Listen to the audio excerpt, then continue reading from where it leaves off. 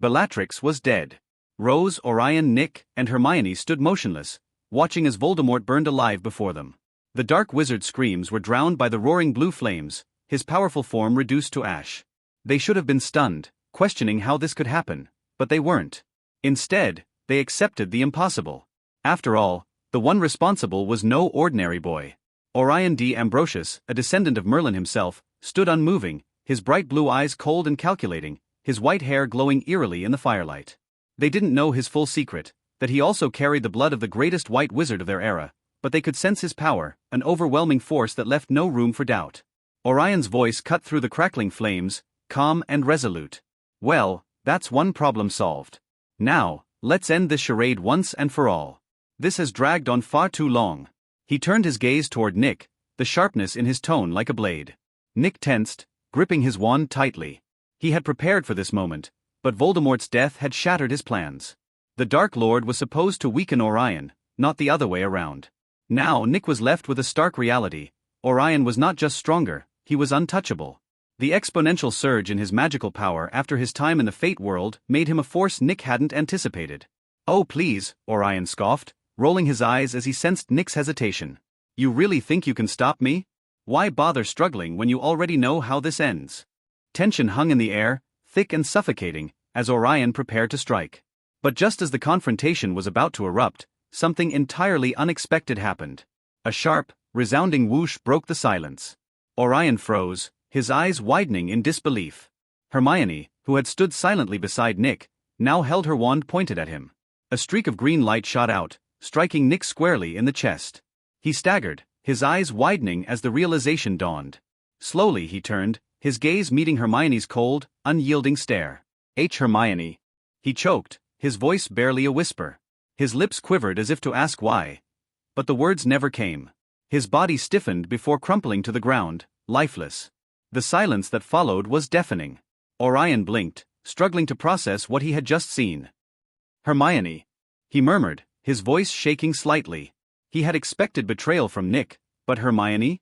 The girl who stood against him for years, who always championed the moral high ground. This was not the Hermione he knew. Why? Orion's voice broke through the stillness, mirroring Nick's unspoken question. Despite his indifference to Nick's death, he had planned to kill him himself. He demanded an explanation. Why did you do it? But Hermione said nothing.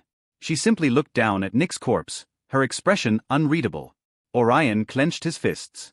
Answer me, he shouted, his voice reverberating. If you wanted him dead, why stop me all those times before? Still, Hermione remained silent. Then, before Orion could react, a sharp, searing pain shot through his side. His breath hitched as he looked down to see a dagger embedded in his abdomen. Slowly, he turned to see the one responsible. Rose. Or rather, the girl who looked like her. Ah, Orion, she said with a sickly sweet smile, twisting the dagger cruelly. It took ages to figure out how to bypass that defense of yours. The law of space. Impressive, but not impenetrable. A little digging, a little planning, and here we are. The pain was excruciating, but what stung more was the realization. Orion's gaze fell to the ring he had given Rose, now clearly a counterfeit. His voice was low and bitter. You're not Rose. The imposter laughed, her features beginning to shift. Her red hair faded to white, her eyes gleaming with an unnatural purple hue. A bit slow on the uptake, aren't you Merlin's heir? She mocked, her voice dripping with disdain. Her form shifted again, revealing an even more stunning visage, one Orion recognized instantly. It was a face from his past, a shadow that haunted his memories. Where is Rose? Orion growled, his voice laced with desperation. The wound throbbed, but his concern was no longer for himself. What have you done with her? The imposter tilted her head, a cruel smile playing on her lips. Oh, don't worry. She's safe. For now. But you? You won't be around to save her. Orion's knees buckled, his vision blurring as the dagger's magic worked against him. Yet, even as the darkness crept in, his resolve hardened. This wasn't over. Not yet. Where is Rose? Orion demanded, his voice cutting through the tension like a blade. Morgan smirked, her expression brimming with malice. Haha, don't worry about your little girlfriend, she drawled, her tone laced with mockery. She's fine, or maybe still wandering aimlessly in that delightful maze I left her in. The realization hit Orion like a thunderclap. The ring he had given Rose, the one imbued with his protection, was still in Hogwarts. His chest tightened with a mix of anger and dread. Why target both me and Nick? Who the hell are you, and why are you doing this? Orion pressed, his voice hardening. Morgan laughed, a low, sinister sound. Why would a dead man need to know anything? Just die in peace. Though with that dagger, peace will be the last thing you'll experience.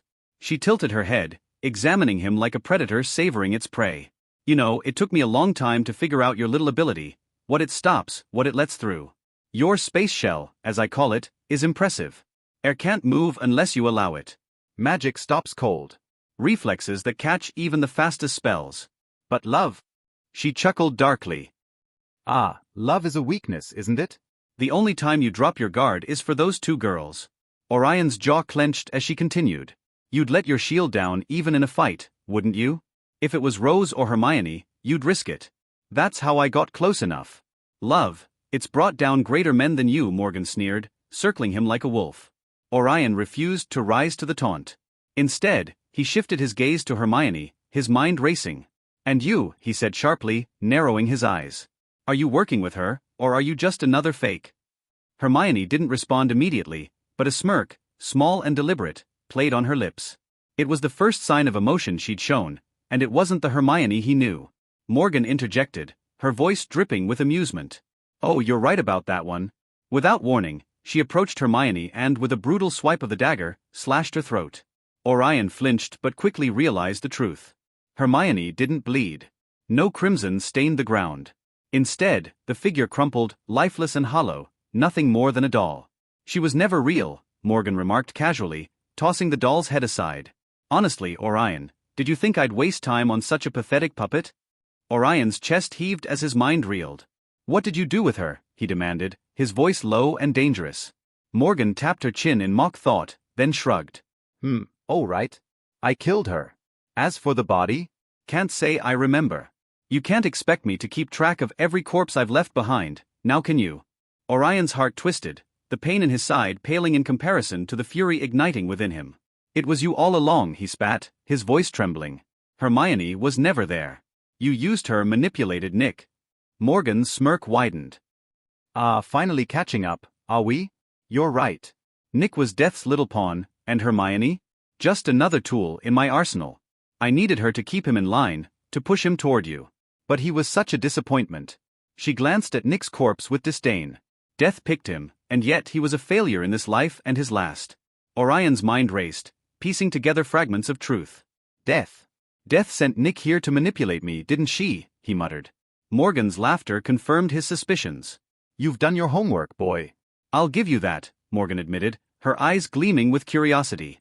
But tell me, how does a mere child know so much about death, about laws, about Merlin's lineage? Orion glared at her, his voice steady despite the fury simmering beneath. And you? You've lived 1,000 years. No one survives that long without a reason. What are you? Morgan smirked again, refusing to answer. A secret I'll take to my grave, perhaps. But you? She tilted her head, studying him. You're fascinating, Orion. More than you should be. That name, that power, what are you? The dagger in Orion's side throbbed, but he ignored the pain. Slowly, he pushed himself to his feet. Morgan's confident smirk faltered as she noticed something unusual. The bleeding had stopped. Impossible, she hissed, her composure cracking. That dagger nullifies magic. It's designed to kill even the strongest wizards. Orion's expression darkened. His bright blue eyes glowed with an intensity that sent a shiver down Morgan's spine. Magic didn't save me, he said, his voice a low growl. But my body? That's another story. Morgan stepped back instinctively as the air around Orion seemed to thicken. The oppressive force of his power surged, suffocating and relentless. His voice dropped, cold and lethal. You killed Hermione. You toyed with Nick. You've been pulling strings from the shadows, but no more. His magic flared, wild and unrestrained. You think you're untouchable. You think your tricks will save you. Morgan's smirk was gone, replaced by a rare flicker of fear. What are you? She whispered, her voice trembling. Orion took a step forward, his aura blazing like an inferno. His eyes, glowing like twin stars, locked onto hers. I'm the end of your games. Hello everyone, and welcome to another video of Fanfic Canon. Before we dive in, I want to remind you to subscribe to the channel if you enjoy our content. It really helps a lot. Also, Don't forget to share your thoughts in the comments section below. Let's get started. The air was thick, the ground started to crack where Orion stood, and the pressure around the graveyard was increasing. This magical power. Morgan, who had been enjoying and playing with Orion, suddenly looked horrified. I have no idea how you are even alive after all this time, but mark my words, once I'm done with you, you will regret staying alive for this long, Orion said while his magical power continued to rise, affecting the environment around them. The somewhat bright sky above the graveyard dimmed with each passing second, and it felt like everything centered around one person, none other than Orion. A lingering dread built up in Morgan's heart, and she immediately acted. Without any wand, she pointed her hand towards all the graves, which seemingly turned into dust. The dust then flew near her and rotated around her like a dome, protecting her. Her instincts were spot on because the next second, a terrible shockwave blasted out from the center of where Orion was standing. It wasn't an attack but just a mere shockwave as Orion released his magical power. Seeing the shockwave of magic alone was enough to put Morgan into a very tense state. 7, 8, no, this guy is. Morgan muttered with complete horror. I was holding back all this time. Had to. But I don't give a fuck anymore. Nobody touches my waifu, Orion said with a low tone, but the magical power emitting from him was so powerful that his low voice was also magnified, even without him knowing. But not here, let's not disturb the deceased more than we already have, Orion said and snapped his fingers. Just that second, Morgan felt her surroundings changing. She felt like she was flying, with no ground beneath her legs, and the only thing she could see was a clear blue sky. And the next second, she was falling. No, it's not an illusion. He teleported both of us this high with just a snap. Morgan's eyes widened, and she quickly mobilized her magic to float in the air while also materializing a crimson-red staff in her hand. It was clear to her that the boy in front of her was strong, way too strong for her to hold back anymore. She had barely managed to regain her previous power, but it wasn't strong enough. All those years of running around, uprooting lost artifacts, making sacrifices all to regain her previous power. And now she faced this monster. Ambrosius, men of this line are always a menace, she grumbled under her breath and brought her magic to the front to protect herself from what was about to come. Orion, seeing her using a staff, remembered that Merlin used one in the Fate world. His thoughts went to his new wand, and he sighed internally. That wand was strong, maybe the strongest he had seen, but even that wasn't good enough to handle his real magical power. Maybe I should have taken Merlin's offer to make a wand for me. Bomarda, Orion thought, but then his face turned cold, and he raised his hands towards her, saying only this. He was wandless, but that only intensified Morgan's dread. She immediately used the dust still rotating around her to create a shield in front of her. Boom. The air shifted, and the magically enhanced shield she created using a very high degree of transfiguration was broken apart in an instant. She was thrown back, only her staff protecting her from that overpowered Bomarda, which almost felt like a nuke blasting right in front of her face. No, I can't fight him here, this terrain is not in my favor, she told herself with urgency and dived down, trying to bring the fight closer to the land. Orion, seeing her running after just one attack, sneered internally. He had been unsure earlier, but seeing how that Bomarda was blocked by just a mere shield made of dust, he was sure. Law of matter, so that's what you excel in, huh? Orion muttered, now understanding why she was urgently flying down. She needed matter to manipulate to fight at her highest degree. That's how she created such a lifelike puppet of Hermione. Transfiguration was never used for fighting in the first place, though its power is significant if used well, its real strength lies in its versatility. Fine, let's see what you can do when you have enough matter to manipulate, Orion said after pondering the situation. He vanished from his place as well, ready to start the fight for real once they both reached the ground. While this was happening, people at Hogwarts were getting tense and worried. Both Rose and Daphne were concerned for Orion, though not in the usual sense. They were worried because they knew he would most likely put himself in some kind of trouble, though one that he couldn't handle. Not likely, right? Boo. Suddenly, an ear-shattering sound erupted. This immediately startled everyone. Their natural reaction was, of course, to bring out their wands to defend themselves. Because they were still outside, they were able to see what happened. Far away up in the sky, a gigantic explosion took place. The explosion was magical in nature, and sensing the terrifying magic fluctuating around the area, all of them, including Dumbledore, reacted internally. Merlin's beard, what was that? I don't know, and I don't want to find out either. Hurry, we have to inform the ministry. Students, go back inside now. Countless people immediately became agitated and started taking action left and right. Only Dumbledore, Rose, Daphne, and a few others knew who could be responsible for this blast. Orion. Both Rose and Daphne called out at the same time. They had no way to find out whether it was him or not. They didn't have the ability like Dumbledore to sense the magic from afar and identify the source. But they internally knew in their hearts that it was Orion. Something inside was telling them that this time things were different. When Morgan reached the ground, she saw Orion standing where she was heading, his hands crossed as if he were waiting for her. Law of matter, huh? Orion replied, to which Morgan narrowed her eyes. You need matter? Take it. Let's see how much a 1000-year-old witch has got. Straightforward. I fight like him. Do you really think that I am like those worthless witches of this era? Boy, I am Morgana Pendragon. You take me too lightly. Morgana practically shouted and then used her wand to tap on the ground. The moment she did, a red ripple of magic spread across the area on the ground. The next second, Orion saw that the entire ground started to shake. The ground began to upheave, and suddenly, from underneath where Orion was standing, a giant hand made of mud and rocks emerged, trying to crush him in its palm. The palm itself was as big as Orion, making him frown for a second. Orion instantly vanished from his place with teleportation and appeared a little up in the air, only to see that, just as he thought, the hand was not just a hand, there was an entire body emerging from the ground. This is a golem. Orion, seeing a 30-meter-tall golem starting to emerge from the ground, had to say he was impressed. But ultimately, it was made out of mud. The size was impressive, but there was nothing more. But the next second, Morgana flew up and landed on the golem's head. Another magical ripple spread out. As the red light spread, it began to turn the golem from its mud state into an iron-clad form. It was as if the entire thing was made out of iron and steel now, making it even more intimidating.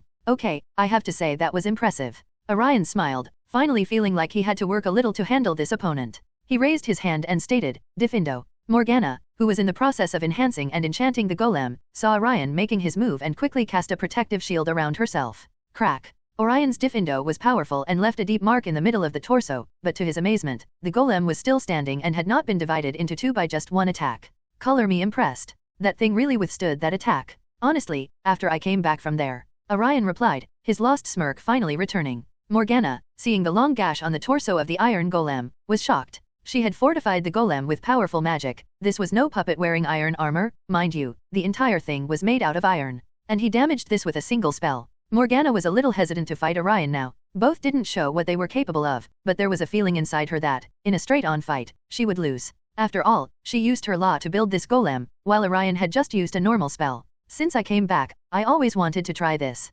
Orion said, though it seemed like he wasn't talking to her directly, more like to himself. Soon, a magical ripple was created around Orion, forming a zone almost translucent that spread out and covered the entire place with Morgana and the giant golem. A creepy feeling spread across her spine. Defendo is quite a curse, reminds me of a certain king of curses. Guess what? When you use this particular spell with a high level of space law like mine, you can use this spell from all sides. Let me show you what I remember to be the second best technique in JJK for me. Orion was grinning ear to ear right now. He had worked really hard during this downtime to figure this out, and he was very happy with how it turned out. Morgana, sensing something was wrong, panicked internally and immediately turned the golem around her to make an armor out of it, going to its core to protect herself. In seconds, she was inside a 5-meter thick iron cage. And she was right to do so because, the next second, thousands and thousands of cuts started to appear on the golem from all sides. Malevolent shine. Orion smiled, looking quite like Sukuna, and multiple cuts started to appear all over the golem. It began to break down bit by bit, making Morgana inside tense up. Seeing her golem not being able to hold up, she wanted to teleport away, but the space itself was locked by Orion. Nothing related to space could happen in this place right now, which Orion did not want. Knowing that she couldn't teleport away, she started to pour more and more of her magic into recovering the golem from falling apart. Orion, seeing that, though he was stronger, realized the law she was using was better and decided to stop playing around. Seeing the attack stop, Morgana immediately got out and motioned for the golem to charge right at Orion. Seeing the golem coming at him, Orion did nothing. He just let it attack him, wanting to see what would happen. The giant pillar-like hand fell on Orion but never reached him. His infinity acted up and stopped the attack midway. My turn. Space law lapse blue. Orion was getting bored. He expected to have a good fight, but nothing special, so now was the time to either push her to show her cards or just kill this old witch. A terrifying blue orb formed in his palm, giving Morgana chills. Though she didn't know the law of space, she could understand the terrifying power of that attack. With that said, Orion threw the orb at the golem, and as soon as the orb left Orion's hand, it began to act like a mini black hole, sucking up anything and everything. The moment it came in contact with that giant golem, it started to devour it whole. What? What kind of attack is that? She couldn't help but ask, her face filled with horror. The blue light spread across the landscape, and before she could realize what happened, the giant golem was gone. Her eyes were wide seeing how easily Orion took out the golem in front of him. She now understands that the boy in front of him wasn't just strong but had the highest attainment when it comes to space law. Otherwise, her golem which she uses in her law of space wouldn't be dealt with this easily. She now knew that she couldn't hold back anymore. Running away would have been her first choice. Seeing the power gap, still internally refusing to believe that the boy was stronger than a magus. Both she and Merlin were magus, level 7 of the magical scale, the highest which has been ever since even in their era, let alone in a time like this when ancient magic was all but lost. Where from this boy come from? Is he even a boy for someone ancient hiding all this time? Morgana was contemplating hard internally while also trying to come up with a way to handle Orion. How did you do it? How did you get this strong? Morgana shouted, asking as the boy was subverting her worldview right now. Push UPS, sits UPS and squats 100 each and a 10 km run.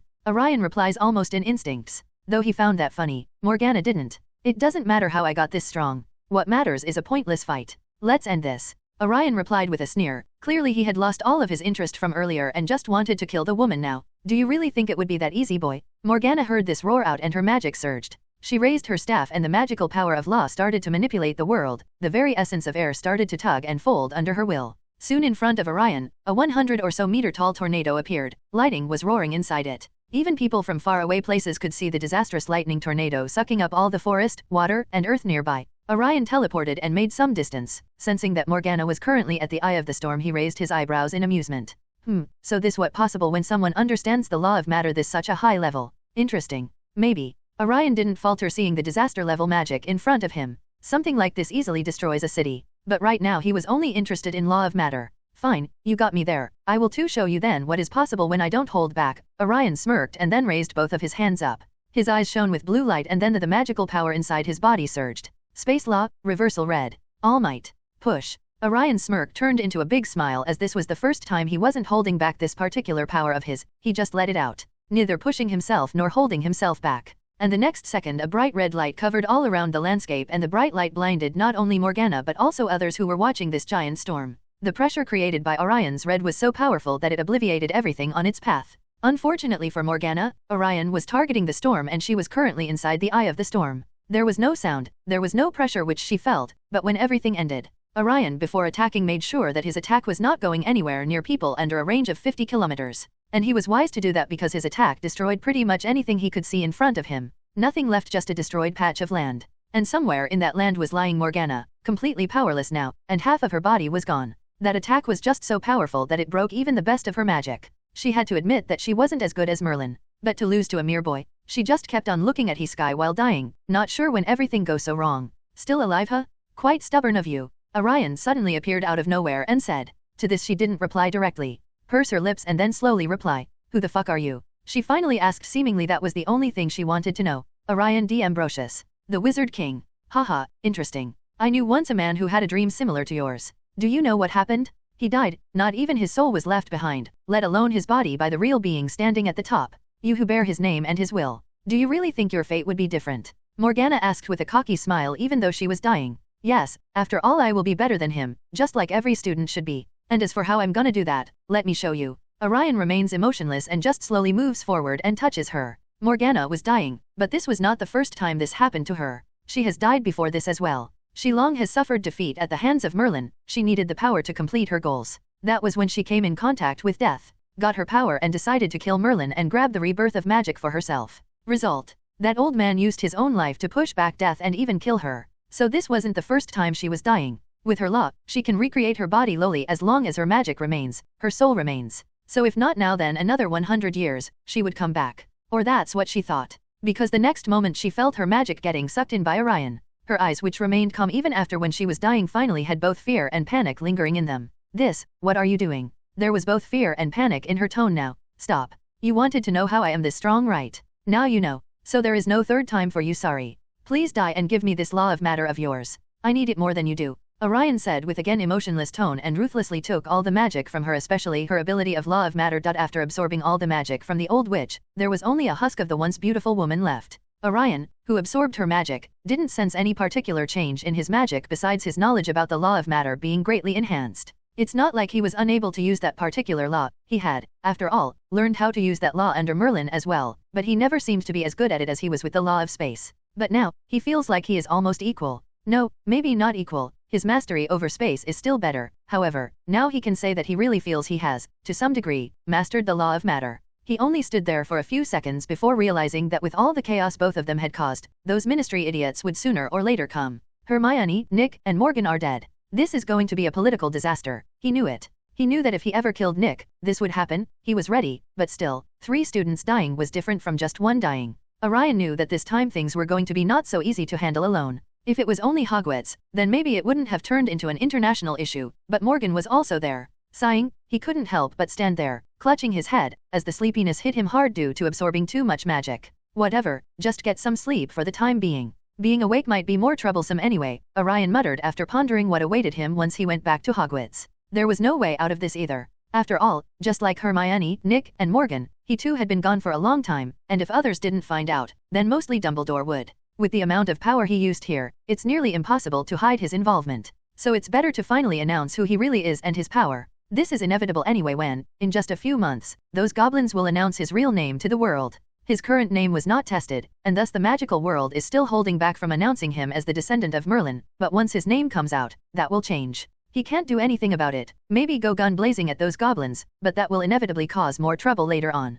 So he will just go with the flow. He quickly used his magic to bring all the dead bodies, including Hermione, Nick, and even the half-burned body of Voldemort that he hadn't completely burned, to show others that they fought with him. So at least he can later put all the blame for this fight on Voldemort. It's actually better that others know about his true strength alongside learning his true lineage. That will stop anyone who might or might not hold any ill intentions towards him or, more importantly, people near him. Sigh. Orion sighed again as he made sure that his infinity remained active and just let himself fall to the ground with a thud, not injured or tired but due to the effect the absorption of magic was having on him and making him sleepy, and to avoid all the political storms coming at him, even if only temporarily. And he was on time, as only a few seconds later, other wizards arrived along with Dumbledore. Operating there, they were all in awe at the sheer amount of destruction that awaited them. Nothing remained in one particular direction except a hole that stretched endlessly in one direction. Even the clouds were separated in that direction, making it look like whatever or whoever did this wasn't even worried about annoying heaven. In fact, he tore heaven into two. Heaven and earth were completely eradicated, making way for that one person,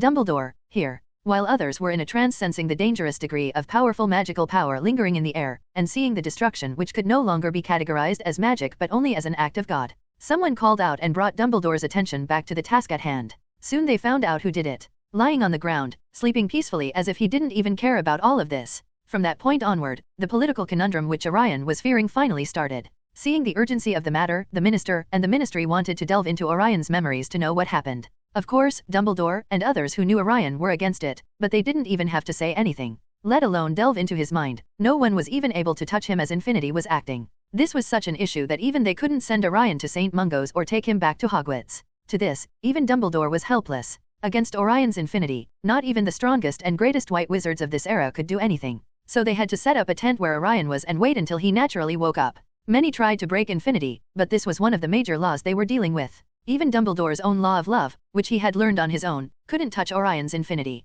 All they could do for the time being was to wait. Only after 3 days did Orion wake up.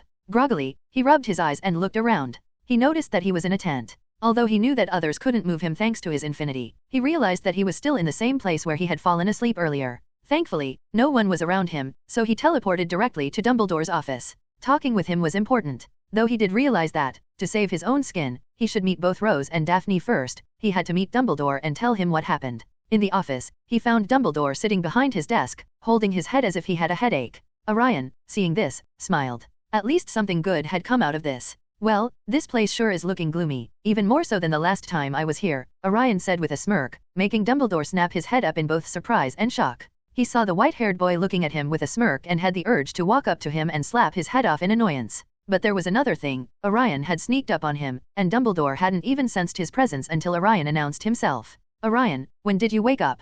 No, forget that. Quickly tell me what happened. Do you know what happened to Nick, Hermione, and Ms. Morgan? Dumbledore asked, worry etched on his face. Well, that's the reason I came directly to you after waking up. It's finally time to explain everything to you. It's going to be a long story. Hope you have time, Orion replied, to which Dumbledore nodded eagerly. Good, again, it's a long story, and it's not just about what happened back then but a lot that you still don't know. Please listen carefully. It's important, Orion said, and Dumbledore made a strange face, not understanding what Orion was talking about. But he realized that he was finally about to learn Orion's secret, or at least he believed he would. Anything regarding Orion could give him some insight into why he was the way he was. Orion then slowly started to explain everything from the fact that soon a rebirth of magic would take place to the existence of Death herself. He only withheld information about Merlin, but besides that, he told Dumbledore almost everything to Dumbledore's amazement. So you are saying that Hermione Granger was long dead and what we were facing all this time was nothing more than a puppet of one of the darkest witches of all time, Morgana Le Fay. And you killed her along with Voldemort and Bellatrix. Dumbledore summarized the entire explanation and felt his headache intensify.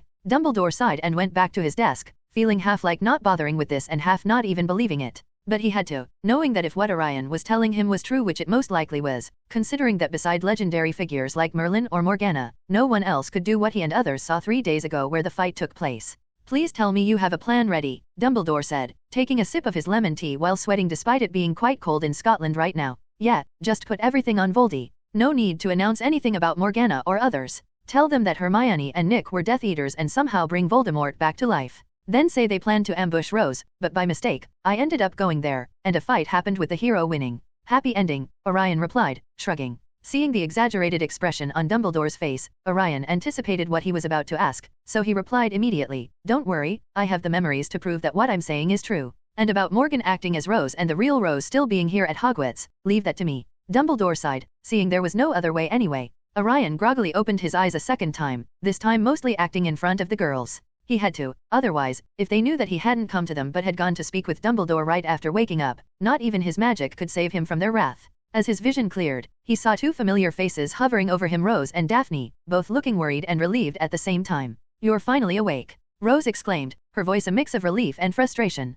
Do you have any idea how worried we were? Daphne crossed her arms, her expression stern. 3 days, Orion. You've been out for 3 whole days. Orion tried to sit up, but the effort made him wince. Sigh, knew this was going to be troublesome. All right. Before anything, let me explain what happened. I'm sure you're all dying to know how I took out 1/3 of Scotland's Greenland. Orion decided to start with the information part. He would handle other things later on. Orion walked silently beside Dumbledore as they made their way through the corridors of Hogwarts. The weight of what had happened in the trial of the Triwizard Tournament hung over him like a dark cloud. It was not that he destroyed much land, nor was his identity revealed. He was frustrated mainly because for 2 reasons. One, he only now realized that Hermione wasn't what he believed until now. Hell, she wasn't Hermione all this time. Hermione died and he didn't even know it. This was the frustration eating him away. This and the fact that whatever was set into motion all that time ago is coming soon. He himself didn't have much knowledge about the rebirth of magic. Merlin didn't tell him much before he got stuck in the Fate world. He only knew that it would happen every 1,000 years, and seeing that the thousands of years are but to end with the current year being 1995.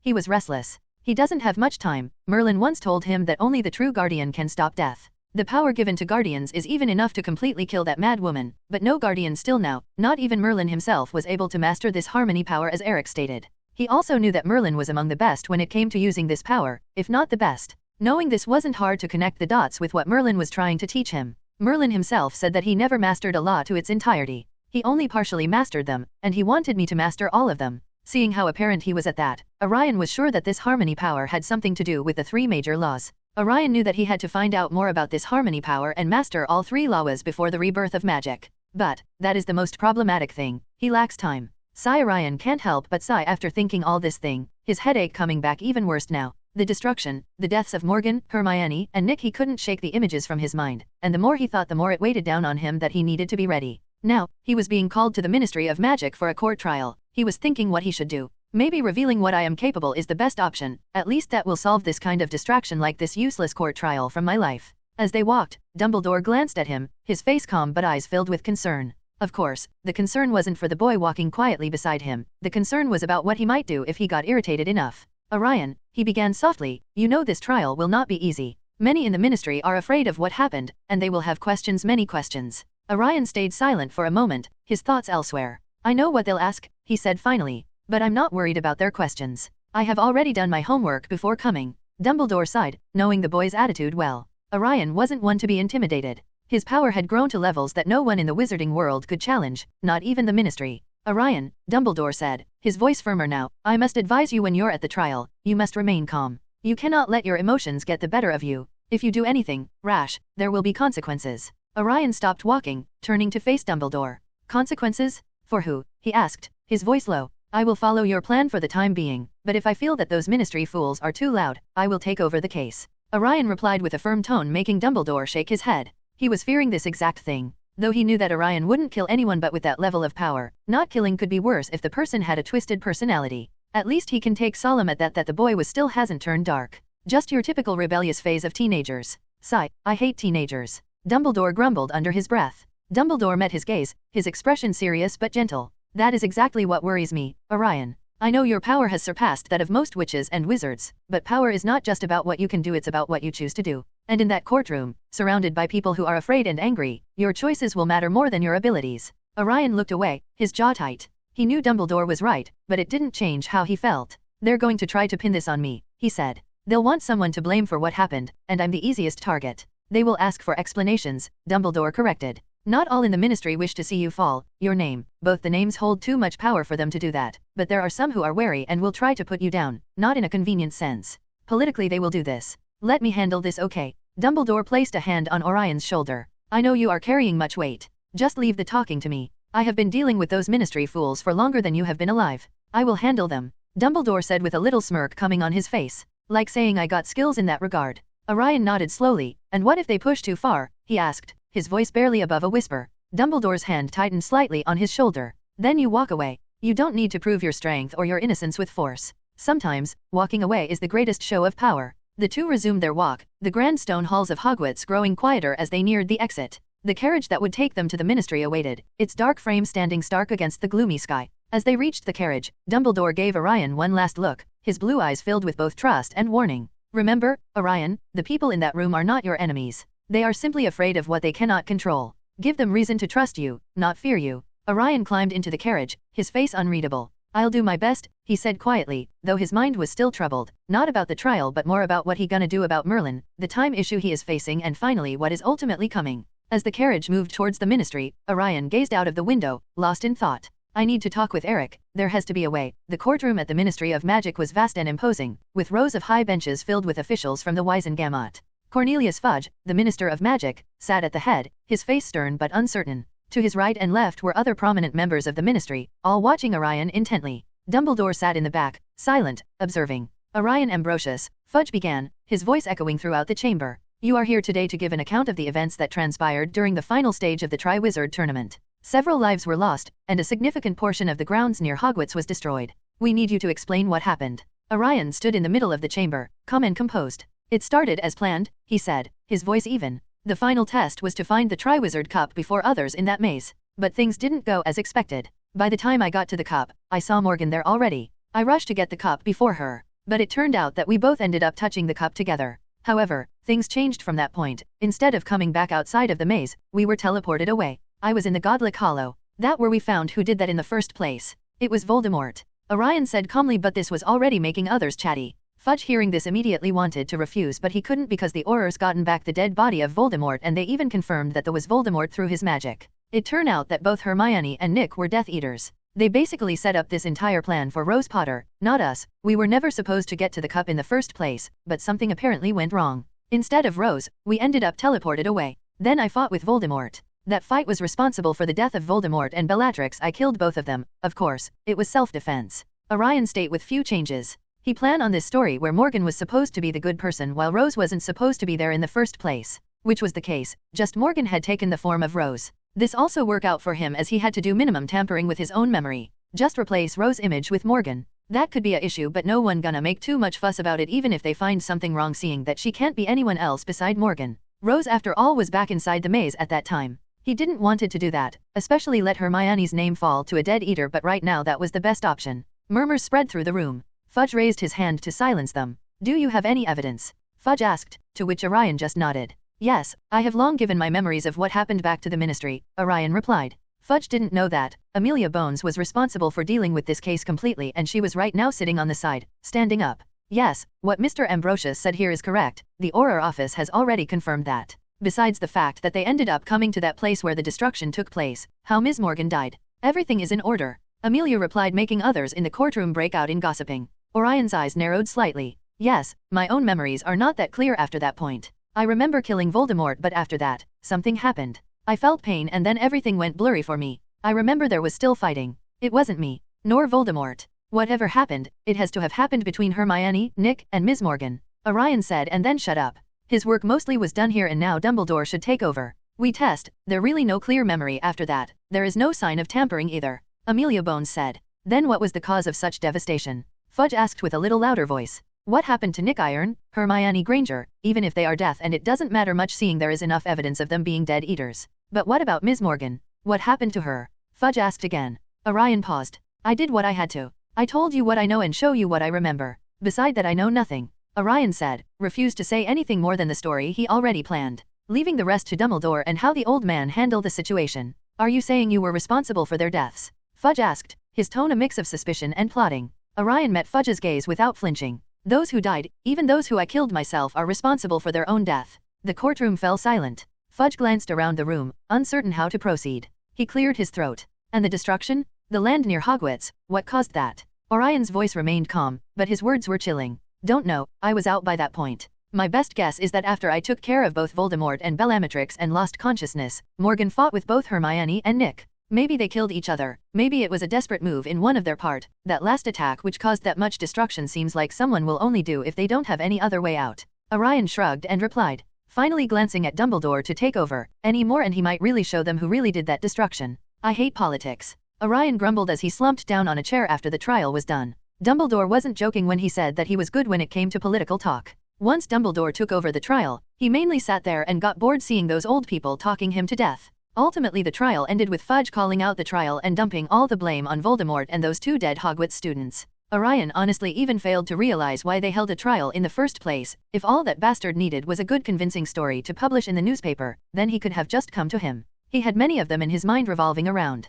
Complete waste of time. Orion angrily muttered with irritation. Maybe part of the reason why this all happened is exactly what Dumbledore told to him. They wanted to put political and psychological pressure on him. It's understandable seeing how much reputation he has currently in magical Britain. With the name of both Ambrosius and Dumbledore, that alone is more than enough to cause havoc in the upper circuit of the magical world. He was kind of a big shot when it comes to popularity. But that is also fine. Technically they wouldn't have done this just because of their heritage or popularity. However, he is not only popular but also strong enough to kill the most dangerous dark wizard of all time, and he was barely an adult. Only 15 years old. Orion was a genius who solved the most dreading problem of the current wizarding world, the issue of squibs. He was young, handsome, powerful, rich, richer if only they knew, and more than anything he had a royal background backing that others could shake. Dumbledore alone was enough to deter most of the people. This incident was indeed a way to put it down. Orion, though, hardly cares. He didn't care that they were secretly trailing him. They are accusing him of using dark magic himself, otherwise how he suddenly get this strong? It's unnatural for a 15-year-old kid who matters even if he is from both Merlin's and Dumbledore's line to be able to beat Voldemort.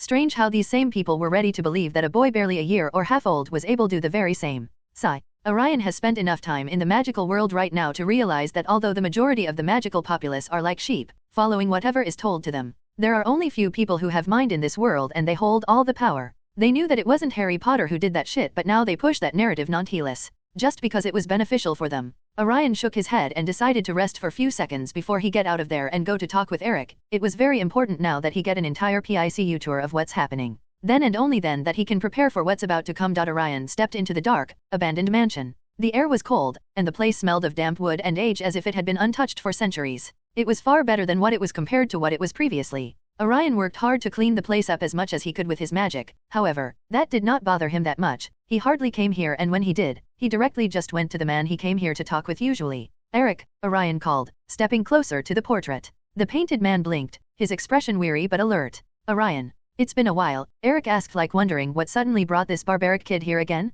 What brings you back here? Orion didn't waste time. I need answers. About the rebirth of magic. You said something big was coming, something that would change everything, right? Tell me more about it, anything you know. Eric's eyes narrowed.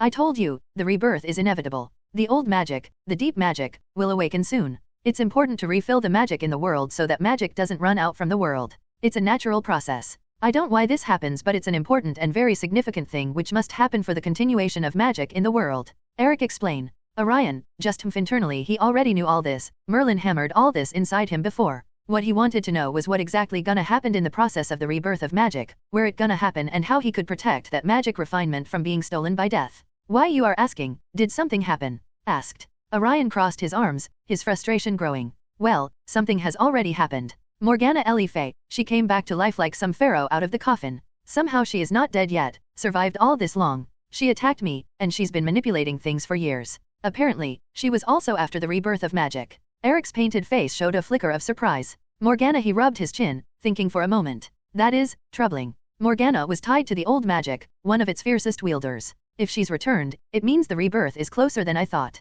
So you knew that she is also after the rebirth of magic? Suddenly Orion asked, narrowing his eyes, to which Eric only ignored masterfully. Orion leaned in, his voice hard. I don't have time for cryptic answers. I need to know what's coming. What is this rebirth? Is it dangerous? Orion said, not explaining that he already have killed that old woman. Orion frowned. Forget it, that ain't helping. Rather explain how one can get the power of the Guardian and learn this harmony you were talking about. Eric's eyes widened, clearly taken aback by the question. Harmony, he repeated, almost in disbelief. Orion, you're thinking of becoming a guardian? Do you even know what you're asking for? Eric asked like the boy has lost it by now. Orion didn't flinch. Do you really think that I have so much time to play night cosplay? I'm asking about harmony, that's the only way to stop death, right? Or you have some better option? If I'm going to be involved in this rebirth of magic, I need to learn everything I can, including harmony. Eric shook his head, a mix of surprise and helplessness on his face. Orion, harmony isn't something you just learn. It's a power given to the Guardians, a special power to suppress even the most powerful magicians.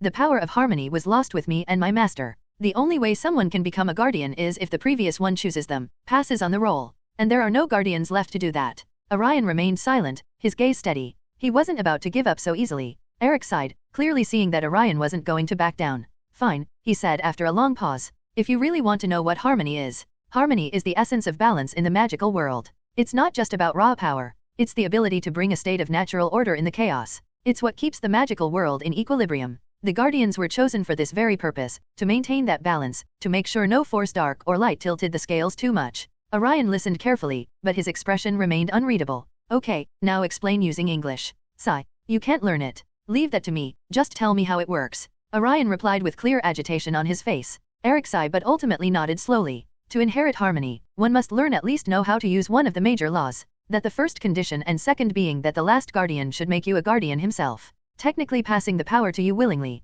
Eric said with reluctance. Orion clenched his fists, clearly unsatisfied with the answer. There has to be a way, he muttered. Eric's painted face softened. Orion, I get it. You want to protect this world, but harmony isn't something you chase. It's given to those who are chosen for a reason. Guardians weren't just powerful, they were wise. They understood the cost of balance. I once knew a bald madman who wanted balance, didn't work that well for him. I'm not seeking balance. I right now don't know anyone who can stop that crazy ancient woman. I gotta have to do something right. Eric sighed, watching him with a mix of respect and worry. I understand, but I am afraid that there is no other way. That power has been long lost, Eric said with a little hint of disappointment and self-loathing on him. Orion didn't reply at this. He couldn't help but clench his hands, helpless. But then suddenly something came to his mind. Hey, tell me, when did you died exactly? At which year you were alive?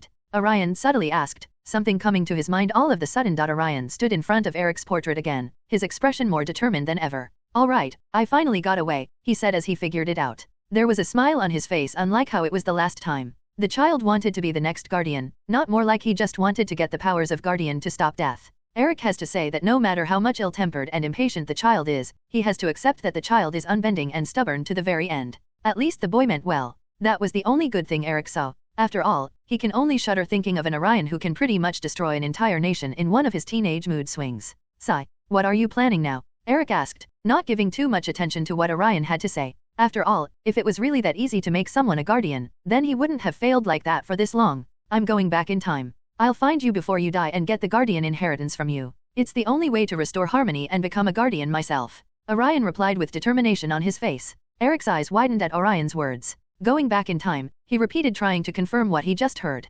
Orion, do you have any idea what you're saying? Time travel isn't something to take lightly. Even Merlin himself didn't use it carelessly. It causes paradoxes. Orion remained calm. I already know where is the time chamber Merlin created. If I play my cards right, then I know it can send me back to the moment before you died with little to no tinkering. Just need enough magical power, which I got in tons of already. If I go there, I can take the inheritance and restore harmony. Eric shook his head, a deep frown forming on his face. You don't understand, Orion. Time doesn't work like that. You can't just go back and change things. Every action you take in the past will affect the future in ways. What you plan to do right now, there must be a version of you who would have tried the same, and he definitely failed because I can't remember none coming when I died. If you or that version of you had come, I would have remembered you. Orion crossed his arms, clearly not convinced. But if I don't do something, everything will fall apart. And hey, even if I can't get the dim power from you, this will solve the problem which I am currently facing anyway. I need time to train my new powers and get used to them before this stupid refinement. I am just here to know where I can find you in the past. Just as Eric thought, Orion was unyielding. Eric sighed, his voice softening. When you mess with time, you risk creating paradoxes. Sigh. It's pointless telling you. There really is no point telling you this is it. Fine. Eric can't help but give up on this. I can only hope that you succeed in your endeavor, no matter how impossible it seems, but the cost might be greater than you realize. The world you return to might not be the one you left. Everything could change. I can handle that. Orion replies almost immediately. And what will you do if the Orion who comes back is not the same as you? Eric suddenly asked something which made Orion frown. He didn't get what he meant there. What is that supposed to mean? Orion asked with confusion. Times change people, Orion. Maybe you don't understand, but even if you come back, there is really no coming back from what you might witness. Eric replied, to which Orion didn't reply at all. It was hard enough to understand what the painting was saying anyway. But these words, what he just said, somehow it felt like he knew something. He already knows what he might find once he goes back in time. Orion purses his lips, for the first time feeling that he might be really alone when he goes back in time. Do you know something that you are not telling me? Orion asked with narrowed eyes. Eric didn't reply anything immediately. He sighed and then lastly replied. All I want to say is that whatever action you take, there is always a reaction to those action. Eric only said this much further confusing Orion. But ultimately he just shook his head and got ready to go with his plan. Right now that was the only way for him. This was he can have enough time to train himself and find a way to bring back Merlin, but at the same time get that overhype harmony which is so hard to get. Even if the last goal is not achieved, then Orion might as well use that time to complete the first 2 goals. Tell me everything you know. Finally Orion asked, ready to go with the plan nonetheless. Fine. Hogwarts. What do you mean you are not coming to Hogwarts anymore? Daphne all but shouted. At first, she didn't even register what Orion just said, but then the outburst came from her. Rose was no better. She was glaring at Orion like if he didn't explain then she was going to handcuff him to herself to prevent him from going anywhere. Just as I said, I need something very important to do. That plus the fact that I have gathered way too much attention this year. I want to stay away from the limelight for some time. Orion replies, not telling them that he is going on a time travel journey to save the world. Heroes are not supposed to say this to their girlfriend, right? It's just that he ain't sure whether he is the hero of this story anymore. That and whether they both are his girlfriend. It's too complicated. What kind of thing made you skip an entire year? Rose asked with a baffled look on her face, clearly trying to find a way, any way to change Orion's mind. After all this time dealing with Orion, both the girls knew that when he decided something he gonna see through it till the very end. Even both of them can't talk him out of this. So, while he was just in his initial phase, he wanted to talk him out of this. Unfortunately for them, Orion was not just thinking about this. He long decided to skip Hogwarts from this point onwards. Time travel or not, he needed time to train, which he would only waste by continuing Hogwarts anymore from here. It's not like the story gonna go like it did in the books anymore. Voldemort is death, and for short while there shouldn't be any danger to these two. Nick is also dead, so this is the best chance for him to get out of here. He was planning on killing Nick this year just for that reason. Honestly speaking, he was a little sour not getting to kill that bastard, but whatever. The boy was dead and there was nothing else he can do about it. Ultimately his goal was achieved. Sorry you two, I con that I am being unreasonable here, but I have to get going. It's important. I promise that I will come back soon. And by the time I do, everything will be okay. Orion replied, not wanting to talk about this topic much with them, otherwise he knew that he might say something which he shouldn't. Hearing this, both Daphne and Rose looked down. By this tone alone they could say that things are not as simple as he was saying, and there was no way for them to talk him out of this. He was dead set on this. When will you come back? Rose asked while looking down. Her face was enough to make Orion give up on his plans, but he has to go through it. In a year at the minimum. So what is the maximum? Daphne asked with a wary tone. That I don't know. You see where I am going. It's hard to contact with you all, let alone keep track of time. But I'll come back as soon as possible, so don't worry. Orion replied with a little reluctance. He didn't want to continue Hogwarts, but he wanted to spend time with them. Oh, he so much wanted to stop this endless grind now and just stay away from all this nonsense. It's honestly strange that how he shouted of being the strongest in front of Merlin, only to think like this right now. With great power comes great responsibilities. That was the last thing Merlin told him before he got back from Fate World. Sometimes I believe that Merlin knew this gonna happen. Sigh. Seeing both the girls not saying anything, he suddenly moves forwards. At least before going he wanted to do this. With a little magic, he pulls both of them towards him and then suddenly wraps his hands around both of them. Let's go on a long vacation when I am back, okay? No work, no grinding. Just us. Finally, it was time to get going. Orion long told Dumbledore that he would be leaving Hogwarts. To his surprise, Dumbledore didn't stop him, maybe because he couldn't stop him. However, he did ask to stay in Hogwarts even if he didn't plan to be a student here, going as far as giving him a professor's position. Maybe he thought that Orion was leaving because there was nothing for him to learn in the castle, which was true but still not the real reason. Orion didn't bother explaining. I just need a little time to rest and train. You know what can happen when I don't have control over my magic, right? I need time to make sure something like what happened in the tournament never happens again. That was Orion's response to Dumbledore. The old man was still hesitant to let Orion go, maybe before he was afraid that he might do something troublesome. At this point at least Dumbledore believed that he wasn't bad, though he wreaked havoc anywhere he went. But maybe he just didn't want to let a child who bore his name go away from him just like that. Honestly, Orion had no idea what the old man was thinking, but it doesn't care because in the end going back in time is not an option but a necessity. So are you ready to move on? Eric breathed in as he asked this. He was now no longer in his rundown manner. Orion brought him back to the time chamber where he was planning to open a time portal for him to go back in time. Apparently, it has been some time since Eric has been dead. So unlike what he was expecting, few decades won't cut it. He has to travel almost a century to find his live version. Sigh. This also means that he has to use a significant amount of magic to go back, plus the fact that he has zero experience at Law of Time. He was already feeling that it ain't gonna work. How do you plan to do that again? Go back in time, that is? Asked Eric as he was kind of enjoying the feeling of going outside of the manor and breathing in the fresh air. The only problem is that he can't breathe. He is a fucking painting. That is why Orion has no idea what the bastard was pretending that he was in a garden inhaling fresh air. It was annoying and distracting seeing him doing that as to why he was banging his head against the complicated magic in the grave inside the chamber. I learned runes a long time ago. At that time I felt strange how Merlin taught me all the high-end stuff while I was only 11, but now I am happy that he did. Otherwise I wouldn't have been able to do this. Orion replied, to which Eric just scoffed, still not believing that Merlin taught him. And what is this exactly? Eric asked, further irritating Orion. This. Orion replied as he snapped his finger and the magical array which he worked on for a few days finally came to life, opening a portal. Whoa, you really did it. Are you sure that really a time portal and not just another portal of yours? Eric asked, further irritating Orion. For some reason, he felt that he was arguing with Merlin again. Why are all old men like this? He was about to retort, but then suddenly something crossed his mind. Blink. Blink. I never said to him that I can open portals. Orion all but paused in his place, but then seeing that how the man knew that he had mastered the law of space, he just chucked this to the man, knowing what a person who mastered a law is fully capable of. He was no Merlin, but he still was his student. He is pretty knowledgeable. He shook his head and looked back to the portal he created. He was indeed not like any portal he could create. It took way too much magic to open this time portal, and that is only for opening. Passing through this portal will take the majority of his magic. His condition gonna be the same to worse as what happened when he first time went to the Fate world. He can only hope that he can regain his magic fast enough after going back. I am even surprised that the chamber was created in a way that time travel was possible through it. What was Merlin thinking when creating this thing? Was he creating a time machine and just ended up creating a time chamber by mistake? Almost all the things needed to create a time machine were in there. All the magical programming was already done. I just had to put a few things in the right place to use it. Orion thought, and this was further making him nervous. This coincidence was way too obvious when he thought about it. Feeling like someone behind the situation is pulling the string. Like he or she knew that he would go back in time. Can't help it. Orion again glanced at Eric a little further from him, still acting like he was in a garden.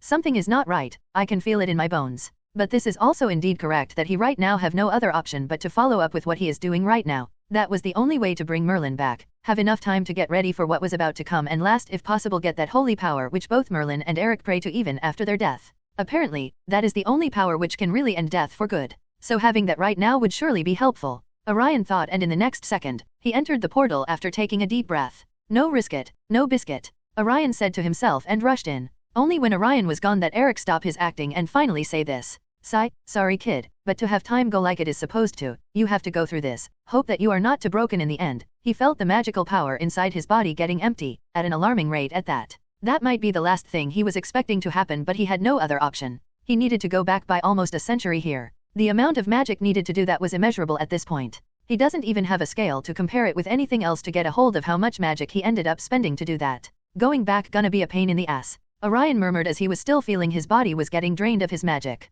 He couldn't see anything when he entered the portal. The portal wasn't exactly a portal but more like a time machine. After entering, Orion had to put magic. The more he put, the farther he could go back in time. After 5 minutes of feeding the time portal, he finally felt that this was it. When he planned to get back in time, the hardest part wasn't coming up with a way to do that or producing that much power to do that. But instead, the hardest part was to locate where he was going. It's pretty hard to figure out how to use this makeshift time machine. It's not like he had a remote control or a pre-programmed system to tell the portal to send him to a specific time. So, he had to keep the order to be executed by the portal as simple as possible, meaning he couldn't directly open a portal where Eric was supposed to be. He will remain in the same place, just go back in time. But that was fine. He wouldn't at all mind traveling a little bit in past. What he minded was that he had to manually calculate how much magic he needed to go back to a certain time. It's a bitch. That extreme calculation reminded him why he hate math so much, and here is the kicker. He is not even sure that his calculation is correct. How is he supposed to know how much magic he will need to go back to a certain time? His best reference point is the time turner. For this reason, he tested out that clock and figured out how much magic that blasted thing needed to go back to a certain time.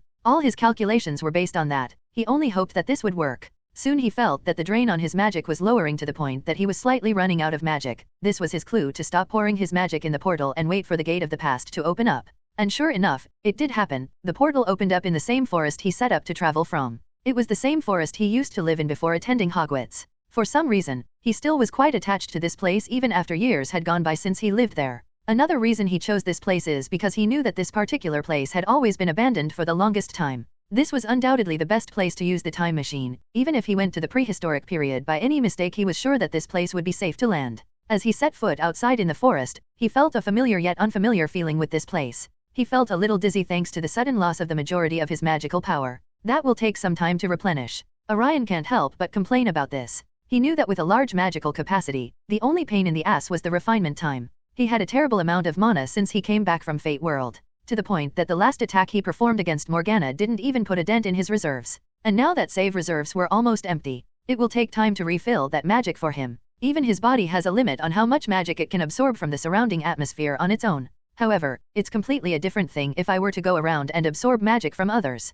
Orion pondered and then just gave up the idea. Right now he didn't need that magical power. In some cases, it is actually better that he has less of it. It was the best opportunity to train and gain his magical control back. With his calculation, it will take a few months for his body to completely refill his magic. Yes, he had that much magic. It was the golden time to get back at grinding. Sigh, been a while since I ground for just getting stronger or better. Nowadays I just seem to be banging my head to bring that old man back somehow. After laminating for a few seconds, he got motivated again, ready to get going. The training was fine and all, he can't wait to get those reps in, but before that, there were more important things to do, like figure out when he is exactly. Even with this less magic in his tank, flying was always an option for him, but he didn't want to do any magic for the time being. This place wasn't under the magical Britain but just a muggle area, even after being a forest. So he rather not do magic if not absolutely necessary. Alright, let me think. The city should be to the east from here. I just hope that the city I am used to exists at this time, whatever this time is. Orion got going. He knew that he didn't have much spare time on his hands. 1926.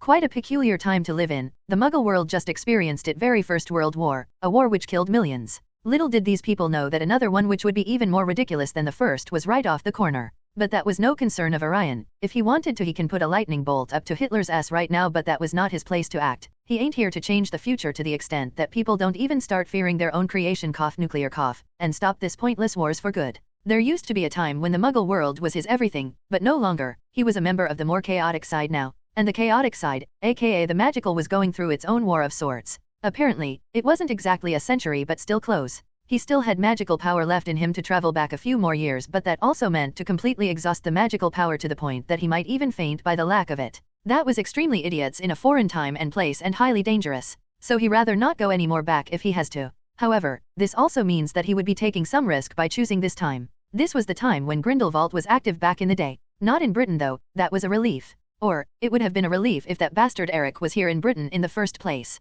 But no, he gotta be in the eye of the storm. The man himself has no idea when exactly he died. He was just as aloof to the outside world as Orion used to be when he trained under Merlin in the time chamber. So, pinpointing which year he would be alive was hard. That, when added to the difficulty of using that time chamber in the first place, made Orion just put enough magical power to back as much as possible and then look for Eric's. Sigh. Eric gave him some rough idea of where he could be. It went something like this. I remember there being a magical war or something. Those stupid wizards were killing each other left and right. Not much to go on, but this was enough to know that he was talking about a conflict in the magical world. Concerning the scale that even a madman like him, who always shuts himself and experiments on himself, would know about this. This conflict has to be big. And there is only one conflict which matches the description. That was of course the fight, the fraction of both light and darkness. Dumbledore and Grindelwald. I hope that he was talking about his conflict before any other would mean that he has to significantly go back in time, and more troublesome he has to hit some history book. That last one was especially dreading. After learning when exactly he has come to, he quickly forms a basic plan.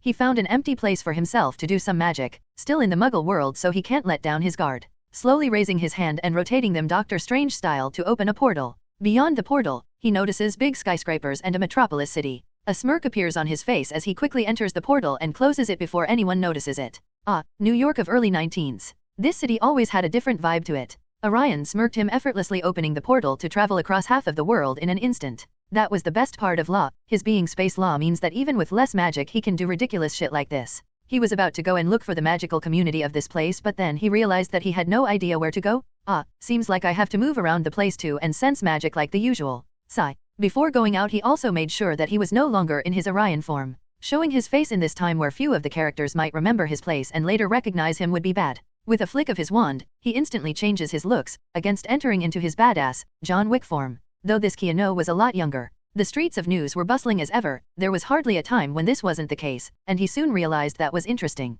Unlike the magical Britain, this place doesn't have a distinct separate area for the magical world. The Magicals live alongside the Muggles, of course, they have to follow through the act of secrecy to the boot, but this is still far better than the Britain side where most Magical never even enter the Muggle world in their entire lives, with exposure to the Muggle-born wizards and witches being their only interaction with the Muggle side. Even the building of the American Ministry of Magic was out in the open, it's just that those Magical can see one extra button to push in the lift compared to the Muggles. Okay, enough sightseeing, need to find a way to track down Eric somehow, but how? That bastard should have given me an address. Orion grumbled with a little anger in his tone. He neither had the time nor the patience to ransack the entirety of New York or America if his luck was bad to find one 1,000-year-old shut in. Okay, I need to think rationally. By this time he must have been a vampire, someone who can't do magic but also someone who has to stay close to the magical world to continue his magical experiments. Meaning there is no way that he will be very close to the populated places like New York, but he has to be nearby. He at least knows the place if he looks at it. After all, he would be in the same manor where his picture was. Yup, in the magical world, it can be the manor but not the same place. Manors can move, because why not? Fuck it, whose idiot plan was to make a teleporting manor in the first place? Orion all but wanted to shout to the universe to grant these wizarding people some grey matter in their head. Because that why we have a home, you know. It's a permanent location with a fucking address to locate to. For now, he had disguised himself as John Wick, blending in with the busy, sharp-dressed New Yorkers. That handsome face of Keanu Reeves was more than enough for anyone to consider him an American and even turn a few heads towards him, Magical and Muggle crowd alike. His long black coat and stern expression made him appear just like any other stranger in the city. Orion's first task was to gather information about the situation around here. Finding Eric gonna be hard, he knew that. He alone definitely couldn't do it. He needed help from someone who knew the place and had an information network. But he knew better than to openly ask around. America had strict rules about unauthorized wizards, and the last thing he needed was to be caught. He gonna tell them, he is from the future, and not even 18 years old but is able to destroy entire nations. Yeah right? He scanned the crowds, looking for any sign of magical activity. Thanks to the mixture of both Muggle and magical populace here, he often finds Magical walking beside Muggles in the streets, but even then he can't just ask them outright. He had to find someone who didn't suspect him. He approached a few individuals, but none gave him any useful information. Even normal ideal talk with them is almost impossible, seeing how none of them seems to have time to talk with a stranger, let alone have extensive talk with them to actually gather any worthwhile info. They either shrugged him off or seemed confused, and he couldn't risk pushing further without drawing attention to himself. Hours passed, and Orion grew frustrated. It seemed like the magical community in America was either extremely busy today or none was willing to talk to a stranger like him. After realizing he wasn't going to find anyone who wouldn't report him, he decided it was time to change tactics. For the time being he planned to just rest, and find a place to stay in. It was almost night. He didn't have the American dollars, though simply conjuring some out of thin air wasn't hard for him. As he was looking for a place to stay, he soon saw a few children moving around the streets with a board in their hands. Donation. Orion blinks in confusion. Donation? For what exactly? Interested, he decided to go to the two girls of around 11 and 13 years. He wasn't that far apart from them in age, but right now he was in disguise, so he acted not like a teenager but a proper man. For what you need donation for? Orion asked, seeing the girls actively asking around for donations from the pedestrians. It's to preserve our orphanage, sir, one of the girls replied in clear American accents. Orion knew this accent well thanks to his being a movie junkie in his previous life. But after this many years of staying in Britain, this suddenly felt strange to him. A little smile appeared on his face, regarding how much he had changed from where he started. I see, well, why not? Here, take this. Orion put his hands inside his coat and suddenly magic rolled out of his body. This was the law of matter. After getting this particular magic from Morgana, he didn't train much in it, but he himself was trying to master this law for a long time, and doing this much was no issue for him. As soon as his hands got out of his coat, a stack of bills was seen by both the girls, and their eyes widened to extreme proportions. Maybe it was their first time seeing this much money in their life. Orion was about to hand over the money, but then he looked at them and paused. Of course, what I am thinking, handing over this much money to these kids. I better hand this over to the one running the orphanage. Orion berated himself and then smiled again. Come on, tell me where your orphanage is, let's hand this money there, and by the way, let's do some shopping before we do that, shall we? Orion smiled and said to the two girls who were looking at him with astonishment in their eyes. Orion walked down the bustling streets with bags in both hands, filled to the brim with food, clothes, and toys for the children at the orphanage. He had made a plan to help the kids there, mainly because he could relate with them, and why not? It's not right, he had nothing else to do right besides find a place to stay. That will be easy enough. After visiting the shops, he had bought everything he could think of: warm clothes for the winter, delicious treats, and even some books to keep the children entertained. As he arrived at the orphanage, which was actually a church building, he wasn't expecting this. The two young girls who had accompanied him looked up at him with wide eyes. They couldn't believe how much he had bought. They hurried ahead of him and pushed open the door, excitedly calling out for their adoptive mother. Mother, look! Chastity exclaimed as she ran to Mary. Orion just learned the names of the two girls accompanying him and their adoptive mother, who apparently run the orphanage and the church. Mary Lou, a stern-looking woman with sharp eyes, glanced at the stranger standing in her doorway. She quickly looked at both her daughters, her voice firm. What's going on here? Who is this man? Modesty, the younger of the two, tugged on her mother's sleeve. His name is John Wick, and he's here to help us, mother. He saw we needed donations. Mary Lou's eyes narrowed slightly as she looked at Orion, unsure of his intentions. Thank you Mr. Wick for your help, but may I ask why you want to do this? She asked. Orion really wasn't sure what that question meant. Can't a man help children when he saw one? But knowing that this was different times he was in, he just smiled. Orion, keeping his calm, nodded and introduced himself. My name is John Wick, he said, using the alias he had chosen. I happened to see Chastity and Modesty out looking for donations, and it seemed like the orphanage could use some help. So, I decided to bring what I could: clothes, food, and a few things for the kids. You see, I too was an orphan while growing up, so I just wanted to help them. Orion replied, making sure that he tell her that he has no hidden motives. Mary Lou's expression softened slightly, though she still looked wary. That's very generous of you, she said, glancing at the bags. We don't get much support here, so this will be appreciated. Orion gave her a reassuring nod. I just wanted to help. The children deserve better, and this should make things a little easier. Mary Lou hesitated, but seeing the excitement in her daughter's eyes, she nodded in thanks. Very well, then. Thank you, Mr. Wick. Oh, by the way, here. Take this, a little funds to run the place. Orion didn't directly just hand over the money, he had them on an envelope, not trying to flaunt the money in front of others. What Merlin told him once was indeed right, there will be a time when money will lose much value to him, and why not when he can just simply conjure it out of thin air, this magic being law of matter, it's permanent as well. The woman looked far more delighted to see the money, and maybe she couldn't hold herself back from opening to sneak a look at the envelope, seeing how bulging it was, that she immediately looked inside the envelope when Orion's turned back to both of her adoptive daughters. How Orion knew that they were adopted? Well, it's an orphanage for a reason, and they themselves told him. Please Mr. Wick, feel free to stay here if you wish. We don't mind at all. Orion pondered the preposition hard. The place was decent. It was not like this was the first time he would be staying in an orphanage, but he really didn't want to intrude on them, not to mention he just couldn't stay in here for long either. The kind of work he was here for, both finding Eric and training, will require him to stay away from muggles. So he was about to deny the offer. It was generous of them they offered it in the first place, though Orion had a feeling that the woman, the so-called adoptive mother, was planning on extracting more money from him in this way. He technically wouldn't mind seeing he can produce more than what the entire American population can use in a year with just a snap. But still, he'd rather not stay here. Just when he was about to refuse, he saw the lady, whose name was Mary Lou Barebones, aka the adoptive mother, calling out a boy who just entered. Credence, goodness, where were you all this time? Come here and greet Mr. Wick, called out the woman. Orion, who was just about to refuse, stopped himself from uttering any words. His eyes were now on the man in front of him. Credence. I know this name. Orion immediately entered into his mind palace to search for anything regarding this person, and he was right. He does know this person, to keep all relevant information in his mind so that he can use the info anytime. He very early on, when he learns mind palace, goes through all the Harry Potter movies he remembered from his mind. This was among those movies. It's not technically a Harry Potter movie though, it was the sequel. Fantastic Beasts and Where to Find Them. There were 3 movies as much as he remembered. He barely remembered but about those movies, as he never watched those movies with much attention. But he remembers this boy in front of him, because this was none other than the main focus of the first 2 movies. I was so far indulged with my own affairs that I almost forgot that I came to the start of another of J.K.'s masterpieces. Though calling this a masterpiece would be a stretch, seeing how this movie didn't do anywhere close to the Harry Potter ones. Oh, another interesting relaxation, just realized that we two are blood relatives. Interesting. Yup.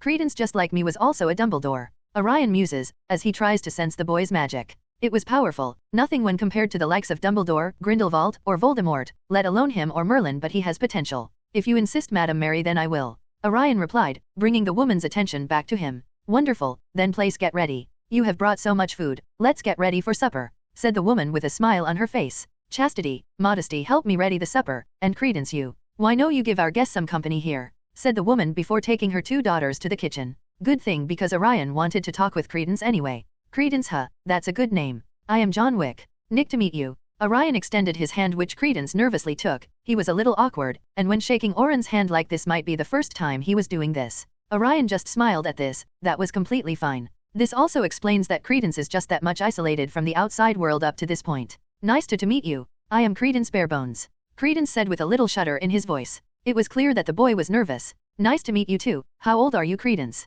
You look very... Orion was right now acting and treating the man like a junior. Makes sense, seeing right now he was acting as John Wick, who was in his early 20s. I'm 18. He responded, and Orion nodded. Still older than me. God damn it. Maybe this what I would have been if I remained in that orphanage. I am not very fond of my current like, but I am glad that I did what I did back then. So Credence, how have been yours and others' life here in this place? I hope you all are happy here. Orion then goes on to make some small talk with Credence. He to let the man open up to him. The dinner was a dull affair, even though it was apparent that the kids were excited about the new clothes, tasty food, and gifts Orion bought for them, but none were talking about it. It was also apparent why. That lady started glaring at them the moment they opened their mouth, let alone say anything. Quite strict. First time Orion felt that Hogwarts was better in this regard. She was mostly letting Orion talk, kind of putting more importance on him as a guest and a person who has a lot of money. Makes sense in a way. So, Orion uses that instead to help those kids out. This pasta is delicious. Ms. Mary, I have to say that you have noticeable cooking talent. Orion reply, making the woman smile for the first time.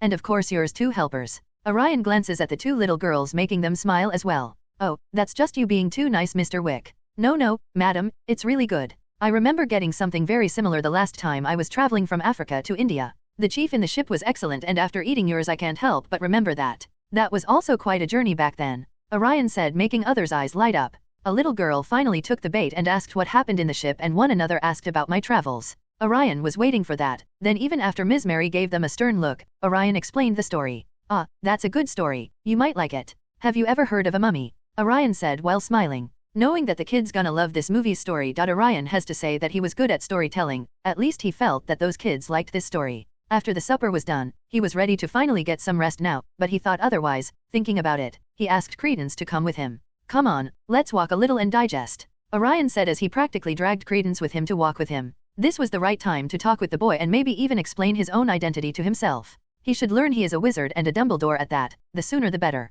Both got out of the building and decided to walk on the night street of New York. Honestly, this wasn't the best idea, seeing that the place wasn't the safest place to walk at night. Not safe for those who had the bad luck to irritate him, that is. So, Credence, I heard that you and both of your sisters were adopted by Ms. Mary. Orion walked alongside with Credence while making some talk. Hearing him, the man only nodded. Ah, are you real brother and sisters? Orion asked while looking around the still not so empty streets. No, but mother took all of us as her adopted children, so we are siblings, Credence explained. However, by his tone, it didn't feel like he liked talking too much about this family. I see, that good. So what about you? What are you planning to do after you are done with the orphanage? Asked Orion, still continuing the ideal talk. Making Credence relax again, though the relaxation soon turned to confusion. The kid had no idea what he was planning on doing afterwards. He didn't even ever think of his life besides the orphanage. Don't worry, it's totally fine to be clueless at this age. You will find your path soon enough, Orion said, for the time being just ending the conversation there. As both of them walked around for some time, it was Credence to speak first after a little silence.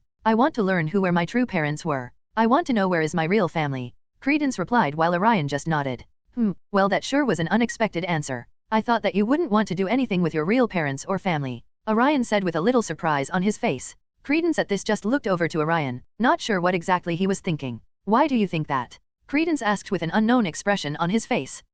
Well, because I was like that. I never wanted to learn about my own family when I was in orphanage. Though life has a way of raising the dead matters from the grave when you least wanted it to be. Even if I didn't want to, I just had to face who I am in the end, Orion replied with a sigh. Credence heard this and didn't reply anything. He was a little slow on the uptake, not the best when it comes to understanding human emotions. What did you do then? Credence asked. Well, there is only one thing is there to do. Embrace it, accept what you are, and then decide what you want to be. I learned that I was not like others when I was in the orphanage, much like you. The longer I denied that, the longer I was in misery. Only by accepting it that I was able to move forward and pave a path for myself. Orion replies while indirectly leaking that both of them are different, not normal. Hearing this, Credence of course didn't understand the underlying message, but these lines did struck an accord with him. Come on, let's head back. It's getting late. Orion wasn't planning to say more than this today. To fast and he might break the boy. Rather, he was planning on slowly influencing him and then reveal his identity to him. The next morning, Orion decided it was time to visit the American Ministry of Magic. He couldn't hide forever, especially if he planned to stay in the States for a while. If he wanted to avoid any trouble, he needed a proper permit, some form of legal documentation that would allow him to stay as a wizard in the country without raising suspicion. When it comes to how he planned on obtaining one, well, let's say he was ridiculously good at messing with others' minds by now. After preparing himself, he made his way to the ministry building, blending in with the busy New York streets. He had chosen a simple but professional look, hoping not to draw too much attention, though looking like Keanu, even that was looking good on him. Upon arriving, he stood in front of the large, grand building hidden among the regular Muggle offices. It looked like any other structure from the outside, but to those who knew, the subtle magical symbols carved into the entrance told a different story. Orion entered the ministry, walking up to the reception desk where a witch sat, scribbling on a piece of parchment. She glanced up at him over her glasses. Can I help you? Yes, Orion said calmly. I'm here to register my presence. I'm a wizard from Europe, and I plan to stay in the States for some time. I need to acquire the proper permissions. The witch raised an eyebrow, what Orion was saying but pretty much announcing that he entered the country in illegal ways, but before the woman can react, his eyes glow and her eyes also look glassy for a second. Take this to the Department of Magical Permits on the 4th floor, she instructed. They'll handle the rest of the paperwork and grant you your temporary stay pass. Orion thanked her and made his way to the elevators, silently relieved that the process was going smoothly. Hail Hydra, ha ha ha ha. With his legal documentation in hand, Orion now had the right conditions to begin his search for Eric. But he knew it wouldn't be easy. By this time, Eric was already a vampire, which meant he couldn't just look for him in the usual places, let alone ask around for him. Vampires had their own underground networks and rarely interacted openly with the magical community. In fact, they would be immediately hunted down if they did come near the wizarding crowd. Orion knew that Eric would be near the wizarding community. After all, if he wanted to continue his research to turn back to humans or even pass on his inherited magic from Merlin to the next guardian, he had to stay near. Where else will he get the required materials to continue his work otherwise? With his fellow vampires. Yeah, right. Walking through the bustling streets of New York's magical district, Orion thought carefully about his next step. He needed to find someone with strong connections, someone who knew their way around the American magical community and could help him navigate it. He wasn't interested in public figures, they would be too cautious, and rumors spread quickly in high circles. What he needed was someone with deep ties but who operated in the shadows. Orion wandered through the hidden alleys of the magical marketplace, where people dealt in rare potions, strange artifacts, and secrets. It was a place where many came to trade information, and it was here that Orion hoped to find someone useful.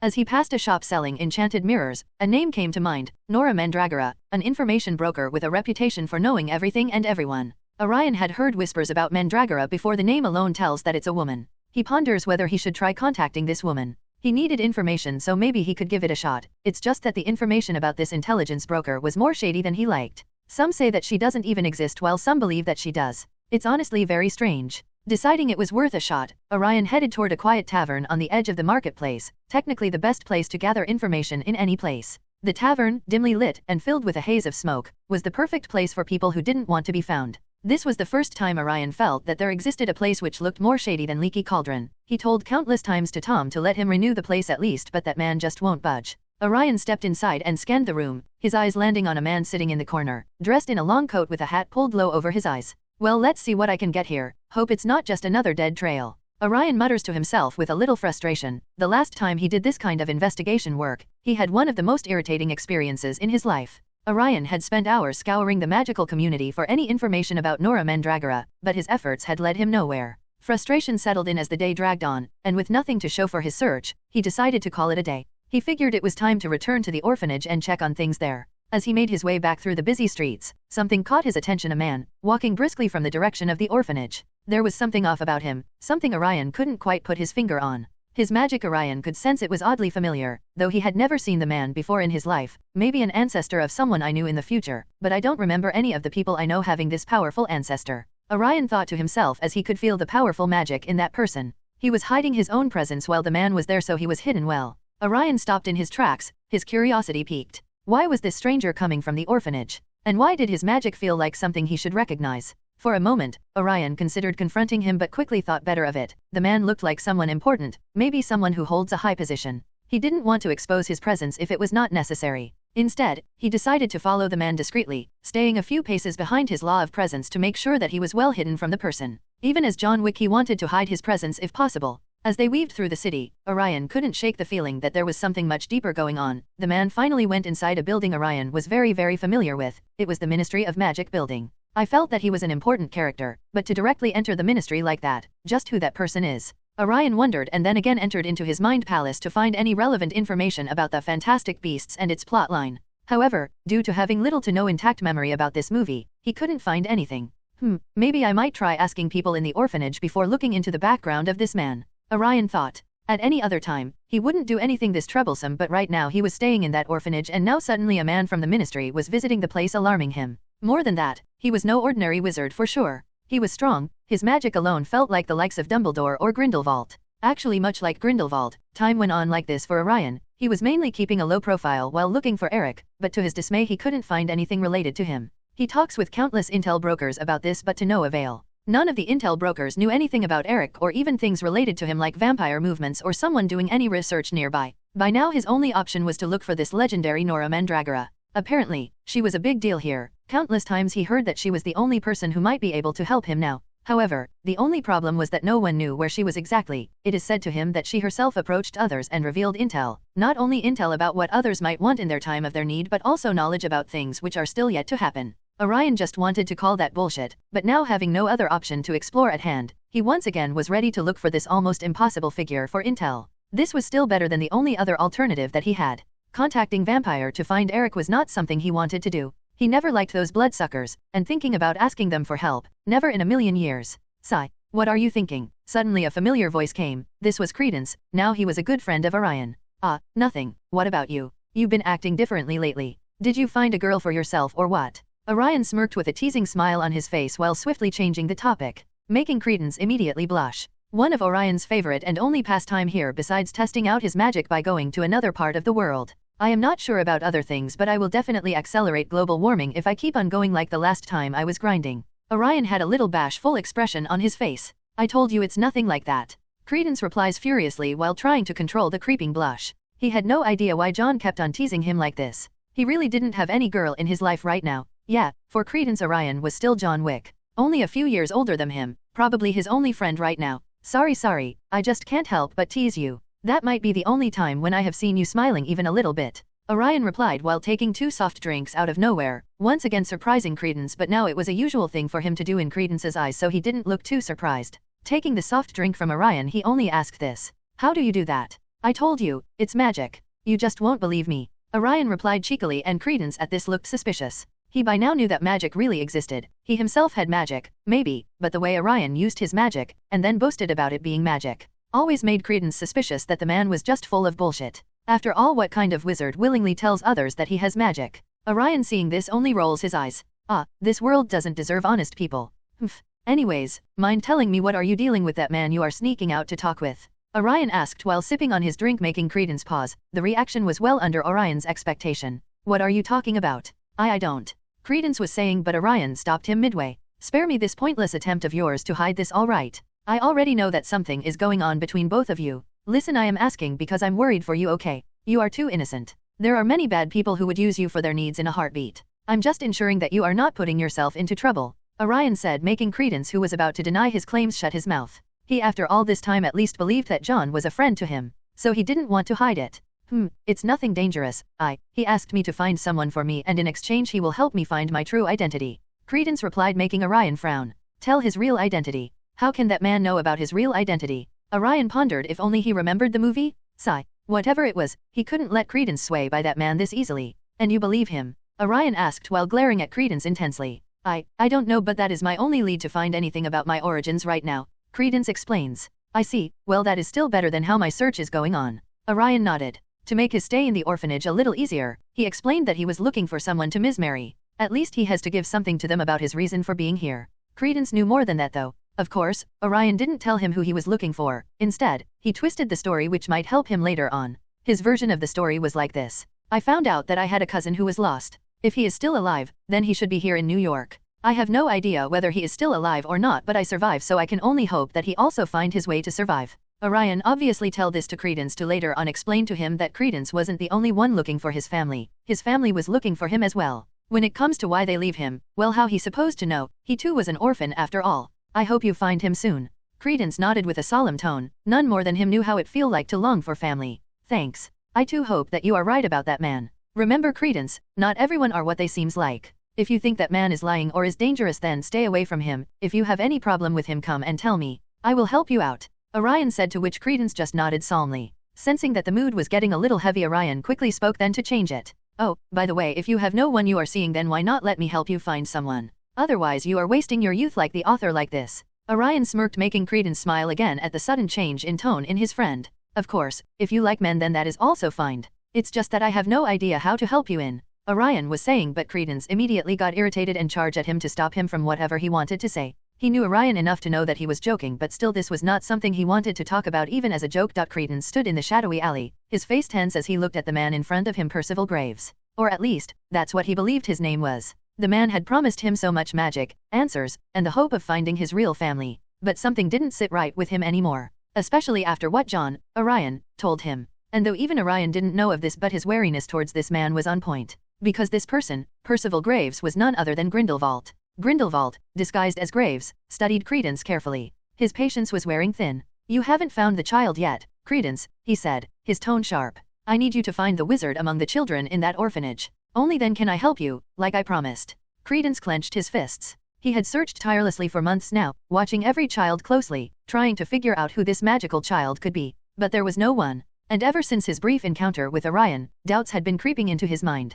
"I've looked," Credence said, his voice shaky but determined. "But there's no one like that at the orphanage. No one with magic." Grindelwald's eyes flashed with irritation. "You're not looking hard enough," he almost snapped. "The child himself didn't know about his powers. It will be harder to find him, yes, but you just need to try harder." Credence shifted uncomfortably, then dared to ask the question that had been gnawing at him. "If you know magic," he began cautiously, "why can't you find him yourself? Why do you need me to do it?" Grindelwald's face twitched with anger, but he quickly masked it, his voice turning smooth again. "Magic is tricky," he said, waving his hand dismissively. "The child's magic is different, unpredictable. You're closer to them, you can sense it better than I can." But Credence wasn't satisfied with the vague explanation. He felt a knot forming in his chest, tightening with each of Graves' words. Orion had told him to trust his instincts, and right now, they were screaming at him that something was wrong. "You said you'd help me," Credence said, more firmly now. "You said you'd teach me magic and help me find my family. But all you want is for me to do your work." Grindelwald's eyes narrowed dangerously, but he forced a smile.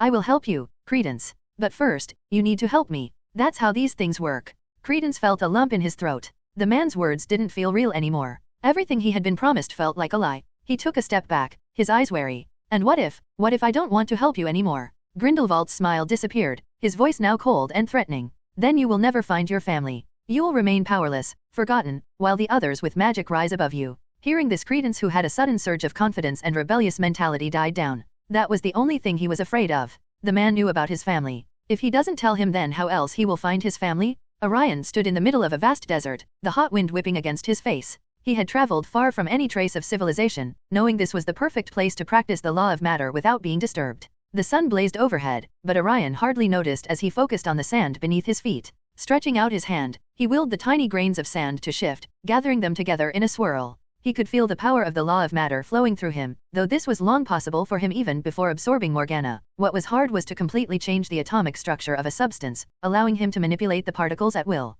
Slowly, the sand began to change, turning translucent and then into water, clear and shimmering in the heat. It trickled down into a small pool at his feet, glistening in the sunlight. Next, Orion turned the water into ice, watching as it solidified instantly, the once blistering sand now cold and frozen. Satisfied, he shifted his focus again, turning the ice into cement, letting it spread and harden in the air. Another interesting thing that he realized that to even turn something into another thing, he at least need to have basic knowledge about that substance, like the atomic structure of sand, to know what he has to do to make it into water and whatever. It's possible to do it without knowing this, but it was harder. He moved his hands in careful motions, directing the cement to rise and form walls, crafting the outline of a small building. With a flick of his wrist, he made more intricate changes, sculpting the cement into detailed statues, each one more precise than the last. He created towering figures, intricate patterns etched into their surfaces, all born from the same sand that had once been scattered at his feet. Orion stood back for a moment, admiring his work. All right, nothing compared to what Morgana was capable of, but this is indeed much better than any random transfiguration spell.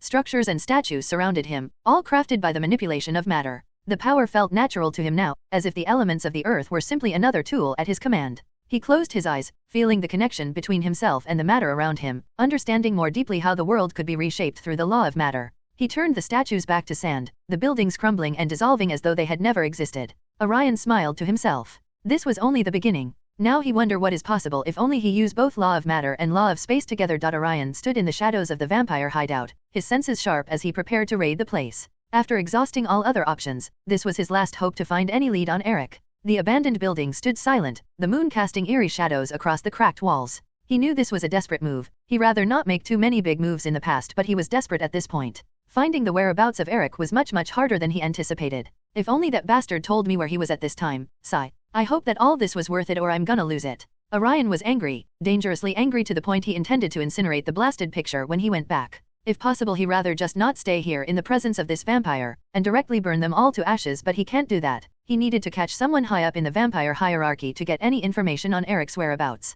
He moved swiftly, breaking through the old entrance without a sound. The air inside was stale, thick with the scent of decay and emptiness. Orion's irritation grew as he searched the place, expecting resistance, yet finding none. The hideout, like so many others, was abandoned. Son of a bitch, I'm gonna kill that broker. Orion mutters with clear irritation on his face. He even paid in advance to find the whereabouts of vampires, but he found none. He searched every room, every hidden corner, but there were no signs of life. No vampires, no clues, nothing. His frustration boiled over as he realized this was yet another false lead, another wasted effort in his pursuit of Eric. Orion clenched his fists, the disappointment and anger clear on his face. It felt like every step he took brought him further away from the answers he sought. He left the hideout in silence, disappearing into the night once more, determined but increasingly frustrated. This hunt was turning out to be far more elusive than he had anticipated. After the failed raid on the vampire hideout, Orion was seething with anger. His patience was wearing thin. The broker who sold him the false information about the hideout was about to get an earful. He stormed into the magical market in New York, his mind set on finding that broker and demanding answers.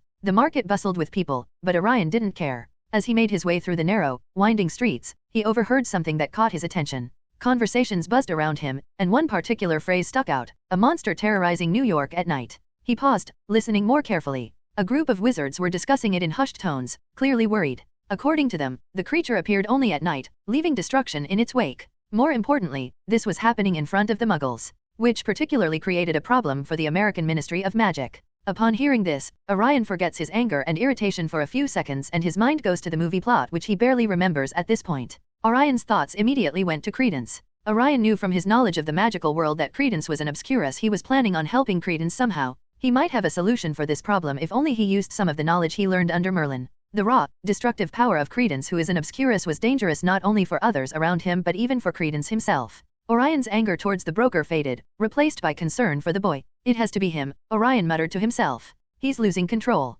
But why? I tried so hard to befriend him and loosen his mind every time I talked with him. He felt conflicted. Part of him wanted to track down Grindelwald, who he knew from his memory was after Credence. But what help that will do? He made sure that Grindelwald wasn't anywhere near the orphanage so that only a future problem which he had to deal with nothing to do with right now. Maybe that wizard. Orion pondered. He looked after the man who come to talk with Credence before. He was Percival Graves, not sure what that man got to do with Credence, but now Orion was thinking that he needed to look into what they talked about personally. Orion thought about what to do next. On one hand, he could confront Credence directly and reveal who he was. Maybe that could help the boy gain some control over his obscurus power. On the other hand, if Grindelwald was nearby, Orion had to move carefully. Facing him would be troublesome. He could beat him easily, but the fight alone would draw much attention from towards him, attention which he didn't want right now. Orion sighed, running a hand through his hair as he paced in thought. I need to stop this before it gets worse, he whispered. Credence is powerful, but he's also vulnerable. And if Grindelwald is already here in New York, things could spiral out of control fast. His decision was made. First, he would find Credence and reveal his true identity to him. Credence needed someone to trust, someone to stop him from converting into that obscurus. Though I can only forcefully stop him, I need someone who knows more about obscurus to stabilize mind. Overpowering him is fine and all, but if possible I rather help Credence to learn more about his own power, so that he doesn't need him around all the time to prevent him from going berserk. Orion thought and then started to think of anyone who can help him. And soon a name came to his mind. Someone who might not only help him with Credence but also in Eric's case. Well, seems like every time I come here, the world connects our paths. Orion smiled and started plotting. Newt Scamander was a British wizard and magi-zoologist, arrives in New York in 1926 aboard a steamship. He carries with him an enchanted suitcase filled with magical creatures. As Newt explores the city, a small, mischievous creature called a Niffler manages to escape from his suitcase. Nifflers have an uncontrollable attraction to anything shiny, and this particular one starts to cause trouble, snatching coins and jewels from unsuspecting people on the street. Newt realizes his Niffler is on the loose and begins chasing after it. His pursuit leads him into a bank, where the Niffler continues to steal valuables, even breaking into a vault. As Newt tries to capture the Niffler, his use of magic in a no-mage environment catches the attention of Tina Goldstein. Inside the bank, Newt accidentally bumps into Jacob Kowalski, who has come to the bank to apply for a loan. Jacob's path soon crosses with Newt's again when they both end up near the bank vault where the Niffler is hoarding stolen treasures. In the chaos that follows, Newt uses a series of spells to finally capture the Niffler and return it to his suitcase. Unfortunately, this display of magic has now drawn even more attention, especially from Tina. Amid the commotion, Jacob, completely bewildered by what he has just witnessed, inadvertently picks up Newt's suitcase, mistaking it for his own. Both Newt and Jacob have similar-looking suitcases, and in the confusion, Jacob walks out of the bank carrying Newt's magical case, while Newt remains inside. Tina, witnessing all of this, steps in and confronts Newt about his actions. Meanwhile, Jacob, who is entirely unaware that he is carrying a suitcase full of magical creatures, takes it back to his apartment. Orion saw all this and smiled at how fate somehow connect people who in other times shouldn't have anything to do with each other. Well, since Newt is taken to the ministry by his future wife, I better go after that muggle. Surely there would be trouble with him if he decided to open the briefcase. Orion sighed and followed Jacob, knowing that Newt will be coming after Jacob to take his briefcase soon. It's best to wait for him stay with Jacob for the time being. But to even his irritation he saw Jacob running into a woman while he was going back to his apartment. And just like any cliché plot of a movie, she too was carrying a very similar looking briefcase which of course got switched with Jacob. Orion seeing this had dark lines on his face. What the hell, why can't things go like in the canon, saving me a little more hard work? He cursed under his breath and sighed. He switched his target and started to trail that woman, only when he observed the woman that he realized that the woman was hella beautiful. She looked in her early 20s with long black hairs and braids on them, who does that in this time? And striking blue eyes. And though Orion admired her beauty but that was only for a second before he realized that she was also a witch, he can sense magic in her. Though the magic was weak. Well, at least this won't end up a muggle getting in contact with the magical world. Orion rolled his eyes now wondering whether he should just go on and take the briefcase from her. But to do that he need to get her briefcase back from Jacob first. Just my luck. Knowing Jacob's identity, it would be hard to find him later on, so right now he needed to find where this witch goes and live. So he kept on following her until she arrived at a very iconic place in New York. 177A Bleecker Street. Orion narrowed his eyes. Somehow this address felt very suspicious to him for some reason. He tried to search all the Harry Potter knowledge he had but he found nothing regarding this. If only the boy knew that he was looking at the wrong franchise. After trailing her to an apartment building, Orion waited a few moments, thinking about how to approach her. Finally, he decided to knock. He stood at the door, rapping his knuckles on the wood. No response. He knocked again, harder this time, but still nothing. Frustration began to rise in him. Was she deliberately avoiding him, or was she just not inside? He could sense magic lingering in this place, so it has to be that witch's place, right? Undeterred, Orion knocked a third time, this time with a firm determination. He was about to knock yet again when suddenly, the door swung open. He barely had time to react before the woman he'd been following barreled out of the building in a rush. She didn't even seem to notice him as she brushed past, her eyes focused on something in the distance. Orion stumbled backward as she bumped into him, trying to steady himself. He quickly realized that she hadn't opened the door for him at all. She was in a hurry, almost as if she was fleeing or late for something important. In her hand, the briefcase was clutched tightly against her chest. Hey, wait. Orion called out, trying to get her attention, but the woman didn't stop. She didn't even slow down. Instead, she darted away, weaving through the crowd on the street. Maybe she realized that it wasn't her briefcase. Orion sighed and decided to follow her only for few more people to come out of the same building. With equal or more violent action, 3 people to be exact, they ignore him entirely and run after where the woman went. Maybe not. Orion sighed, seeing another trouble at the horizon. But then his nose picked up on something. Vampires. Orion's smell was very developed, to the point that he could smell a person just as efficiently as he could sense someone's magic. Of course, vampires don't have magic, otherwise, he wouldn't have this much trouble finding Eric, but vampires smell different. With all of the dealing Orion had with vampires still now, he was confident that those people who ran after that witch were vampires. Now things are getting really interesting. Orion pondered and followed them. He had to say that the woman was good at running away, even the vampire had a hard time following her. Not him though, the smell is one thing but that woman also had magical power which he could track. Weak as it may be, it was enough to pretty much put a magical version of GPS tracker on her when Orion was considered. Man, I alone isn't enough anymore. Orion complains, should he go after Jacob, Newt, that woman, or those vampires? He had to choose right now. Orion thought that the vampires lost the woman, only for him to sense that the same woman had stopped moving in an alley for some reason. Not sensing why she stopped or any other magic around her, he launched his law of presence only to see that she was surrounded by few people. He can't tell whether they were muggles or vampires, a frown appeared on his face. Fuck it, I have to take some active approach here. He wasn't here to play hero but what he's supposed to do when some bloodsuckers were about to kill and possibly eat that witch, sit back and relax with popcorn in hand? He vanished from his place, only to appear where he saw multiple vampires surrounding the woman. The woman was clutching the briefcase against her chest like she was holding her baby in one hand, and holding up a wand pointing at those vampires with another. Why does this feel like one of those cliché scenes of damsel in dismay, and him saving the damsel, all that overused tropes? Orion rolled his eyes, thinking the beautiful woman might be the age of his grandmother in future. Excuse me, maybe I asked what's going on here? Orion asked with a small smile on his face as he slowly walked in the alley, making himself visible to others, especially the girl who seeing him was a little relaxed, seeing that he wasn't another vampire after her. Those vampires look at him, then at each other and then immediately rush at him. Why I'm not surprised, why I even bother talking with this fuckers. Orion frowned, he wanted to talk like a gentleman before things turned bloody, fully in John Wick's character but whatever. As soon as the vampires reach him all of them stop, no more like they weren't able to move anymore. This wasn't infinity, Orion stopped them on their track using the law of space. Oh, I should try matter as well, the more I use it the better I will get. Orion by instinct uses law of space. Then he flicks his hand slightly and all the vampires was thrown back with a force blast. Orion saw that the woman had wide eyes, looking at him like she was watching Grindelwald himself. Maybe because I am doing wandless magic. Orion thought. Okay, give me some time, I am new to this. Orion mutters to himself and concentrates on the ground. This was still hard for him. Vampires slowly got up as they were thrown. There were 3 vampires surrounding the woman and only 2 rushed at Orion. But Orion planned to attack all 3 on them. His magic spread and slowly the ground felt like it trembled. What? The vampires reacted seeing the ground below them start to soften, and the next second all 3 of them started to sink inside. It wasn't even slow, it was so fast that they felt like they fell on a hole. Snap.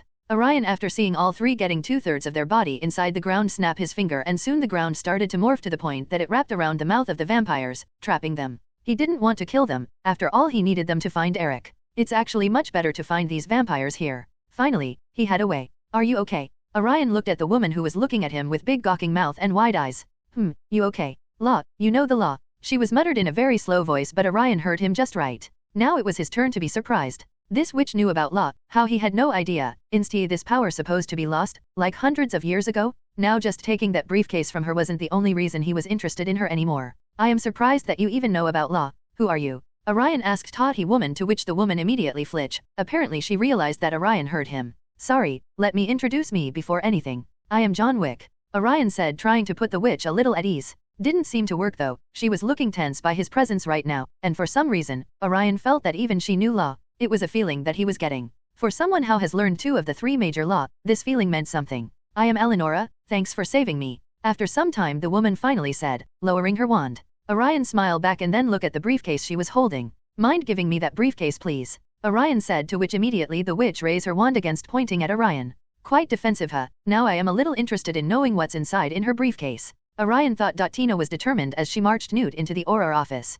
She had suspected from the start that he was smuggling magical creatures into America, which was strictly against the law. Newt, still clutching his suitcase, looked nervous but said nothing as Tina presented him to Percival Graves, though he wasn't Percival Graves for a long time. He's been smuggling magical beasts into America, Tina declared, standing tall in front of Graves and the other Aurors. I caught him in the act. And I told you that this all is a misunderstanding. Newt said, he wasn't lying, he really wasn't smuggling no magical beasts. Graves raised an eyebrow, clearly intrigued. Let's take a look then, he said, signaling for one of the Aurors to check Newt's briefcase. Newt stood there, tense, knowing that his case contained not just magical creatures but an entire world. He had no idea what would happen once they opened it. He watched helplessly as the Auror flicked the latches and opened the suitcase. But instead of magical creatures bursting out, as Newt had expected, everyone stared in shock at the contents. The case was filled to the brim with neatly arranged cakes, sweets, and pastries. There were no creatures, no strange magical objects, just baked goods. Graves frowned, confused. Tina blinked in surprise. What? She stammered, glancing from the suitcase to Newt. She had been so sure that he was guilty. Newt was the most surprised of all. His jaw dropped, and he immediately realized the problem. This isn't my suitcase, he muttered, his voice filled with disbelief and a hint of panic, but still he remained quiet. In this situation this was still advantageous for him. Thank goodness that others didn't hear him just now. Tina was utterly bewildered. But, I saw you. I told you, Newt exclaimed, shrugging his shoulders. He had no idea how his suitcase had been switched, but he knew he had to get it back. Graves, still suspicious but seeing no evidence of wrongdoing, sighed. Let him go, he said, though his tone was still cold. It's just cakes. Newt was allowed to leave, but now he was in deep trouble. His case, the one with all his magical creatures, was still out there, somewhere in New York. Jacob trudged back home after his disappointing day, still upset that he hadn't gotten the loan he needed for his bakery. He sighed heavily as he sat down in his small apartment, placing the briefcase on the table. He thought about the baked goods he'd packed inside earlier, cakes, biscuits, things he had planned to show at the bank. At least I can have a little snack to cheer myself up, he muttered to himself, reaching for the briefcase. He unlatched it and opened the case, but instead of seeing rows of sweet treats, his jaw dropped. Inside the briefcase was not food, but an endless, dark space, like a vast expanse of night sky. Jacob blinked and rubbed his eyes, thinking he must have been seeing things. What the heck, he whispered, leaning closer. He couldn't see the bottom of the case, just darkness that seemed to stretch on forever. Curiosity got the better of him, and he hesitantly reached his hand inside, hoping to feel something. But his hand just kept going deeper and deeper into the case without hitting anything. Suddenly, he lost his balance. Whoa, Jacob yelped as he toppled forward, falling right into the briefcase. He tumbled through the darkness, and for a moment, he thought he might be falling forever. But then, with a thud, he hit solid ground. Groaning, he sat up and looked around. He wasn't in his apartment anymore. In front of him stood a grand manor, its high arches and magical aura completely unlike anything he had ever seen. The place was beautiful, with walls made of shining stone and windows that reflected a warm golden light. Hello, Jacob called out, his voice echoing through the empty hallways. There was no response. As he explored, he saw strange and wonderful things. Pictures moved on the walls, the people inside them waving or walking from one frame to another. Brooms floated in the air, sweeping the floors all by themselves. Books were flying around, seemingly alive, arranging themselves on shelves. The entire place seemed to be alive with magic. Jacob scratched his head, both amazed and confused. What is this place? He muttered to himself, continuing to wander through the manor. Despite how incredible it all was, one thing quickly became clear: he had no idea how to get out of here. He tried opening doors, peeking behind curtains, and even yelling for help again. But no matter where he went, he found no exit and no people. Can you please put the wand down? I don't want to fight. I am just here for the briefcase, Orion said with sighing. God only knows what this woman was hiding in there. Who are you? Who sent you? The now named Eleonora asked with pointing her wand at Orion. Even the woman with her little magic knew that she was no match to the person in front of him. But still, she stood in front of Orion while defending the briefcase in her hands. Well, let's start with that. Just as I said, John Wick, and no one sent me. It's just that the briefcase in your hand belongs to my friend, Orion said, though the woman didn't believe him. I don't believe you, replied Eleonora. Then just look inside, if you will know. Orion sighed. This was getting more tiresome than he anticipated it to be. I don't have to, Eleonora replied firmly. What with this woman? I am trying to solve problem by diplomatic means and she doesn't even wants to talk. Come on, you are now just trying to be difficult. Just check out the briefcase and you will know that it's not yours, Orion said with a troubled face. Eleonora, hearing this, frown. She didn't wanted to let her guard down even for a second. She already knew that the person in front of her was strong. Knowing law itself was enough to put her to the absolutely alert state. Sigh, fine, here, this is my address. When you find something wrong with that briefcase, come and talk with me. Orion rolled his eyes, not having enough patience to shout at this woman anymore. He for the time being just decided to let her go and turn to the vampires he capture. Torturing them and extracting info from them until this woman realized what was going on would be good pastime. Eleonora, seeing the man tossing a card towards her which magically kept on floating in front of her, was taken aback. She didn't even believe that he will let her go. Her heart pounded, but she still took the card and rushed out of there. Right now she just wanted to get out of here. Orion stood outside Jacob's apartment, scanning the area for any sign of life. After trailing Eleonora and realizing she didn't believe him about the briefcase mix-up, he had decided to leave her alone for now. He knew she would eventually realize her mistake and come after him. All he had to do is wait, and in the meantime he has to contact with Newt to ask more about vampires and interrogate the one he already have captured. Too much work. But then he realized that it actually better to just take the briefcase from Jacob. After all, that woman didn't seems like she will give Newt's case back to him for like that. The way she was protecting that briefcase, Orion wouldn't doubt if someone say that she had hidden all 3 deadly hallows inside them. So in the meantime, he had to retrieve her briefcase from Jacob. After some searching, he finally made his way to Jacob's apartment, only to find it empty. The door was slightly ajar, and he cautiously stepped inside. There was no one home, but sitting on the table was the briefcase he'd been looking for. He could tell it wasn't just an ordinary case by the faint magical aura surrounding it. He now wanted to take a peek to see what was inside, but he restrained himself somehow.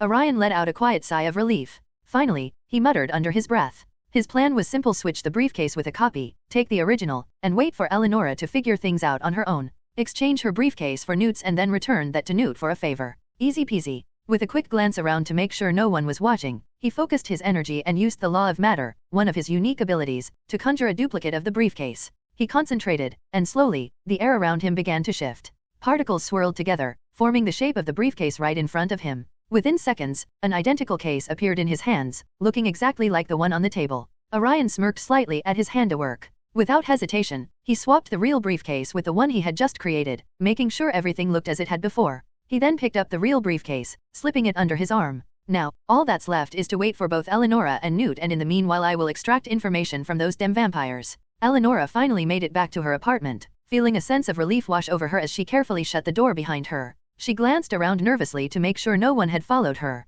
After double-checking the locks, she allowed herself to relax, taking a deep breath. The encounter with that strange man earlier still left her uneasy, but she tried to push it from her mind. He knew law? How is he? There is no way he can be just any ordinary wizards. He is powerful. I can't tell how much with barebones magic, but the way he deal with those vampires and how effortlessly he use law. I know he is strong, she muttered with hesitation washing over now again. If someone like that man goes after her, then she really can't run away anymore. The briefcase sat on the table, and she looked at it thoughtfully.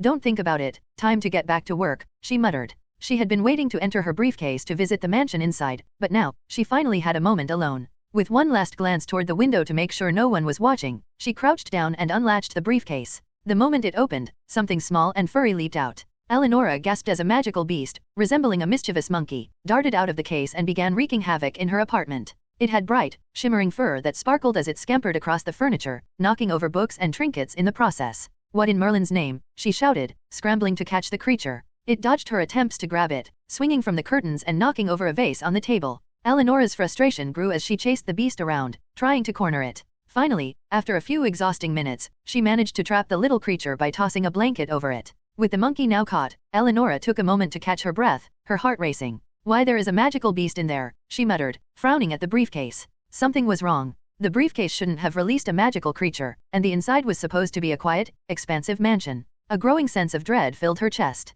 Without wasting another second, she opened the briefcase again and climbed inside. But instead of the familiar mansion she expected, she found herself standing in a small, disorganized space filled with random objects and that lead to what she can only say a magical beast lover's wet dream. All sorts of magical beasts as were in there. Many even she didn't knew and didn't wanted seeing. Some looked very poisonous and some were 3 times her size, definitely not the place she knew. Her eyes widened as realization hit her like a ton of bricks. "This isn't my briefcase," she whispered, her voice trembling. She frantically looked around, panic starting to settle in. Shit. Where is that card? Her mind raced as she remembered the man who had warned her earlier. He was telling the truth. She muttered, feeling a sickening twist in her stomach. How could she have been so careless? She rushed out of the briefcase and tore through her bag, trying to find the address the man had given her. But then, her face paled as she remembered she had thrown the card away, thinking it might be cursed or have a tracking charm. "I threw it out," she exclaimed, feeling a wave of regret wash over her. She did it so that if there was a tracking charm on the card then that man can't track her again. But now, Eleonora sat down, staring at the briefcase in disbelief.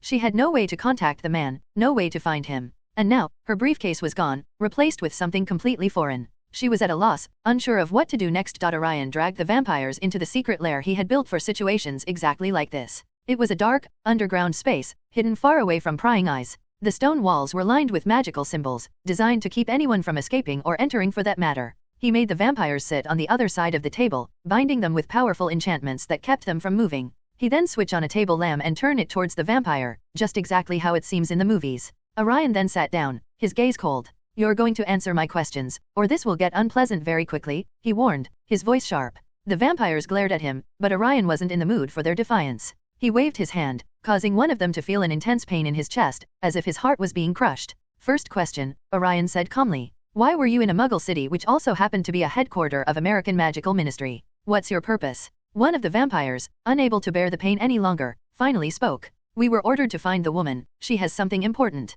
We don't know what it is, but our master wants it." Orion narrowed his eyes. "Who is this master? And why that woman in particular?" The vampire hesitated but answered after Orion tightened his magical grip. "We don't know his full name, but he's one of the ancient ones." "Why the woman?" "We don't know. Master told her to hunt her, bring her back. We just follow orders." Orion's mind raced, but he stayed focused. "Do you know a vampire called Eric?" he asked, watching their faces closely. The vampires exchanged a quick glance, which Orion caught immediately. One of them stammered, "No, never heard of him." They weren't lying. Orion can tell by his magic, so he didn't press on. And apparently Eve vampires said because this vampire had nothing to do with him technically. Same was the case with the woman. They have no idea why they were hunting her for so long. It's been God only knows how many years that they are hunting that woman. But more than that, he had no idea. So they say it relatively easily. But what Orion asked next was sensitive and hit their nerve. "Where is the vampire lair in America?" Orion demanded. One of the vampires sneered. "You think we'd tell you? You just better kill us here, you wizard scum." Orion leaned in closer, his voice dangerously low. "That's the plan." After Newt left the ministry building, he immediately began searching for his missing briefcase. Good thing he had tracking charm on it. His mind couldn't just calm down when he knew that those magical beasts inside the briefcase could be in danger. Thinking about the magical creatures that could be roaming free in New York if he didn't find it soon was another issue. As he hurried through the streets, he noticed Tina tagging along behind him. "Why are you following me?" Newt asked, his voice a mix of confusion and frustration. Tina hesitated, clearly not having a solid answer. "Well, it's just. I thought you might need some help," she stammered, avoiding his gaze. "I'm perfectly capable of finding my briefcase on my own, thank you very much," Newt replied, his eyes scanning the street ahead. Tina frowned, scrambling for an excuse. "I knew you smuggle magical beast here. It's my duty as an Auror to stop it." "An ex-Auror you mean, and I told you that I am not smuggling them," Newt replied while trying to shake it off. "Not for long, as I soon unreveal your racket to the world, and smuggler or not will be on me to decide it." Newt sighed, still unsure why she was really there, but he didn't push further. He had more pressing matters to attend to. Eleonora, frustrated and determined, decided it was time to go find the man who took her briefcase. She couldn't believe she'd lost track of it, and now she was stuck with this strange case filled with magical creatures. As she walked through the streets, clutching the case tightly, she vowed to exchange it for her own as soon as she found him. After some time, Eleonora bumped into 2 people, a man and a woman, no more like a wizard and a witch. The man wasn't native, she could tell, and had a peculiar look on his face as he stared at the briefcase in her hands. Knowing that the other party was also a witch, Newt didn't plan to hide it. "Excuse me," Newt Scamander said politely, but with a hint of urgency. That briefcase you're holding. It's mine." Eleonora blinked at him, again, then clutched the briefcase even tighter. "Oh no, it's not yours. It's mine now. I need it to get my real briefcase back from someone. So, sorry, but no can do." Newt's eyes widened, his face a mix of confusion and panic. "No, really, I can assure you, that's definitely my case. It's got important creatures inside." Tina, standing beside Newt, raised an eyebrow. "Look, if you don't give it back, things might get a bit messy." "Oi, what are you, a mafia or something?" Eleonora shook her head stubbornly. "I'm not giving this case to anyone except the man who took mine. Unless you're him, sorry, no deal." Newt tried again. "But, you don't understand. My creatures are probably out there, causing havoc. You have no idea how dangerous this is." Eleonora smirked, her tone sarcastic. "Oh, trust me, I know. One of those little monkeys already tried to redecorate my flat. But that doesn't explain that this briefcase is yours. Maybe you just happen to know what is inside, and even if this is yours, I don't care. I've got my own problem to solve." Newt sighed heavily, turning to Tina with a pleading look. Tina shrugged. "Looks like we've got a stubborn one here. Let's go to that guy together. Maybe this is a misunderstanding. Once he knows that this briefcase is mine, then it'll all be clear," Newt said, calming himself down. "Works with me, but," Eleonora said with a little hesitation. "But?" Tina asked with a little suspicious look on her face. "But I don't know where the man is." Eleonora looked embarrassed at least. "What? Then how you were supposed to find him? How do you know that this briefcase is his?" "We meet a little earlier and he told that this ain't my briefcase, but back then I didn't believe him, so he gave me an address. When I found that he was telling the truth." Eleonora trailed off. "You lost the address, didn't you?" Tina said with a deadpan voice. "Yeah, great. What was his name?" He told me. He had black hair and eyes and was pretty handsome in his early 20s. And his name was..." Tina probed. It was yeah, it was Wick. John Wick." Orion took his merry time extracting info from those damn vampies, not even knowing what was going on outside thanks to him. A citywide search for John Wick by 2 witches and 1 beast-loving wizard. Now that he was armed with the knowledge of where the vampire community was hiding, wasted no time. With just a thought, he teleported himself directly to the location. The place was dark, hidden deep within a cave on the outskirts of the country, exactly the place someone those bloodsuckers to stay. "Not doubt it, this is it." Nothing smelled this horrible than boys' locker room. The stench of old blood and decay filled the air as he stepped inside. His eyes scanned the surroundings, and immediately, the vampires sensed his presence, while same was the case with him sensing those them.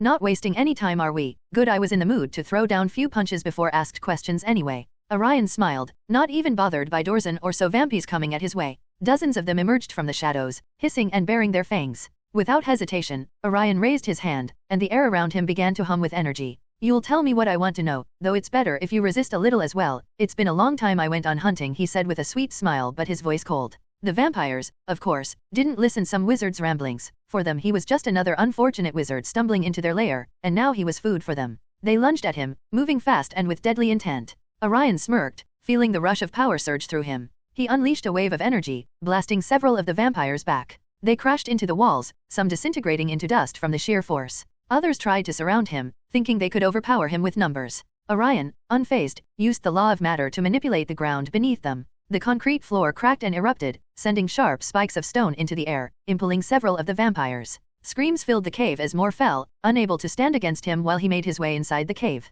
One particularly bold vampire tried to leap at him from above, but Orion caught him midair with only his bare hands, sending him crashing through the ceiling with a well-placed upper hook. I need that so much. No one would say that Orion was on a deadly mission. It was basically fun to him. Though still not completely at his full magical power, but it was more than enough to handle pretty much anyone this times has to offer. As the last of the vampires fell, Orion looked around at the carnage he had created. Dust and ash filled the air where the vampires once stood. I should have left few for questions. Good thing there are still few more inside. Orion looked a little embarrassed and now stopped rampaging like a mindless monster and quietly entered deep inside the cave to talk with those vampires. "Where is that ancient one of yours? Tell him I have come to bargain." After hours of searching the city for the mysterious man known as John Wick, Newt, Eleonora, and Tina realized it was a lost cause. They couldn't find him anywhere, and it seemed like he wasn't planning on showing up anytime soon. Eleonora still clung tightly to the briefcase, knowing she needed it to get hers back. Newt, frustrated but patient, suggested they wait for him to contact them instead. Tina invited them both to her place. "We might as well relax for now. My sister can make us something to eat," she offered. Newt and Eleonora agreed, and they headed to Tina's apartment. At the apartment, Tina's lively sister, Queenie, welcomed them warmly. She cooked up a delicious meal, and for a while, they all sat together, enjoying the food and conversation. Even though there was tension between Eleonora and Newt over the briefcase, Queenie's charm and the comforting atmosphere helped them forget their troubles for a little while. But the peace didn't last long. Suddenly, outside the window, the sky darkened. Loud crashes echoed through the city streets, followed by the unmistakable sounds of destruction. Tina, Newt, and Eleonora rushed to the window to see what was happening. Buildings were crumbling, and streets were in chaos as an ominous dark cloud swirled violently, tearing through the city. Newt's eyes widened. It's an obscurus, he muttered as he has seen one for himself and knew how they look like and what they are capable of. There was a rumor that there was a monster in the city, but not even in his wildest imagination he could have thought that it was obscurus, and a powerful one at that. This obscurus was so powerful that even many Aurors might have hard time fighting it. Credence, on the other hand, under immense pressure from Grindelwald, had lost control and transformed into his obscurus form, much earlier than expected. He was rampaging through New York, and the Aurors were trying and failing to contain him, especially when not even knowing what was going on here. Whether it was caused by a magical beast, or another witch or wizard like Grindelwald. He had no knowledge of what was going on, and thus the only thing they could do was to try to hold on. We need to go, Tina said urgently, her inner aura acting up even though she wasn't one anymore. Eleonora had nothing to do with this and didn't wanted to get involved. Her magic was weak, so she was no help in this situation anyway. And last, Newt, well, him being him, of course he will go and take a look. The two of them ran out of the apartment and into the streets, where chaos had erupted. The city was in ruins, and Credence, in his obscurus form, was leaving a trail of devastation in his wake. While this was happening, Grindelwald in his Percival Graves disguised was observing everything. Even for him it was hard to track the movement of the obscurus, let alone figure out who it was in the first place. This was his only chance and he didn't want it to lose it. It took a long time for Orion to bargain with those vampires. Unfortunately for him, even then he didn't find any clue about Eric. Now this was getting frustrating. Why that man didn't told him where he was at sea time. He almost felt like this was a conspiracy against him. Of course he didn't let those vampires go after that, but even then his mood wasn't much good. Sighing, he just came back to New York, ready to just go back to the orphanage, which now was his temporary residence. He just wanted to relax now. But the moment he arrived back to New York, he found that the entire city was in chaos. WTF. Orion saw the destroyed streets and many damaged buildings and cursed. He knew who might have done this and his earlier irritation came back full force. Fuck. Credence. Orion curse again and open his law of presence to figure out where Credence was. The moment he find the person, he immediately vanish from his place once again, ready to smack that idiot's head to calm him down. The battle between the Aurors and Credence in his obscurus form was fierce. The dark, swirling mass of raw magical energy that Credence had become was too powerful for the Aurors to handle. Their spells did little to contain him, and one by one, they were knocked back, sent crashing into the debris of the ruined streets of New York. Credence's power was overwhelming, and his anger, frustration, and fear fueled the destruction even more. From a distance, Tina and Newt watched the scene unfold. Tina, desperate to stop the chaos, clenched her wand tightly. We have to do something, she said urgently, preparing to cast a spell at the raging obscurus. But Newt quickly stopped her, grabbing her arm gently but firmly. No, wait. We can't attack, he said. He's not a monster. He's a child, Tina. You know how obscurus are born. We need to calm him down, not hurt him. Tina hesitated, her eyes filled with worry, but she trusted Newt's judgment. She stepped back as Newt slowly approached the violent cloud of dark energy, keeping his voice calm and his movements slow. His years of working with magical creatures had given him the experience he needed to handle even the most dangerous situations. It's all right, Newt called out softly, trying to reach the child hidden within the obscurus. You're hurt, I understand. We're not here to hurt you. The obscurus paused for a moment, its chaotic swirling slowing just a little as if Credence could hear Newt through the anger and pain. Newt took another careful step forward, his eyes filled with compassion. You don't have to be afraid anymore. We can help you. Just trust me. He has dealt with only one obscurus before this, but that was nowhere close to what he was dealing with right now. This obscurus was way too powerful. For a brief moment, the obscurus began to recede, and it seemed as if Credence was starting to calm down. But just as things were beginning to improve, a figure stepped out from the shadows. Percival Graves. Or rather, Grindelwald in disguise. Credence. Grindelwald called, though at first he didn't realize it, but later on he learned who the real obscurus was. If only he had realized this earlier. His voice smooth and commanding. They don't understand you. They never will. But I do. Come with me, and I will teach you how to control your power. I will teach you magic you always wanted. Credence, who had been so close to calming down, hesitated. The pressure that Grindelwald had placed on him, the manipulation, was what had driven him to this state in the first place. Now, the fear and confusion returned, and the obscurus surged violently once more. No, Newt shouted, stepping forward, trying to stop the escalation. But Grindelwald raised his wand, effortlessly sending Newt flying backward with a powerful spell. You shouldn't have left Britain, Grindelwald said with irritation when he saw Newt again. He long learned about him thanks to Tina bringing him to light. Newt struggled to his feet, but he knew that Grindelwald was too strong. Still, he couldn't let the obscurus further into despair. More importantly, he can't let Grindelwald have the obscurus. Don't listen to him, Newt called out. He's using you. But Credence, torn between the promises of power and the hope for peace, was caught in a storm of emotions. The obscurus lashed out once again, and the city fell deeper into chaos. Both Grindelwald and Newt wanted to go after Credence, but before he do that, Grindelwald swung his wand and sent powerful spell towards Newt. Newt was completely caught off guard. He wanted to dodge or block the attack, but the attack was too powerful and fast for him to that. Seeing this attack was different than the previous attacks, earlier Grindelwald hold back due to Credence was right there, but now he just wanted to stop Newt. Killing him wasn't out of option either, so he though still didn't directly use the killing curse, but the magic he used was dark in nature and lethal nonetheless. Just when Newt thought that there was no way to avoid this attack, he felt that the attack started to slow down, and even stopped as it appeared just inches apart from him. Newt stood there, the spell hovering just little away from him with surprise, not sure what just happened. I was out of the city for just 8 hours. 8. A very angry and irritated sound came as a man walked in with his wand pointed towards Newt. But both Newt and Grindelwald realized that he wasn't pointing it towards Newt but rather the spell Grindelwald sent at Newt. This of course was Orion, now even more angry at how this happened exactly when he was outside the city. For months he stay here, but this happened under just the 8 hours he was outside. Get going, I have some talking to do with this old man here. Orion flicked his wand and the spell which was hovering in front of Newt vanished. He nonchalantly said this to Newt and then turned to Grindelwald. While this was happening, Eleonora, who got out of Tina's house, she was getting anxious about what was going on the city. Actually she was more concerned about getting her suitcase back. So she got out of the car and started to look for John Wick even now when the city was being destroyed by a monster. But soon she regretted coming out. Newt has no idea who this person was who saved him, but he was glad that he came when he did. Upon hearing that the man wanted him to get out, he was even more thrilled, though he was angry on the person who wanted to control the Obscurious, but that didn't mean that he will go after the man who was flick him to the wall like a stack of potatoes. He got up with a little difficulty and nodding at the man who just saved him and run away after Credence. Grindel on the side also let Newt go. In front of him Newt was nothing, he can kill him anytime he wants, but the young man in front of him was more dangerous. He could sense it, even after the young man was trying to hide his power, but he was able to sense it. He was different than other wizards, just like he and Dumbledore was. But his eyes was seeing even more. It's a pleasure to meet an promising young wizard like you, sir. Though I wouldn't mind seeing the real you, Grindelwald said with his usual silver tongue. His special eye seeing the disguise the man was in, though it was hard to see it though. He can't see the real face of the man, but he can tell that this was a disguise.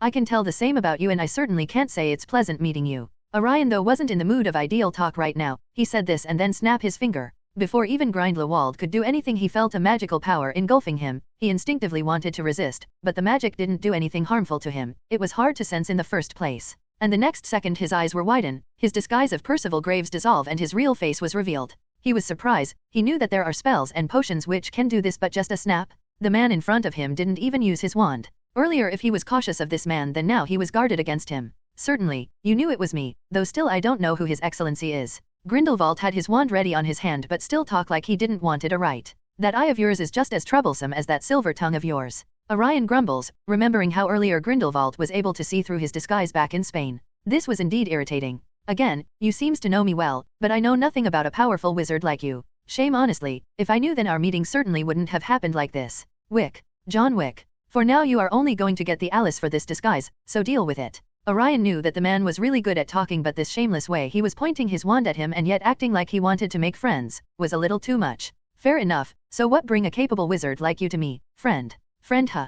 I can see why you have none, seeing how quick you are to point that wand of you towards whom you call friend. Orion snorted. He himself has his wand back to his down, not pointing at Grindelwald. He actually didn't even need it out but still took out just to not stand out too much. Grindelwald hearing this realized that his wand was still slightly pointing at the man in front of him, though he himself didn't realize, but the man was putting a little pressure on him which his body automatically reacted to by being tense and ready to fight anytime. Ah, where is my manners? Apologies, is just that I don't meet many of our kind too much like this. Grindelwald said, and Orion knew that he wasn't talking about just magicals or wizards. And what kind that would be, sir? Orion asked, with his eyebrows raising. Grindelwald at this smiled, though he can tell that he man in front of him was strong, but how much was hard to tell. Beside that he was also sure that he was in disguise just like him. Feeling his power, Grindelwald was wondering who this person would be, certainly not this young as he was disguising right. But now he felt that he was wrong, though the boy was powerful but he have none of the conversation skills one would build up with experience. The way he was letting his emotions leaks out and the way he was showing that he was completely confident at fighting him.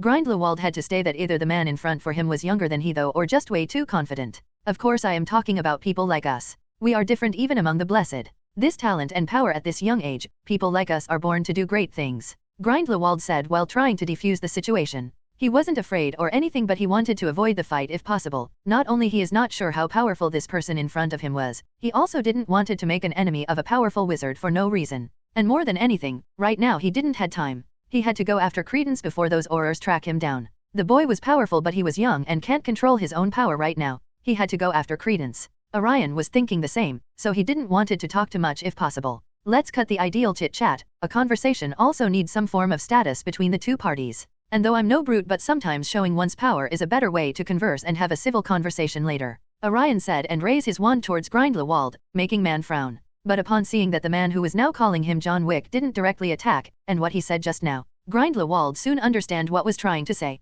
Just fight, and whoever is strong will do the talking later. It wasn't a fight, but more like establishing the status when he really talk later, or fight if it comes to that. Eleonora knew it wasn't the safest night to be wandering the streets of New York. The monster terrorizing the city was out there. Even many Aurors were outside trying to catch the monster, but that wasn't enough to stop her. She didn't care. All she could think about was finding that mysterious man, John Wick, and getting her briefcase back. The more she thought about it, the more anxious she became. What if he disappeared with her case? What if he saw what's inside the briefcase? Her heart wasn't calming the more that briefcase was away from her. Determined, she hurried through the dark streets, glancing around every corner, hoping to spot him. But as she searched, a strange noise reached her ears, a loud crash, followed by shouting. Eleonora froze in her tracks, her heart pounding. She cautiously moved toward the noise, and what she saw made her eyes widen in shock. Up ahead, a swirling cloud of black energy was tearing through the streets, destroying everything in its path. Eleonora watched, horrified, as the street around her was being torn apart by Credence's outburst. She had no idea how things had escalated so quickly. Even the Aurors were not match, though her magic was weak, but she had extensive knowledge about magic and anything related to magic, so when she saw the so-called monster destroying the area, she instantly realized that it was Obscurious. Though that didn't make her any less dangerous, but when she remembered what an Obscurious was, she had a sour feeling inside her. To think that even in this date and age there are magical children who are suppressed to the degree that they turn into an Obscurious. However, this wasn't the time to think about this all. Right now she need to run away from here. She was in danger. But for some reason, her legs didn't move anymore. Beside the fact that the rampaging monster hadn't attacked her yet, she also felt that both her and this Obscurious were similar. After all, she too have been running away all her life. Even time didn't let her escape her fate. Her life wants tea that much different, pursing her lips, though she should have been running by now, but she didn't. She slowly started to move forwards instead. Hey, she shouted, bringing the Obscurious attention. The Obscurious, which was too busy destroying the place, suddenly stopped. It turned, like turning his attention towards Eleonora. It wasn't human right now, but it looked like he turned his head towards Eleonora slowly. Eleonora gulped, her hands were clenched. If the beast were to attack him right now, then there is no way for her to protect herself. But even then she moved on, not planning to back down now that she had stared. She remembered how she had run away all her life. First from her lineage and then from those damn vampires. She didn't wanted to do that anymore. I am Eleonora. I know that you can hear me. See, I don't want to hurt you or want anything from you. But you have to stop this. Because sooner or later those Aurors go after you. Eleonora said with hesitation on her face. She didn't wanted to make the child agitated again by using and triggered words like catch you or kill you. She slowly made her way toward the child. Please turn back to your normal self. If we turn back now, then maybe there is a chance to get out of here before more Aurors come. Eleonora said as she was now too close to the Obscurious for comfort. But even then she didn't back down. Running away from those vampires, running away from her destiny for this long. She did that all, but to run away from a child suffering, she won't. Jacob had been wandering around the strange magical mansion for what felt like hours. He had no idea how he'd ended up in this bizarre place, trapped with no exit in sight. The moving pictures, flying brooms, and enchanted objects kept him on edge. At first he felt wary of those things, then he started to have fun with those magical items after learning that most of them were harmless, but now he was just bored, very hungry, and super worried about not being able to get out of this mansion ever again. It was all too much for someone who wasn't used to magic. He had tried every door, but none seemed to lead him out. Frustrated and tired, he decided to search the mansion more thoroughly. Maybe there was a hidden passage or something he'd missed. As he moved deeper into the mansion, he found himself in a dimly lit hallway, where everything seemed quieter. It gave him an eerie feeling, making his skin crawl. While walking down the hall, he passed a room with a heavy, closed door. He might have ignored it if not for the strange, unsettling noises coming from behind it. At first, it sounded like a low, whispering murmur, but then it grew into something more terrifying, scary voices, almost like growls, and words he couldn't understand. Jacob stopped in front of the door, his hand hovering over the doorknob. He gulped, unsure if he should open it or turn back. Something about the room made his stomach knot, like whatever was inside was dangerous. He leaned closer, straining to hear, but the voices only grew more disturbing. What the heck is going on in there? He muttered to himself, stepping back nervously. If there is a way out, then it's definitely not in here. Jacob muttered to himself and nodded to himself. Unable to gather the courage to open it, Jacob decided to keep moving, but the sounds from that room stuck with him. Whatever was behind that door, it wasn't normal, and he was certain now this mansion held more mysteries than he was ready to uncover. 1 minute, it's a mansion, right? Then there should be a kitchen here as well. And where there is kitchen there is food. Grindelwald, knowing that a fight was inevitable, finally raised his wand, planning to not hold back and quickly end this fight. He still wanted to go after Credence after all. He swung his wand, which was glowing with eerie blue color, and then shot a powerful magical beam at Orion. The power of the attack was evident by just how much fluctuation that one attack was creating in the space. Hot waves of heat created by the magic was reaching out to Orion. This alone was enough to tell Orion that the magic Grindelwald was using was dangerous. For others, that is. As soon as the blue magic rushed at him, Orion raised his own wand, not attacking but rather just bringing the wand in front of him, and the next second the powerful magic coming at him stopped like it collided with an invisible shield. Which it did actually. In reality, Orion wasn't using any magic here or anything, he was just posing with his wand. His infinity was the reason why that powerful magic stopped suddenly. Grindelwald's eyes shrank a little. He knew that the man, if his estimate was correct, can handle this level of attack, but it would take him too much out of him. That's why he used that powerful dark magic in the first place. To quickly end this fight. Either the man will stop this pointless duel by that attack or he wasn't strong and died. But this was the last outcome, he thought. Now he was really at the edge. Even someone like Dumbledore can't stop that attack of his with this ease. My turn.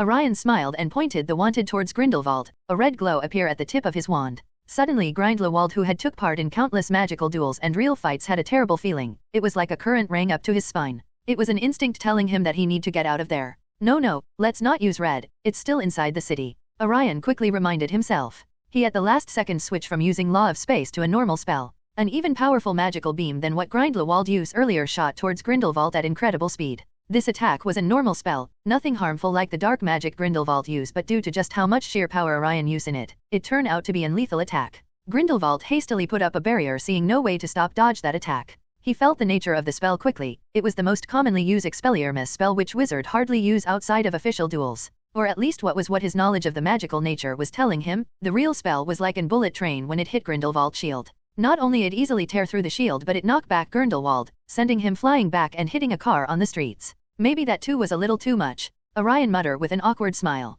Though with wand in hand he has a better control of his magic, but that doesn't mean he has the common sense on how much magic he need to use. He still had hard time figure out how much magic to use to achieve certain results. It's like someone got Superman's powers, but now it's hard to even open a door before breaking the darn thing down. Grindelwald felt pain, though his shield took the majority of the spell's power, but still it was powerful enough to knock him back down like that. Now Grindelwald's face was grim, all thought of fighting with the man gone. There was no way he can fight against someone who can use a spell like Expelliarmus and turn that into a cannon blast. Maybe he can if the other person experience is not that much in fighting, though besides his absurd power, almost every sign was telling him that the man in front of him was young. However, if that is true, then it's even more necessary to not to fight against him, such an powerful young man. He need him on his side. Indeed this helps, so if you are satisfied then may I suggest parley. Grindelwald stood up, supporting his body on the car and straightening his clothes, and asked with a straight face. Parley. Orion repeated. That sounded a little too much like Jack Sparrow, honestly. Is this guy playing the wrong character suddenly? Did he hit his head?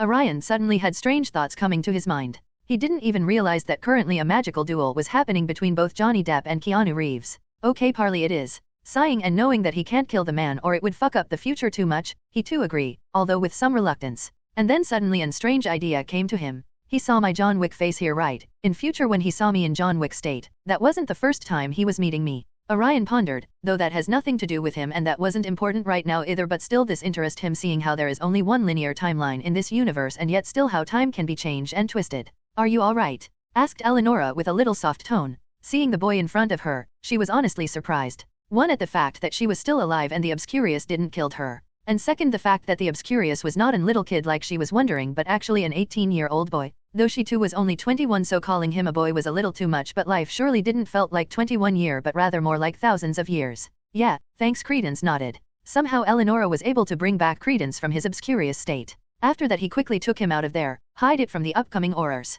What's your name? I am. Eleonora was saying, but before she complete her sentence, Credence intervened. Eleonora. I know, I could hear you. Parley was the thing Orion was looking for right now, even though it was Johnny Depp who was asking for it. Fine, tell me what you want. Orion too was in a hurry just like Grindelwald. Same reason basically, they both wanted to go after Credence. Me? No sir, tell me what you want. You just come in and started this conflict, not me. Grindelwald said with his usual acting. You are going after the Obscurious, right? I don't particularly care why you want it, but unfortunately that Obscurious is someone I know. So stop going after him, Orion said, and put the facts as straightforwardly as possible. Grindelwald of course was laminating internally now. Earlier he thought that he man in front of him had a certain disagreement with him, or maybe he was with that other British wizard, but this was the worst outcome. If he is looking to save Credence, then he fell into exact opposite path as him. I not seek to harm the boy, I assure you that. Really? Then why come into contact with him under disguise in the first place? This is pretty suspicious for any person, let alone a person who is currently labeled as an international magical criminal. Orion just rolled his eyes at this, he wasn't having none of Grindelwald's silver tongue. Forget about it, if the boy need help then I am here, I know why you are going after him so you just better just forget about him. Orion said harshly. He remembered that Grindelwald wanted Credence only to kill Dumbledore, which didn't work of course. Here, no matter how much history may or may not change, he just doesn't plan to Grindelwald corrupt Credence. Grindelwald frowns at this, what does the man in disguise know? He only could wonder. No matter though, right now it's important to find a way out. Grindelwald didn't want to give up on Credence, if he did then there will be no one to kill Dumbledore for him. He certainly can't do it himself. However, how he supposed to do that? He looked at the man staring down on him like a mountain. He was now worried about his existence, he was powerful, probably more than both him and Dumbledore. Are you not suffocated by what our world have become? Why stands against a noble cause like this? Grindelwald, not finding any sneaky way, decided to use talk no jutsu on Orion. If this man in front of him join him, then he don't need someone like Credence in the first place. Don't you see how we as a race are at the path for destruction? We are not just caged by those Nomage but also losing out numbers. They are getting stronger, making weapons of mass destruction and we still stay in this little bubble, hidden away from all of them. Why you want to stay in a world like this? Magic blooms in unique souls, people like us are even rarer. Why stay in this cage? Grindelwald asked like he really cared about the magical world. Actually to some degree he wasn't exactly a villain in all sense, he was more like Magneto from X-Men. Though he did many bad things but he truly wanted to do good for the magical world.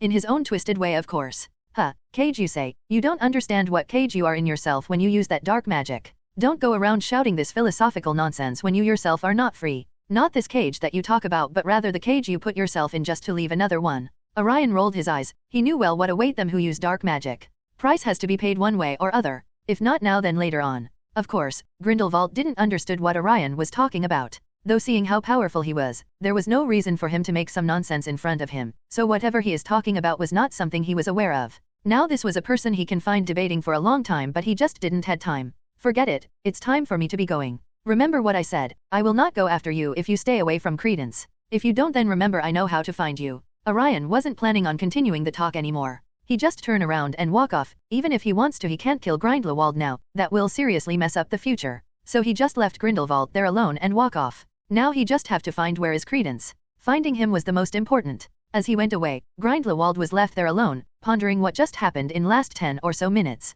Both frustration and anger was boiling inside him however if something like this would stop him then he never had come this far. So he didn't plan to go after Credence anymore for the time being, rather he will take his time. First he has to learn more about this person, John Wick. Though he saw that the man was against him but he didn't deny his idea unlike how others do. This explained that he too see the upcoming end if the wizard kind goes on like this. This gives him some hope. If this man join with him, then there is nothing that can stop him. In their short interaction he knew that the man was stronger than both him and Dumbledore, though only a real right can say who is stronger but he felt that power. That magical power which almost felt like bottomless. If nothing then Grindelwald can say that in just magic alone that man surpasses him and anyone he knows. Nice meeting you John Wick. Next time let's make it a proper talk. He smiled and for the time being retreated. Now interested in Orion and wanting to learn what this man really wanted. Orion after dealing with Grindelwald, he went to find Credence. Opening his law of presence he noticed that right now Credence was back to his human form, and lying low. He only made sure that Credence was safe, that he moved to the next big matter. This was of course, the fact that a ton of people saw a magical ghost destroying the entire city and many lunatics waving wands, which was weird but fine, until every time they waved their wands, the light came out of those wands and something magical happened. All in all it wasn't looking very good for the so-called magical secrecy. He went to the place where he found the highest concentration of magic in the city currently. Knowing that Newt this time didn't have his magical briefcase anymore, there wouldn't be any magical bird which could bring down rain by just flapping its wings. So, ultimately it fell on him to make sure this 1000-year-old hide-and-seek game doesn't end here. The horrors of the Magical Congress of the United States of America, MACUSA, gather in one place as they finally couldn't find that Obscurious anywhere anymore. Finding that beast was important but more than that, what was now essential was to hide the presence of the magical world from the Muggles. President Serafina Pickery was also present there, her face stern and eyes piercing. She was not pleased. Report, she ordered sharply. One of the senior Aurors stepped forward. Madam President, the Obscurus that caused the destruction in the city, we weren't able to contain it. It's far more powerful than we anticipated, and now it's nowhere to be found, we lost him. And unfortunately, many non-magicals saw the event. President Pickery's face tightened. How many? The Auror hesitated before replying. Enough to cause a widespread panic. People are already talking, and there's no way to cover it all with the current manpower we have right now, not until tomorrow morning when the news about this will be on every Muggle paper. Another Auror chimed in. We tried to keep it contained, but the Obscurus moved too fast. It caused severe damage to the streets, and people saw the buildings collapse and explode right before their eyes. Is the creature still at large? Pickery asked, her voice strained. No, Madam President. It vanished before we could capture it, but it could reappear at any time, an Auror replied nervously. Meaning even if we somehow contain this mess, it can happen again. President mutters with clean frustration rising inside her. This might be the first time that she was feeling this helpless, magic or not, life always throws curveballs at us. President Pickery rubbed her temples, the weight of the situation clearly bearing down on her. This is a disaster. The magical world is dangerously close to exposure, and here we are, can't come up with a single solution. Is there nothing that we can do? She asked all the Aurors around her but no response. There was indeed nothing that they could do now. An Auror spoke up cautiously. We could try obliviation, but with the number of witnesses, it's going to take time, and some memories may already be impossible to remove. Almost the entire city has seen the rampage of the monster or the Aurors using magic. There was no way for them to erase the memories of an entire city with such small manpower to work with. Not to mention not every Auror can erase memories. That spell needs skill, not many can master it. Pickery sighed heavily. Found no way, she could only order what the Aurors could do right now. Though it will not cover the entire destruction of the city, that was the only option they had right now, just as she was about to order others to do whatever they could to lessen the damage. A sharp voice cut through the silence, making everyone look in that direction. Forget about it, I will handle the situation this time. A man with a wand in his hand marched towards them with an annoyed face. He was wearing a well-tailored black suit and was looking quite handsome. This was, of course, Orion in his John Wick get-up. Who are you? One Auror asked, seeing the man with the wand in his hand. At least they knew that he wasn't a Muggle, but this also put everyone on guard. Having his wand in his hand, especially for a stranger wizard, wasn't a good sign right now. Orion didn't directly answer. He first looked up to the man who just arrived as he did. Percival Graves, or Grindelwald to be exact. While Orion came here first, he waited to see the situation, and that was when he came in. Orion waited because he wanted to see whether they could handle the situation by themselves or not. If possible, then he rather not take action at all. Unfortunately for him, they can't, and he has to play the part of the hero saving the day. Sigh. I am John Wick. But nowadays people around this area call me the Baba Yaga. Orion replied with a calm tone. Wait, it is you who have been hunting down the vampires and those dark wizards for some time. An Auror immediately notices him. Though he himself wasn't that much famous officially, in the underground market he has earned a name for himself in the past few months. This was especially because of his relentless hunting for any clue which could help him find Eric. Seeing the man not denying, they knew that he got the right man. Who is he? The president of course didn't know him. After all, he wasn't a criminal or anything, more like just famous in the magical version of the underworld. He is a famous hunter in the underworld. Just recently he has become famous. One of the Aurors said, whispering in her ear. Nodding, she quickly discovered the man wasn't particular about a friend or a foe as of now. She determined to maintain a neutral stand against him for the time being. What do you want? Here, she asked, not wanting to dwell too much with this hunter. Just as I said, I am here to help out with the current situation. Orion rolled his eyes and then his wand lit up, putting everyone on defense, but that was only for a second before they felt the powerful magic wash over him. Now it wasn't more like defense but more about fear. Even Grindelwald's eye shrank. This power was several higher than what the man used against him a little while ago. The magical power, when high enough and dense enough, could radiate heat waves and fluctuation in the very space itself. That was exactly what was happening right now. Reparo Maxima. Orion waved his wand and then pointed towards the direction where most of the damage was done by the Obscurious. And at this, everyone's eyes were wide as saucers. A visible wave of magic like a force field was spread across its city, who Orion was the center of it. And then the entire pace started to repair, like the entire city was rolling back in time. Impossible. This much magical power? Who are you? Strangely, when almost everyone was just too stunned to even ask any question, seeing how a single wizard was capable of repairing the entirety of the city. It was Grindelwald of all people who asked even. Orion raises his eyebrow, like asking, you are the one to talk, old man. Power. That was the only thought roaming in the minds of those who saw what happened in front of them. The power that could bypass any rule, wisdom, or reasoning. That was what they were looking at right now. All the Aurors and the president even saw the entire city fixing itself by just a simple command of this young wizard who shouldn't even be in his 30s. Nothing but awe was seen in their faces, awe and fear for what this unknown wizard was capable of. Grindelwald was also pretty similar, though he was far better than others, but the disbelief on his face was also visible. Who are you? President asked once again, though this time the question wasn't as casual and commanding as the last time. This time there was something unknown mixed in her tone. Uncertainty, anxiety, fear, only she knows. As the city was fixing itself now, Orion removed his attention after making sure his spell was working flawlessly. Turning back to the woman who had a pretty strange hairstyle, though it could be normal for this time, who knows, human behaviors and styles have changed with ages gone. John Wick. Didn't you hear me the first time? Orion raised his eyebrow and replied rudely. He wasn't gonna act like he saw respect for this woman just because she held some kind of important position. He was pretty much the same with his teachers and Dumbledore, so why the fuck he go around and act like he cares about social etiquette suddenly? Though a little angry by his rude behavior, Serafina Pickery remained calm, the kind of calm one has when they see someone who can crush them with just one word. May I ask Mr. Wick why you are here? She asked with a respectable tone. I was planning to shoot a movie here, title will be Fantastic Beast and How Much They Destroy. No one could say shit when he said that, not sure whether to be offended at this or feel like the movie might be really good. Better than if someone made how to find them.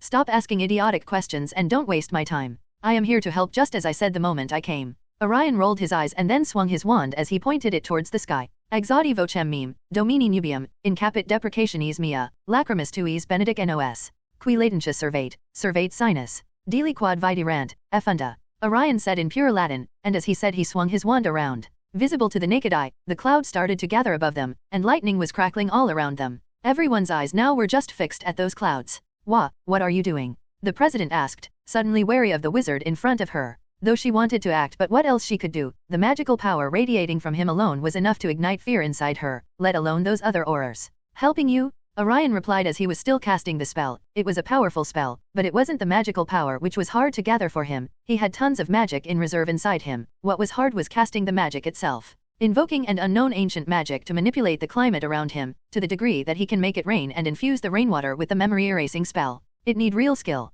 It was hard even someone like Orion. He even doubted he could do this spell anymore if he didn't have the wand with him. Maybe I should use a focus ring for myself. Orion wondered, but immediately discarded the idea. If he relied on that ring or the wand in his hand much then he would never gain his earlier controls which he had before going to the Fate world. That kind of control, he built it up after years of training under Merlin. Slowly the rain started to pour and everyone was able to sense the magic infusing raindrops hitting them, slowly erasing the memories of whatever happened tonight. At least for those muggles. There you go, as long as those nomage, a term for muggles in America, people come under the rain, they will forget whatever has happened tonight. Orion said as rain started to pour over the entire city. Did they believe it? Of course, they do. What there is not to believe, a wizard who can make rain with just a few words, why wouldn't they believe it? Even if they don't they have to in front of the man who could eradicate them with just one thought. May I ask what His Excellency wanted from us? The president was the first one to regain her composure. Now wasn't the time to be lost in a daze. She needed to know what the wizard in front of her wanted, who he really was, and what was his real identity. There was no way that he was only a hunter.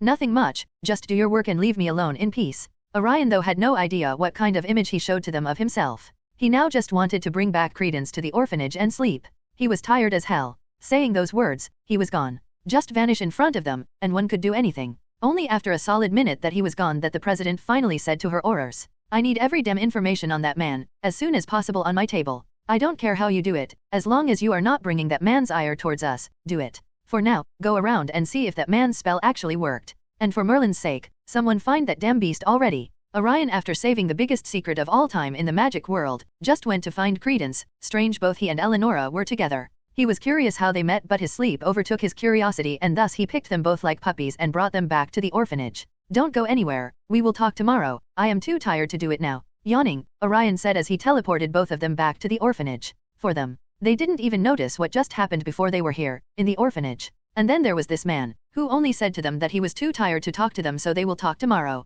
Is that even supposed to make any sense? Apparently no, but Orion can't help it. After learning what kind of backslash he can go through when he doesn't get at least minimum sleep, he was extremely cautious about his sleep cycle to the point that he was ready to let the city burn if that means that he can't catch up with his sleep. With that much said, Orion was gone, vanishing again, leaving them alone in the orphanage with nothing but doubts and confusion at just what happened. Eleonora wanted to ask about her briefcase but Orion was so fast to bring them here and then go away that she didn't get the chance to do so. Credence on the other hand was even more surprised. The man who recently became one of his only friends turned out to be a wizard. He now no longer even knows what to think about. The next morning, Orion was sitting in front of a group of people, some of who wanted to ask questions to him, while some he sought answers from. I understand Credence and Eleonora, but why you all are here? Orion asked with a troubled face. All his irritation and mood swings were gone after a good night's rest. Even he sometimes doesn't realize that he slightly changes his personality when sleep takes over his general reasoning. Eleonora asked us to come here. I presume you are the John Wick we were looking for. An American woman said. She had short hair and a fair face. She was in her 20s. Orion knew her. She was Tina Goldstein. So you two know each other. Orion turned to Eleonora, asking whether what he said was true. I was wrong. That wasn't my briefcase. Please give my briefcase back to me. But Eleonora was just singing the same tune from earlier. Sighing, he turned to the other uninvited guest. Though this one was at least someone who he wanted to meet. Newt Scamander, nice to meet you. I am a fan. Orion extended his hand to Newt, which he naturally shook, ignoring the exclamation from Eleonora as he ignored her. Mr. Wick, Eleonora here told, you claim that briefcase to be yours but... Newt was saying, but Orion cut him off midway. I am aware, and no, I never said that briefcase was mine. I said that briefcase wasn't hers. There is a difference. Orion immediately clarified. Knowing what Newt was worried about, Orion decided to clear that misunderstanding first. Hearing this, Newt clearly felt relief. Then why do you want the briefcase? Eleonora asked, with confusion mixed in her tone. It's a long story, let's come back to that before we address to the last two uninvited guesses I have. Orion said as he turned to a woman and man sitting in front of him. Oh, don't mind me, I am here for the joy of it. Was a white-haired old man who just recently Orion realized wasn't as old as he previously thought. Do you really think you can just come here and the Aurors won't do anything? For all the crimes you have committed, you are under arrest, Grindelwald, said another woman who was there. My, Madam President, I honestly wasn't expecting you of all people here. It's a pressure. Grindelwald smiled and bowed. Enough, if you want to quarrel then go outside. Hell, do whatever you want to do outside. Not here. And now start talking. Why the hell the president of the American Ministry of Magic and one of the worst criminals of the magical world and a Dark Lord is here? Orion snapped. When he woke up, he was feeling fresh. A good night's sleep does that to anyone. Now he just wanted to be done with Credence and all the shit regarding those darn suitcases, but no. Life threw another curveball at him. Mr. Wick, I must ask this of you. What relation you have with this man here? Madam President called out before he was even done talking. He doesn't usually like people intruding when he is talking. Strange, because he does that all the time to others. Sighing, he was about to answer seriously before the said man opens his silver tongue once again. John is a dear friend of mine. We just met yesterday. Orion deadpan. Grindelwald just shrugged. What can I say? Men, friendship is simple like that. Orion was speechless about how shameless this guy was, but he ignored it for the time being. Anything else? He just turned to the older woman and asked. I am here to show my gratitude from the... Yeah, thank you, meaning you have nothing important to say besides that highly political nonsense. Gratitude accept. Orion just waved her off. Why you are here? He turned back to Grindelwald, though his tone was a little more serious when dealing with him. For civil conversation, just as we decided last night, Grindelwald replied almost readily with a charming smile, making Orion further irritated. Orion wasn't a fool, he knew what this old man was doing, and he wanted to bring him into his little scheme. Orion wasn't the only one, the president could also see it, and knowing what kind of horrors could come if the overly powerful yet rude wizard ended up joining Grindelwald fraction, she just couldn't let that happen. Thus there is no way she is going anywhere. Troublesome. Orion sighed. Orion had a feeling that if he didn't clearly state his side right now, then they would keep on harassing him. Especially this old man here. Even if he doesn't come here personally to distrust him, others will come looking for his help when Grindelwald start making trouble. The same thing happened with Dumbledore. He's not gonna make the same mistake as he did. Now listen you two, I'll only say this once so you better hear it now. I will not take any sides in whatever you're thinking. You save the world or burn it, I have nothing to do with it. Don't try to drag me into the politics of the world. Whether it is for good or bad. I will not work with or against any of you, so give up on any thoughts you have about getting my help or bringing me into your schemes. Orion said. He was loud and clear to both, especially Grindelwald, who was surely planning something, even not for the greater good. After some time he asked, to which Orion almost immediately replied, there doesn't exist anything like greater good, only lesser evil. Orion replied while keeping his blue almost glowing eyes on Grindelwald, making sure that he was making himself clear here to both of them. After he said this, there was silence in the room, no one talked about anything. Even Orion didn't realize that he was using the devil's tongue after quite a long time to make sure this message got across. Besides Grindelwald, almost everyone was frozen due to how powerful his presence was right now. Grindelwald too was stiff, even those last words were a struggle to say. The pressure Orion was putting on them was too much. Then why help us yesterday? But the Madam President was not done, thought the mortal danger was screaming at her to stay shut and put as much distance from the man in front of her as possible. But she asked nonetheless. Maybe it was her duty that pushed her, or maybe she had shitty survival instincts. Orion didn't directly answer, he rather looked her in the eyes for a second before sighing. The ob's curious. As you already know if you have researched that it's actually a magical child. I don't want it to be harm. That's why I took action. Orion signed and slightly glanced at Credence, but that was only for a second. Wait, you know who is the beast? Madam President didn't seem to know how to be subtle though, as she said. There was a clear reaction from Credence, but as everyone was focused on the ongoing drama between some of the most famous and powerful people currently there, they just missed the flinch from Credence. Grindelwald, Orion, and Eleonora though catch that but didn't say anything. Credence also held himself back. He didn't even realize Grindelwald as he was right now in his real form and not as Percival Graves. Yes, I know the child. I will take full responsibility for what happened last night and thus I help out.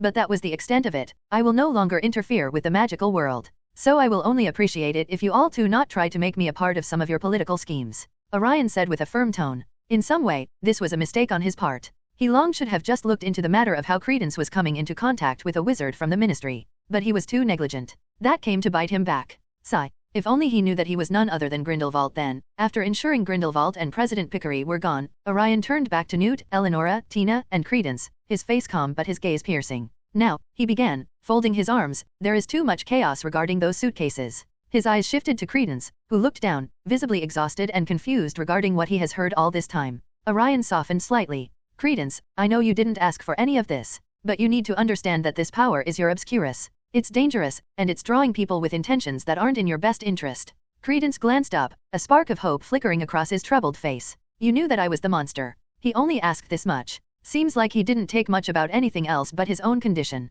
Sigh, that honestly is a long story. Do you want to hear it now? Orion had a headache. It was already very messy when it came to this man's magical power and background. It don't help the fact that they both share the same name now. Yes. Credence almost immediately replied. His answer was firm and on point. It was clear that he wanted to know about his history and his family. Okay. Orion nodded, his expression softening as he saw the lost look in the young man's eyes finally lit up with hope.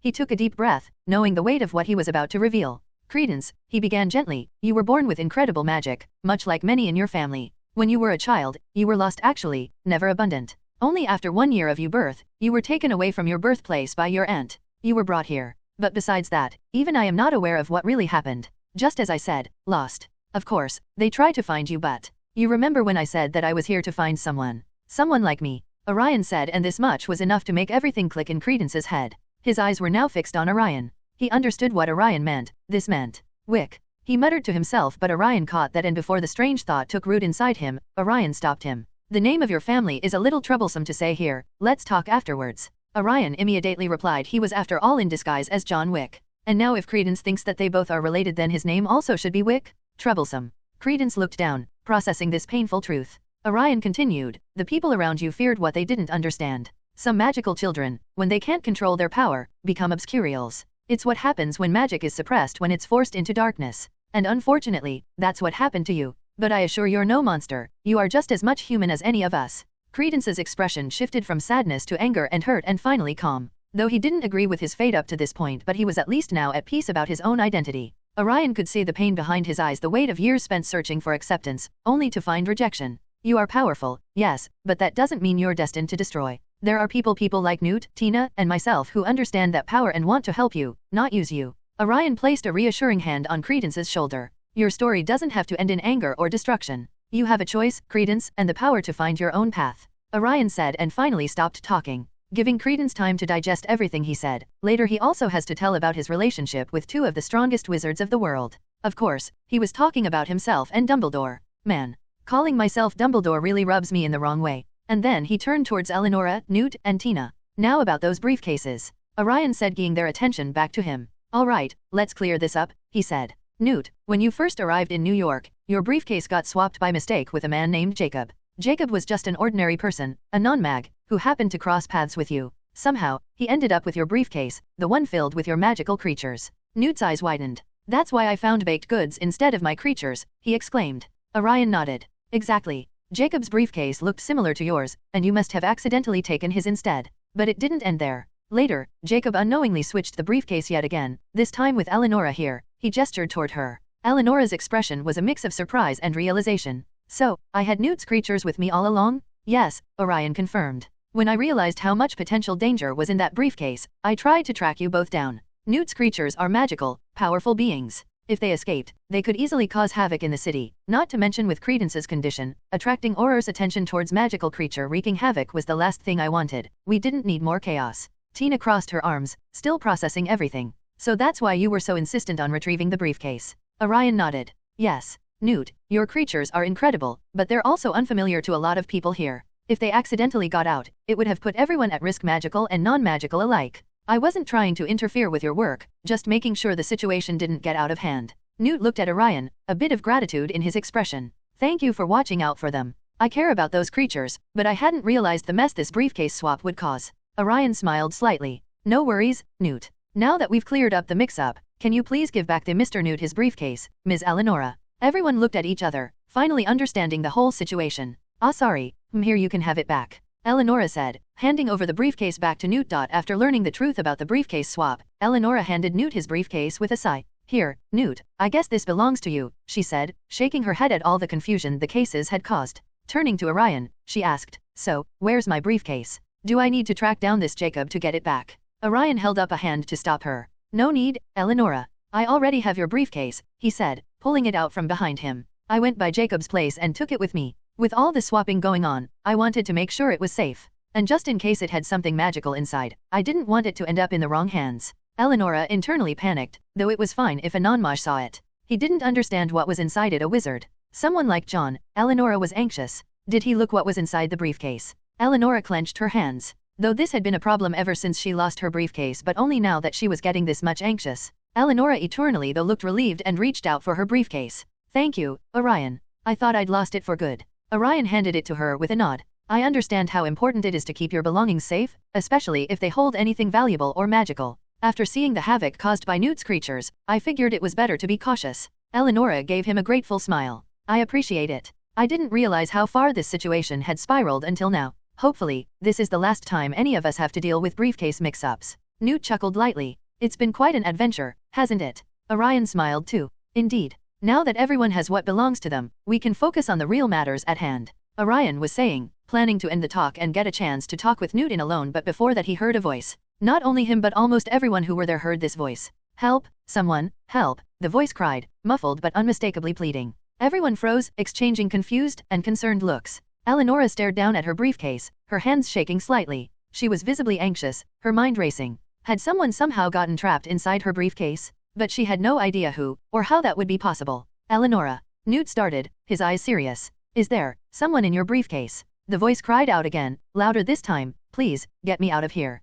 People nearby began to give Eleonora strange, suspicious looks. It was clear they thought she might be hiding someone inside her magical case. Tina, also looking concerned, asked, Eleonora, if someone's in there, we have to get them out. Eleonora's face flushed with embarrassment and worry. She had no idea who could be in there. She hadn't put anyone inside, and her case was supposed to be safe and secure. But the urgency in the voice left her no choice. If only I had strong magic, then I could have put some privacy enchantments on it. Never she felt the helplessness of having so weak magic more than today. Eleonora, Orion said firmly, stepping in. Explain this. Is someone trapped in your briefcase? Eleonora shook her head, clearly as bewildered as everyone else. I don't know. I haven't put anyone in here, I swear. The voice cried out again, now desperate. Any more? Can anyone hear me? Seeing that there was no other choice, and with everyone staring expectantly, Eleonora took a deep breath, her hand hovering uncertainly over the case latch. She glanced up at Orion, Newt, and the others, her voice barely a whisper. All right. I'll open it. She unlocked the briefcase with a click and slowly lifted the lid. The group held their breath, peering inside as she carefully opened it. At first, it looked empty, but then, from the depths of the briefcase, a small figure began to emerge, blinking at the sudden light. It was Jacob. His eyes were wide with relief, and he scrambled to the edge, breathing hard. Thank goodness, I thought I'd be stuck in there forever. The entire group stared at him, dumbfounded. Newt looked like he was suppressing laughter, while Tina raised an eyebrow, clearly surprised. Jacob. Orion managed, still processing. How did you get in? Orion was saying, but as he was saying he remembered that he didn't saw Jacob back then when he get this briefcase. Jacob shook his head, still a bit dazed. I don't know. I just opened it, thought I'd stored some of my baking in there, and suddenly, whoosh, I was falling into this magic manor, brooms flying around, talking paintings. I didn't know what was going on. Clearly, the man was babbling at this point. Orion crossed his arms, an embarrassed smile breaking through his usually stoic expression. This the muggle I talked about. Apparently it seems like he got stuck inside before I went there to get the briefcase back. So you are saying this man was inside there ever since yesterday? Newt asked. Tina shook her head in disbelief, a smirk tugging at her lips. What a simple briefcase swap could do. Jacob finally looked around, realizing he was outside again and with all these unfamiliar faces. I thought I was lost in some magical mansion forever. He exclaimed, scratching his head. Looking very confused, but Orion didn't let that continue. He waved his hands, calm the man down. What you do? Tina was alarmed, suddenly realizing just what kind of man she was sitting in front of. He was nothing less than a Dark Lord. Maybe worst. Nothing. Just calm him down for the time being. Orion shook his head and let Jacob sit and relax for the time being. Orion looked back at Eleonora. He was now interested in knowing what was inside that briefcase. A magical manor, he said. Orion wondered. His curiosity was getting strong to see what's inside, but seeing how the woman was protecting the briefcase, it was something important to her, so he didn't express what he was thinking. After everyone calmed down from the surprise of Jacob's sudden appearance, Orion turned to Newt. There was a seriousness in his expression that made Newt realize this was no ordinary conversation. Orion had questions, and Newt could tell that it was about something more than just magical creatures. Of course, he wasn't planning on talking in front of everyone, so he bring him away just in case. Newt, Orion began, I need your help with something important. I'm searching for a vampire named Eric. He's hidden from everyone, even vampires. He's been moving quietly around both the magical and non-magical communities.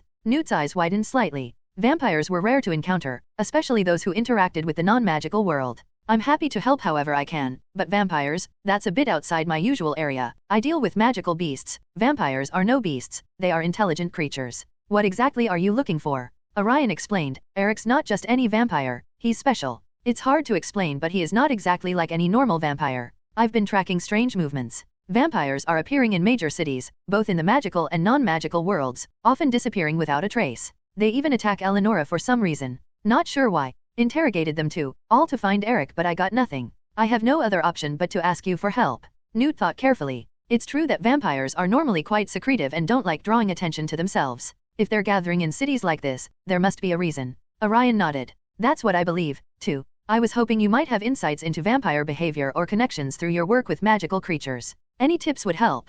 Newt smiled a little, feeling a bit out of his element but eager to assist. Well, I've mostly studied magical beasts, but I do know that vampires are usually loyal to their own. They tend to stay within established clans or territories, and it's uncommon for them to step outside those boundaries unless there's something significant pushing them. Something significant, huh? Are you telling that those bloodsuckers who chase half of my life by now are usually peace-loving creatures? Orion thought with exasperation. But then suddenly he remembers. They were also after Eleonora. Why? What significant thing draws them to her? Orion listened intently, absorbing every detail. That's helpful. If Eric's left his clan, it might mean there's something bigger thing happening among the vampires. Or perhaps they're under orders from someone even higher up. Newt considered this for a moment. They're prideful, and they don't trust outsiders easily. You might have better luck if you approach through someone who's already familiar to him. You are late, buddy. I just bargained with them yesterday. Hard. Orion pursed his lips and tried not to change his face much in front of Newt. Orion nodded. Good point. I'll be careful. I've dealt with vampires before, but this Eric, forget it. Orion just shook his head and stopped talking. There was no point. That bastard, how hard it would have been to give him an address. Why, I get all the annoying hard to deal with old men's. Newt placed a reassuring hand on Orion's shoulder. Whatever you need, I'll do my best to help. I'll check through my contacts as well. I have a few acquaintances who study vampires and their lore. They might know more about this Eric. Orion looked grateful. Thank you, Newt. I know this isn't your usual work, but your knowledge of creatures and understanding of magical communities could be invaluable here. Newt smiled warmly. I've always believed that creatures, no matter how dangerous they seem, are often misunderstood. If there's anything I can do to help you understand what the vampires are doing, I'm here for it. They exchanged a firm nod, a mutual understanding passing between them. After his conversation with Newt, Orion knew it was time to finally speak to Credence. He found Credence in a quiet corner, looking uncertain and lost in thought. Orion took a deep breath, aware that this discussion would change everything for the young man. Credence, Orion began softly, his voice filled with a calm that instantly caught Credence's attention. Let's talk about what I promised to you earlier. Credence looked up, his eyes filled with both hope and fear. Orion's words struck a chord, and he listened intently, wondering what secrets were about to be revealed. Have you ever heard of Albus Dumbledore? Orion asked. Credence shook his head. The name was unfamiliar to him, though he did come under contact with Grindelwald, but he never truly teach Credence anything. Dumbledore is one of the most powerful wizards of our time, a British wizard. And he's connected to your family, Orion explained. You see, Credence, you're not alone in this world. You're the son of Albus's brother. Your father is also Dumbledore. Credence's eyes widened as he took in the information, shock and confusion fighting for dominance on his face. However, the fact that he was related to a powerful person itself didn't matter that much to him. But the fact that his lineage went back to Britain was surprising. He at least believed that he was at least American. He had always believed he was abandoned and unwanted, but now, hearing Orion speak, he finally knew what his real name was, where he come from. Many people could take this for granted, but not Credence. For a man who never knew his real name all his life, was a big deal. Orion knew because he kind of fall into the same category. I personally don't know much about the Dumbledore family, although Albus Dumbledore is pretty famous, but not much is known about his personal life. If you want to know what really happened in the past, then you have to find Albus Dumbledore and his brother, or your father yourself. That is the only way to get the answers to your questions. Orion said with a sigh. All he knew was from how much he remembered from the movie or what he had learned by living in this world for more than 20+ years. Credence's expression softened slightly, the pieces beginning to fit together. He took a shaky breath, his hands clenching as he tried to process this overwhelming truth. What about you? You said you are also related to me, he asked, his voice wavering. Orion paused, then finally answered, well, maybe this is the time for me to come clean. With that, Orion raised his hands, removing the disguise he'd worn so carefully. The sharp features, the dark eyes of John Wick, faded away, revealing Orion's true self, a boy who looked both gentle and strong, with a trace of something familiar in his gaze. Credence stared, astonished. The man turned into a boy younger than him, who had been guiding him and protecting him, was now showing his true face, was even younger than him. He was speechless, uncertain of what to say. "I'm Orion A. Dumbledore," he said, his voice steady and sincere. "I've been watching over you, trying to protect you from those who would misuse your powers. I understand what it feels like to be lost, but you have a family, a real family. They may be distant now, but they would welcome you." Credence's eyes filled with tears, his mind racing with questions. Can I meet them?" he finally managed to ask, his voice raw with emotion. "Can I meet my father, or Dumbledore?" Orion placed a reassuring hand on Credence's shoulder. "Meeting Dumbledore, huh? Honestly, I don't want to, but if you wish them, I will help. All it will take is opening a portal." Credence didn't understand what Orion meant by he didn't want to meet Dumbledore, but nodded nonetheless. Orion smiled. "When you're ready, Credence, we'll go together. Let's go. Now." "Yeah. Fine." Orion gumbled and then motioned to open a portal, but before that Credence stopped him. One more question. You said Dumbledore is strong?" Credence asked with a little hesitation. "Yeah, he is." Orion just replied nonchalantly. "Even stronger than you. If a fight broke out, will you lose?" That pause Orion, for a second he didn't say anything. But the ha ha ha ha. "Nah, I'll whine." Orion took a deep breath as he prepared to bring Credence to a place that he hadn't planned to visit for a long time, Hogwarts. After everything Credence had been through, it was time for him to meet his family, to find the belonging he'd always wanted. It wasn't just out of the goodness of his heart either. Right now Credence needed someone who could look after him, and give him the family love that he deserved. Orion once made the mistake of leaving him alone and he almost tore about New York. Not gonna let that repeat itself. Orion knew, however, that this visit could change the course of many lives and how the future might turn out, so he put his John Wick disguise back on. He couldn't afford for Dumbledore to know his true identity. With a sweep of his hand, Orion opened a shimmering portal. He turned to Credence and gave him a nod. "Ready." For a few seconds he was just stunned seeing the portal connecting two different countries with amazement. Credence looked nervous, his fingers clenched as he took a step forward. "I think so," he murmured, glancing at the portal with wide eyes. He took a deep breath and followed Orion through it. On the other side, they found themselves just outside the vast grounds of Hogwarts. The castle loomed over them, its towers and turrets reaching into the misty sky, lights twinkling from its many windows. Credence stared up at it in awe, his mouth slightly open. This is Hogwarts," he whispered. Orion, knowing the feeling, smiled and nodded. "Yes. It's where Dumbledore teaches and where many great wizards have trained. It's also a place where you can feel safe." Orion placed a reassuring hand on Credence's shoulder. "Let's go." They walked through the castle gates, moving quietly across the grounds. Orion kept a steady pace, glancing around to ensure they weren't drawing too much attention. Unfortunately, the moment they entered the Hogwarts ground, they attracted attention almost immediately. After all, this place is a rig with all sorts of wards. They only were able to enter because Orion bypassed the wards. Though this gave him the entry, this also attracts attention towards them. As they entered Hogwarts, Credence couldn't help but marvel at the castle's grandeur, the moving staircases, the enchanted portraits, and the flickering candlelight illuminating the stone corridors. Orion saw many students and he couldn't help but smile at how lively it looked. He honestly can't remember the last time he behaved like this student when he was learning in Hogwarts. After a few turns, they finally reached Dumbledore's office. Orion rapped gently on the door. After a pause, a familiar voice invited them in.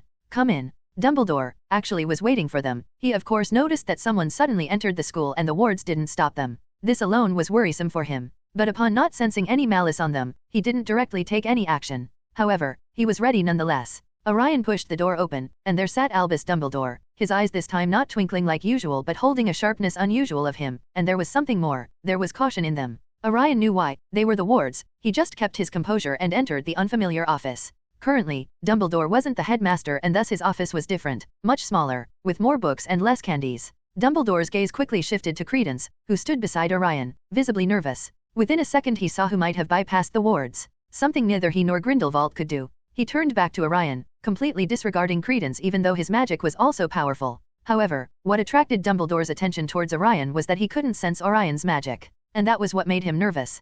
"Professor Dumbledore," Orion said respectfully, giving a slight nod. "This is Credence. There's something he'd like to share with you." Dumbledore's eyebrows rose slightly. "Wasn't you supposed to introduce yourself first?" Dumbledore thought but didn't say anything and he gestured for Credence to take a seat. Credence hesitated but eventually sat, still glancing nervously at Orion, who gave him an encouraging nod. Gathering his courage, Credence looked directly at Dumbledore. I don't know how to say this," he stammered, his voice barely a whisper, "but I was told that I'm a Dumbledore." Dumbledore actually took some time to even process what he just heard and then he just blinked his eyes as he leaned back in his chair, studying Credence with a thoughtful expression. "I see," he murmured. Not even sure what else he is supposed to say. He wasn't expecting many things, like someone blackmailing him or threatening him or even having an offer for him, but this? He looked down, considering his words carefully before continuing. So, you were told this? Credence nodded, glancing quickly at Orion, who gave him a reassuring nod to go on. Oreo. Apologies, I completely forgot to introduce myself. I am John Wick and this here is Credence Barebones. Orion quickly stopped Credence from saying his real name. Maybe he shouldn't have told about his real identity to Credence just yet. John here, he told me. He said my father was your brother. The last words came out as a near whisper, but they held a powerful weight. Dumbledore hearing this looked back at John first, not sure what he was thinking. At first he just wanted to ask John why he thinks so, but seeing the child looking at him nervously he refrained himself. He has to talk with this John Wick alone later, but right now, he rather deal with the matter at hands. Dumbledore closed his eyes for a moment, as if gathering his thoughts. When he opened them again, his gaze was filled with a warmth that Credence hadn't expected. He was still very good at handling kids, even now. If that is true, Credence, then we have to find my brother and ask him. Family, in the wizarding world or any world, is something very precious. A small, hopeful smile appeared on Credence's face, as if a weight he'd carried his entire life had just lifted. Dumbledore turned his gaze to Orion, instantly the warmth fading away. It felt like his blue eyes were glaring at him like he was just about to throw a killing curse at him. Orion didn't care. He shamefully ignored the old greaser. Dumbledore stood up, gesturing towards the door. Come. It just happens to be that I have my day off today. Let's go and meet my brother, Aberforth. Dumbledore took a deep breath as he led both Orion and Credence through the winding paths of Hogsmeade, guiding them toward a modest building tucked away at the edge of the village. Aberforth Dumbledore's pub, the Hog's Head, was quieter than usual, its dimly lit windows casting only a faint glow in the evening light. Orion glanced at Credence as they walked, offering a reassuring nod. Credence looked tense, his hands clenching and unclenching as they neared the door. This meeting was bound to bring up complicated emotions, but Orion hoped it would finally bring Credence a sense of belonging and family. Dumbledore knocked gently on the wooden door, and after a pause, Aberforth opened it. He looked surprised to see his brother, then even more taken aback by the unfamiliar faces. Albus, he greeted, a wary look in his eyes. His gaze shifted to both Credence and Orion, narrowing as if trying to place him. And who might these two be? Dumbledore smiled softly. Aberforth, there's something important we need to discuss. This young man here claimed to be your son. The words were spoken gently but with a firmness that didn't leave room for doubt. Aberforth's face went blank with shock. He took a step back, looking at Credence, who was nervously shifting his weight from one foot to the other. What in Merlin's name you talking about? You are high or something? My son, he repeated, his voice rough with disbelief. I don't have a son. But as Aberforth's eyes locked with Credence's, a glimmer of recognition started to spark in his mind. He studied Credence's face, the resemblance, the familiar eyes. Memories from long ago resurfaced, memories of a difficult past and a love that had slipped away. Orion on the side put his hand on Credence's shoulder, trying to keep his emotions at bay. It would be troublesome if he turned into obcurious here. Yes. Aberforth murmured, his voice softening. You are Amelia's son. His voice wavered, and for a moment, a deep sadness crossed his face. Amelia? Why I have a urge to call FBI suddenly. You have the same eyes as hers. Credence looked up, his eyes filled with both wonder and uncertainty. So, it's true, he asked, his voice quiet. I'm really your son. Even Dumbledore at this was taken aback. Earlier he thought that this John Wick was manipulating that child's emotion for some reasons. But it turned out that it was his own brother who turned out to be a bastard. Aberforth gave a slow nod, struggling to find words. You are. I never thought I'd see you again. There was a long silence as the two of them took in the weight of the moment. Orion and Dumbledore watched quietly, allowing them the space to process this revelation. After a few more moments, Dumbledore gently cleared his throat. Perhaps, he said softly, Mr. Wick and I should step outside and give you both some time to talk. Aberforth glanced at his brother, giving him a subtle nod of gratitude. Yes, I'd like that. Orion placed a comforting hand on Credence's shoulder before stepping away with Dumbledore. As they walked outside into the cool evening air, Orion noticed Dumbledore's reflective gaze, the familiar twinkle in his eye now laced with a hint of sadness. No longer hostile, so much like you. Orion internally rolled his eyes. You have my gratitude, Mr. Wick, Dumbledore said quietly once they were outside, for helping bring him back to Aberforth. He deserves a chance to know his family. Orion gave a small nod. Don't be too happy so soon. Things are not as simple as things they are. Dumbledore's eyes narrowed again, and he turned his gaze toward the distant mountains. Family has always been complicated for us. I spent so long hiding secrets, trying to protect those I loved. Sometimes, I wonder if I made the right choices. And you are telling me because. Orion sighed. He was just too used to the nonsense from this old man that he just now wanted author to put a skip button right next to the screen if possible. I am telling this because I want to express how important this is to us. You have done us a great favor. I see. Well, done yourself a favor and listen to what I have to say now, please. It's not like I bring him here out of a whim. Orion cut down to the chase. Dumbledore blinked, hardly used to this kind of rude and straightforward way of talking, but seeing how the man was getting annoyed he just nodded. Credence has been living with Muggles since he was a child. Do you understand what that means? Orion asked as he looked back the room where Credence was. Many thoughts ran inside Dumbledore's mind. From childhood trauma to a completely different upbringing. But this naive and cute thought were shattered the next time the man opened his mouth. Obscurious. Almost made Dumbledore's heart stop beating. A very bad feeling rise inside him. I believed I don't have to explain what an obscurious is to you, right? Orion asked, and Dumbledore to this only slowly nodded. He is one, a very strong one. Worst is that Grindelwald was after him. Almost got him. Orion wasn't letting Dumbledore to absorb all the information before dropping another bomb at him. Now Dumbledore was frowning, not sure what was going on inside his head. Orion kept on going. He need a home, somewhere where he can get family love. I am telling you this because I want you to be prepared. Whether it is how dangerous he could be or how much longer he could be with you, Orion said, indicating what Dumbledore feared the most. Not Grindelwald, not Credence turning into a Obscurious, no, but Credence don't have long to live. Sadness spread across his face. I understand. Dumbledore nodded. Orion wanted to say that he might have a way to save Credence, but he didn't. Not until he himself was sure he could save the boy. After leaving Credence with Albus and Aberforth in the comfort of their family reunion, Orion quietly slipped away from Hogwarts and made his way back to America. Of course, Dumbledore didn't let him out that easily, wanting to ask many questions he had, but Orion being a master of the law of space, there is nobody to stop him when he wants to go. His mission to uncover the whereabouts of Eric, a vampire tied to his own past, future, whatever, was far from over. For months, he'd been following traces of Eric, and it had taken him down a path where he'd met numerous unusual individuals, including Eleonora. Their encounter had been anything but ordinary, as she was being hunted by vampires herself. The pieces didn't quite add up, and he, having no other lead in his hands, finally decided to visit Eleonora regarding this. Once back in New York, Orion tracked down Eleonora's last known location, and after a little searching, he found her at a quiet cafe tucked away in one of the city's alleys. She was seated alone, nursing a cup of tea, and seemed lost in her thoughts. As he approached, her eyes narrowed slightly. Though she'd grown somewhat accustomed to Orion's sudden appearances, she could tell by his expression that this wasn't a casual visit.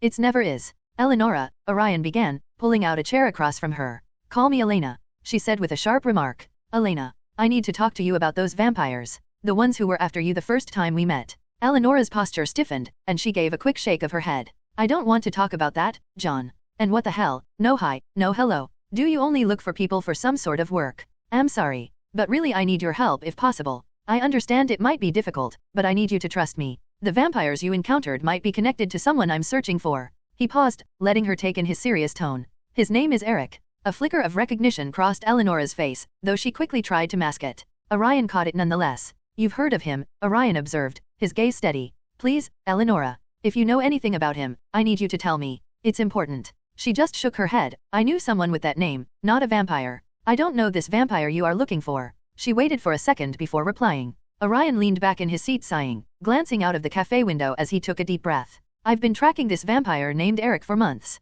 And I mean really tracking him, digging through the darkest alleys, seeking out every lead, hunting for any scrap of information. He looked back at Eleonora with an intensity that spoke of his determination. I've even sought out information dealers, people who know the underground world inside and out. But it's been like chasing a ghost. Eleonora listened quietly, her fingers wrapped around her coffee mug. She had never heard John speak so openly before, and his relentless pursuit of Eric intrigued her. He was usually guarded, someone who kept his motives close to his chest. There was one info dealer I never managed to meet, Orion continued, tapping his fingers thoughtfully on the table. Nora Mandragora. She's got a reputation in the underground as one of the best. If anyone could have helped me locate Eric, it would have been her. But I couldn't even get close to tracking her down. At the mention of Nora Mandragora, Eleonora's eyes widened, but she quickly masked her reaction. Orion was too absorbed in his story to notice. I even stormed a vampire hideout alone once, Orion said, his eyes glinting with the memory. I thought maybe they'd keep records or something that could lead me to Eric, but it was a bust. They were hostile and defensive and didn't give up a single useful lead. I've been closer than most would dare to get to these creatures, but... He trailed off, frustration evident in his voice. Eleonora's gaze softened as she took in the extent of John's search. She could see that he was relentless, that he wouldn't stop until he had the answers he needed. But there was something he didn't know, something which she had a feeling she should tell him, and this was the right time. When he finished speaking, she cleared her throat, looking him straight in the eye. John, she began carefully, there's something I need to tell you. Orion arched an eyebrow, slightly confused by her sudden seriousness. Nora Mandragora, she said, her voice steady. Is me? Orion blinked, a look of pure shock crossing his face. Nanny. What? I mean what? I am Nora Man. I get that, but how? She nodded, a slight smirk tugging at her lips. That's my alias in the underground. I'm Nora Mandragora, the information dealer you've been searching for. The revelation hit Orion like a thunderbolt. You're the one? The elusive info dealer I could never find. Eleonora laughed softly, taking a sip of her coffee. Yes, and I must say, it's been entertaining hearing about how you almost caught up with me a few times. I keep a low profile because it's safer that way. You'd be surprised how many people, magical and non-magical alike, would rather see me gone for what I know. Orion's expression shifted from shock to admiration. Well, you did a good job of staying hidden. A little too good, Orion grumbled. Eleonora leaned forward, her gaze intense. Now that you know who I am, maybe I can help you. I know a lot about the vampire world, and though I kept Tom at a distance, you already know why. I might be able to help you out. Orion's eyes glinted with a newfound hope. If you have any information about Eric, where he is, what he's planning, anything, I need it. Eleonora paused, like thinking something before she replied. Eric, in that case my answer remained the same. I have no idea who you are asking for. I don't know any vampire named Eric. None. None. Fuck. Orion nodded, sighed with dissatisfaction on his face apparent. I see, then I will buy any information you have on things related to vampires. Anything? Eleonora asked with a little surprise on her face. Anything and everything, as long as you know it, just tell the price. You're kinda desperate there, huh? Well fine, I don't mind. Thank you, Elena. Eleonora smirked, shrugging. Just don't expect it for free. Information like this comes at a price, even if it's for a good cause. Orion laughed, a rare sound from him. Haha, don't worry, I got coffers to burn. Ha, never thought I would hear that from you. Suddenly Orion snapped. Looking around he tried to find where that sound came. But seeing that there was no one there, he thought that he was just hallucinating again. You okay? Eleonora asked, confused at suddenly what happened. Yeah, it was nothing. Forget it. Orion left his meeting with Eleonora feeling more hopeful than he had in a long time. With her knowledge of the vampire world, even without anything specific on Eric, he felt like he had a new lead, a deeper understanding of the vampire underworld and its complexities. Though Orion had to say that he never spent money like he did today, every dollar he gave to that woman felt like small needles digging in his heart. After that he was constantly on the move, keeping one ear on any whispers about vampire activities and following up on any rumors of unusual vampire movements. Days blurred into weeks and weeks into months. Orion's search continued with relentless focus. Every potential lead, though, ended up as another dead end, and his frustration grew. Eleonora's information helped him navigate the world of vampires, but there were no traces of Eric, no sightings, no mention, nothing concrete. The vampire's elusiveness gnawed at Orion, pushing him to keep searching, hoping that every new lead would be the one that would finally bring him face to face with the vampire he'd sought for so long. Just when Orion was beginning to feel throw an overcharged hollow purple at the entirety of America, his doorbell rang unexpectedly one afternoon. Of course, after Credence was gone, he didn't stay in the orphanage either. He rented a house later on. He hadn't been expecting anyone, so he was surprised when he opened the door and found Eleonora standing there, a slight smile on her face. Well, look who it is, Orion greeted, crossing his arms with a grin. What brings the great Nora Mandragora to my doorstep? Couldn't you have just sent me a message if you had intel on my ever-stretching goal of finding that bastard vampire? Elena laughed and stepped inside, looking around casually. You know, I something feel pity about this vampire when I wonder what will happen when you will really find him. And sometimes I just like to pop by, you know. Now it's completely on me to prevent another Dark Lord from rising just because he couldn't find a vampire. She looked amused, glancing at him with a glint of mischief in her eyes. Orion chuckled, shaking his head. Sure you do. But something tells me you're not just here to keep me from going to the dark side. So, why suddenly you are here? She paused, her smile fading just a bit, and her expression grew more serious. You're right, actually. There is something I came to tell you, and I didn't think a message would do it justice. Orion tilted his head, curious. All right, spill it. What's going on? Eleonora hesitated, looking almost uncertain, a rare expression on her face. Finally, she took a deep breath and looked him in the eye. I'm getting married. Orion froze, caught off guard by her words. For a moment, he thought he hadn't heard her correctly. Wait, you're getting married? Since when? Orion was completely taken aback by this. Suddenly he remembered that there are still two girls waiting for him back in his time, waiting for his answer. Suddenly, a feeling spread across him, a feeling of lost, that he was losing out on something very important. He was losing out in life itself. A small, sheepish smile appeared on her face as she shrugged. It happened kind of suddenly. Well, you know him, someone who understands my world, my work, my time. Orion heard this and just nodded, not wanting to talk further about someone's love life, but there was something in her words. Something which made him feel that she meant much more than just what he heard. Your time? What that's supposed to mean? Orion felt a strange tightening in his chest. A feeling that he was losing out on life, when it could be so easy to just go back and embrace the happiness he could have. So, who's the lucky guy? Well, she smiled, a little dodgy in her words. Come on, tell it already. Orion had a dark face right now, feeling more frustrated the more he think about it.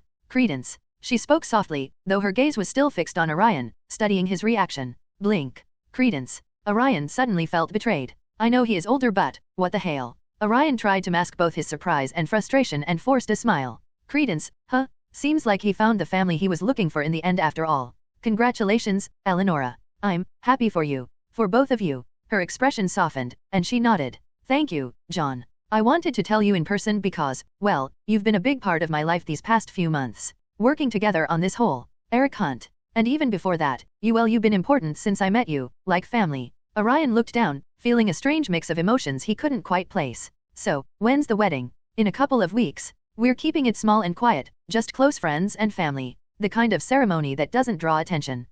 She said, a shy glint back in her eyes. I was wondering if you will attend it from my side, she said with a small voice. Her side. You see, I don't have any family, so, I was wondering if you will. Orion hearing this was frozen in his place. Though he considers himself a good friend of her, but this. Maybe he didn't realize himself in his pursuit of that bloody vampire that how he has formed a bond here, a time where he doesn't belong. Orion managed a bright smile on his face. Consider it done, he replied, though his voice sounded almost distant to his own ears. I'll be glad to do so. Good to know. I'll probably still need your help from time to time. Just, try not to forget about wedding, okay? She smirked, giving him a gentle punch on the shoulder. Asterisk twitch. Brat, just tell me the time and place, I'll be there. Ha ha ha. Ha ha ha ha. For a moment, both laugh, each lost in thought. Orion finally looked up and met her gaze, a soft smile crossing his face. Thanks, Eleonora. You just remind me that there is someone back at home, waiting for me. Just like you, I too have to give a certain someone my answer. Can't give this bloodsucker all my life. She didn't understood all, but she saw a bright smile on John's face, a smile which she understood.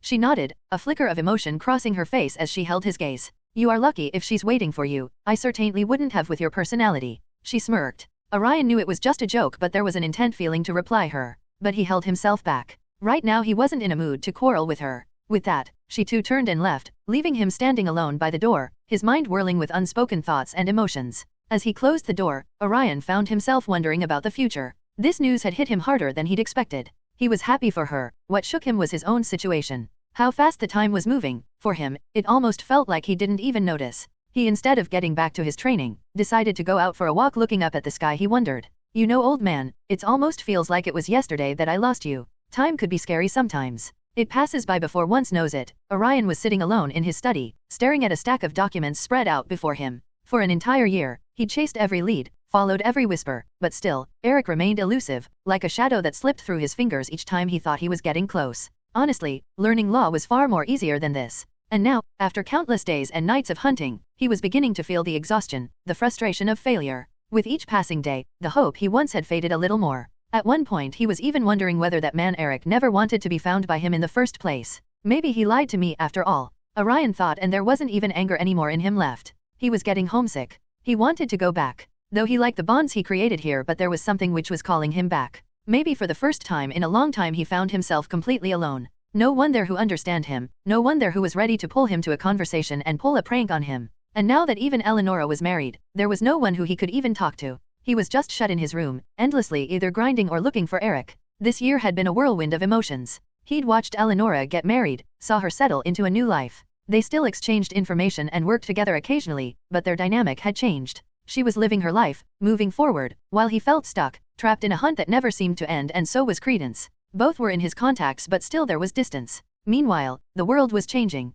Grindelwald, who had been mostly quiet for a time, had resurfaced with a vengeance. His attacks became more frequent, and each one was more ruthless than the last. Cities were on edge, magical and non-magical communities alike feared his name. People were terrified, and innocent lives were being lost. Orion watched as reports flooded in from around the world, each one detailing another of Grindelwald's ruthless acts. He had firmly decided to remain neutral, to stay out of politics and dark battles, making his position clear to both Grindelwald and the magical governments. His focus was on Eric, not world politics. As a result, neither Grindelwald nor the magical authorities bothered him anymore. But now, seeing the growing chaos, even Orion began to wonder if he'd made the right choice. One evening, while he sat alone, contemplating whether it was time to abandon the search for Eric and perhaps confront the chaos growing around him, he heard a firm knock on his door. Surprised, Orion got up and opened the door, only to be met with two familiar faces standing on his doorstep along with a new face looking at him like he owed him money. There stood Newt Scamander himself, and Tina Goldstein. Newt, Tina, Orion greeted, taken aback.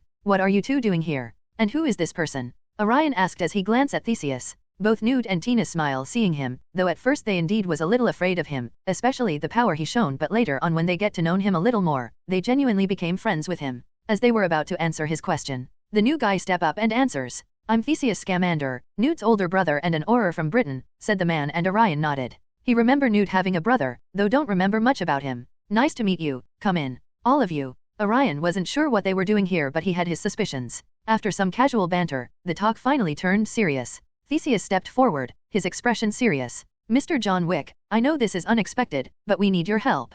Orion's brows furrowed as he studied Theseus' face. He could tell the situation by the simple fact he introduced himself as an Auror immediately after coming here. Help? Well, please say, I will see what I can do, he said, already wondering how he gonna turn this guy down. He could see both Tina and Newt didn't wanted this, but having no other option they ended up coming here. Mr. Wick, the situation with Grindelwald is getting out of control. His followers are growing in numbers, and his attacks have become more brutal, targeting both magical and non-magical communities alike. Orion sighed, crossing his arms. I know, I am up to date with what is that guy is doing. I do like my newspaper first thing in the morning with a nice cup of hot chocolate. Orion's smile said this, and then soon almost immediately his smile fell. But why come to me? I've made it clear to both sides that I'm not interested in taking part in this fight. Theseus leaned forward, his gaze steady. We understand your position. However, this isn't just about taking sides. Grindelwald isn't just fighting a political battle anymore, he's waging a war against innocence. He's killing people, spreading fear, and tearing communities apart. Do you know how many he killed just under last 2 months? Mr. Auror asked in righteous anger. Newt, who had been quiet until now, spoke up, his voice soft but earnest. John, I know you've chosen not to get involved in political matters, and I also know why, but Grindelwald's actions go beyond politics. He's hurting creatures and people who have no part in his vision. Many innocents are died. Orion hearing this frown, he was feeling conflicted. There wasn't once a time when Merlin told him not to try to be the hero. He never understood why. Naive he was. And now, even after knowing it, why? His heart can't stay firm. Why me? There are others. Why come to me? Orion asked as he took a sip of his coffee. Because only you can stop him. I have seen you done it before. You did it like it was nothing. Newt said, remembering how John saved his life from Grindelwald. Orion's gaze shifted to Tina, who looked at him with quiet determination. Let me guess, Britain wasn't the only country who wanted me to intervene, is it? Orion asked, glancing at Tina. After all, Tina too was an Auror and an Auror from American Ministry of Magic. Yes. John, we need your help. You are the only one who can stop that madman now, she said. I understand why you stepped back. We understand that. Believe me, if possible the Ministry would never ask you to take action. I won't lie, even the Ministry is afraid for what you did last time. That was too much power. Way more than they even have any idea to handle, but the world needs you right now. You are the only one who can stop this madness now. Orion rubbed his temples, feeling the weight of their words. He'd spent years honing his skills, training for moments like these, yet he'd tried to avoid this conflict. Why, there was a time when I dreamed about one-shotting someone like Dumbledore, Grindelwald, and Voldemort. Why I hesitate so much now? To some degree even he didn't know why? Maybe because this will change the history as he know it. Maybe because he was tired of acting like a hero now. Or maybe he was too tried holding all this power. With great power comes great responsibilities. Those words keep ringing inside his head. Why now? Orion asked finally, looking at Theseus. Why come to me now? Theseus sighed. Dumbledore sent us. He believes you're one of the few people strong enough who can stop Grindelwald. He said that if there is one person out there who he can't see through, then it's you. Your skills, your experience, that overwhelming power. That exactly we need it right now. Orion's eyes widened slightly at the mention of Dumbledore. That old fart, he's still in the business of manipulating others and asking heroes. Orion wanted to curse. He wasn't even sure why Dumbledore think that he could help. He never shown his power to Dumbledore.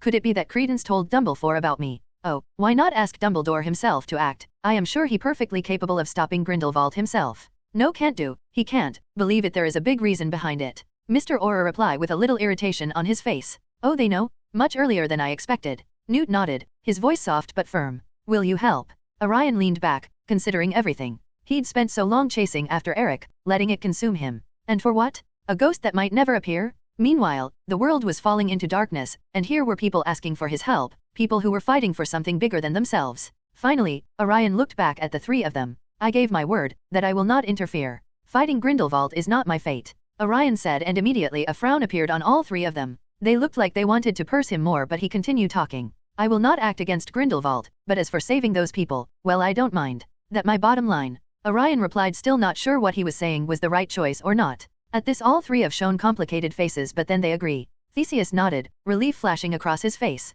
Well, that a start. Just come with us and you will soon realize what really happening in the world. I heard that you acted once just to save a child. There are many children who die nowadays. I hope you will have change in heart when you see it. Orion pursed his lips, not even sure how to respond to this, his mind already racing with thoughts on how he should act to maintain the future as it was, as much as possible. Tina gave him a warm smile. Thank you, John. We need all the help we can get. Orion turned to her, a small grin forming. Just remember, I am not coming to fight Grindelwald, only saving others when I get a chance. Nothing more. They all nodded, the tension easing slightly. Orion stood with Newt, Tina, and Theseus at the edge of Paris, gazing out at the city shrouded in a dark, eerie veil. It hung over the buildings like a thick, black curtain, covering every street and alleyway with an unnatural gloom. They had followed Grindelwald's trail here, hoping to protect as many lives as possible, but the sight before them hinted at just how powerful and dangerous their adversary had become. "I'll remind you again," Orion said, his voice low but firm, "I'm not here to fight Grindelwald. My purpose is to save as many people as I can and get them out safely.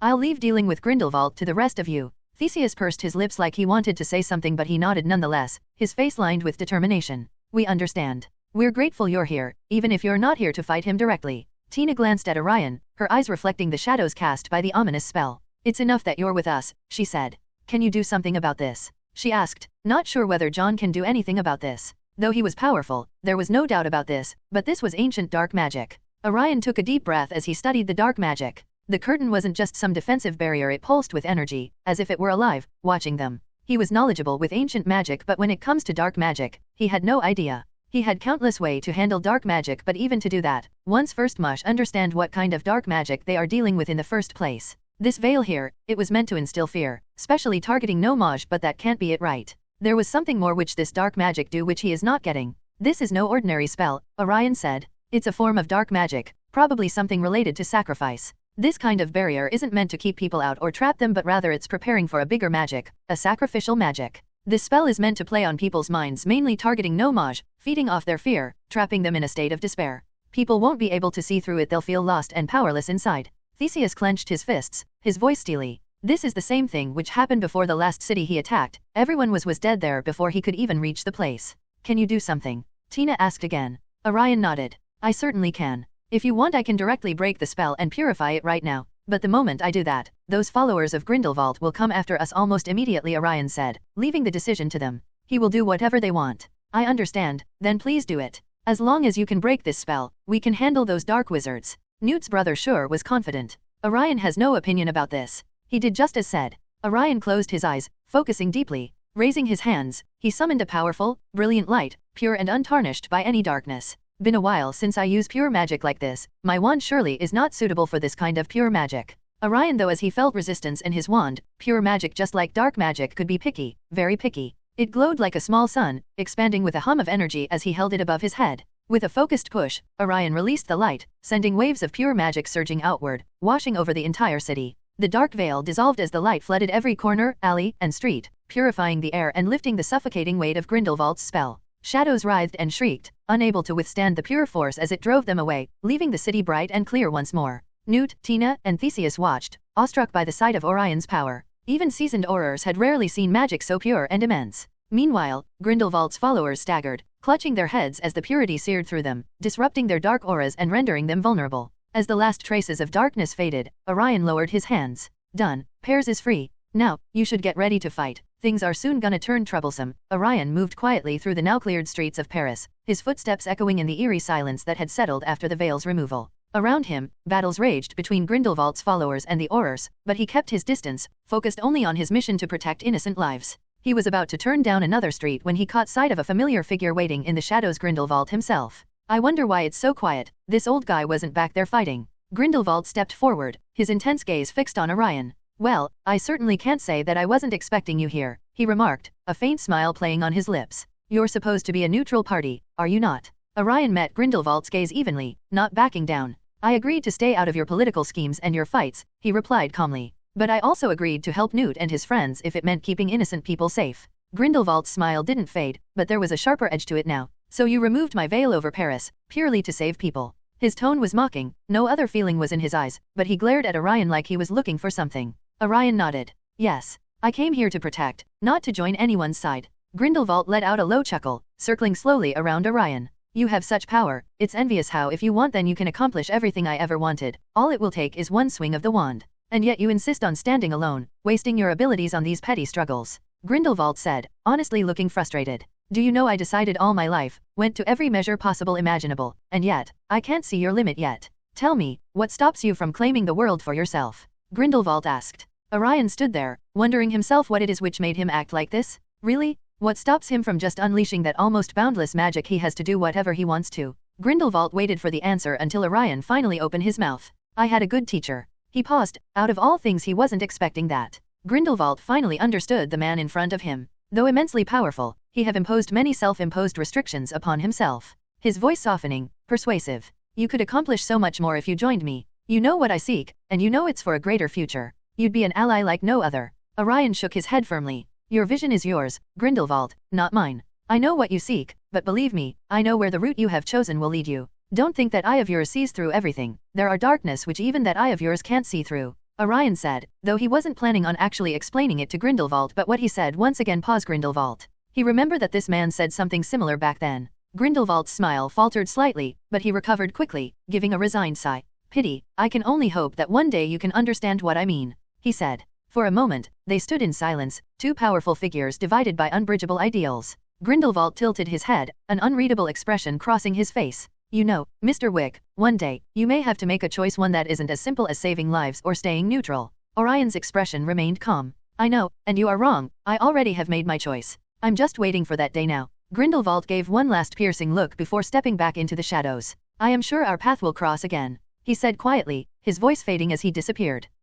I feel exhausted. As evening descended, a large crowd of wizards and witches gathered in a secluded part of Paris, their eyes fixed on the figure standing before them, Grindelwald. His gaze swept over the audience, and he began to speak passionately about his vision. The no-mage, the non-magical, he declared, his voice commanding and filled with intensity. They fear us because of our power. They seek to control us, to hide us away. But why should we remain hidden, forced to live in the shadows? The crowd listened in silence, a mix of awe and trepidation in their eyes. Grindelwald's words stirred emotions, and many seemed to nod in agreement. He continued, his voice filled with conviction, painting the non-magical people as a threat to their world, an enemy to be confronted. But just as he reached the height of his speech, the Aurors arrived. The scene quickly shifted from a rally to a standoff as Aurors stepped forward, their wands at the ready, determined to put an end to Grindelwald's influence here and now. Grindelwald, however, didn't seem fazed. Instead of engaging in a direct battle, he raised his wand high and cast a powerful spell, Protego Diabolica. A ring of intense blue flames erupted around him, forming a blazing barrier between his followers and the Aurors.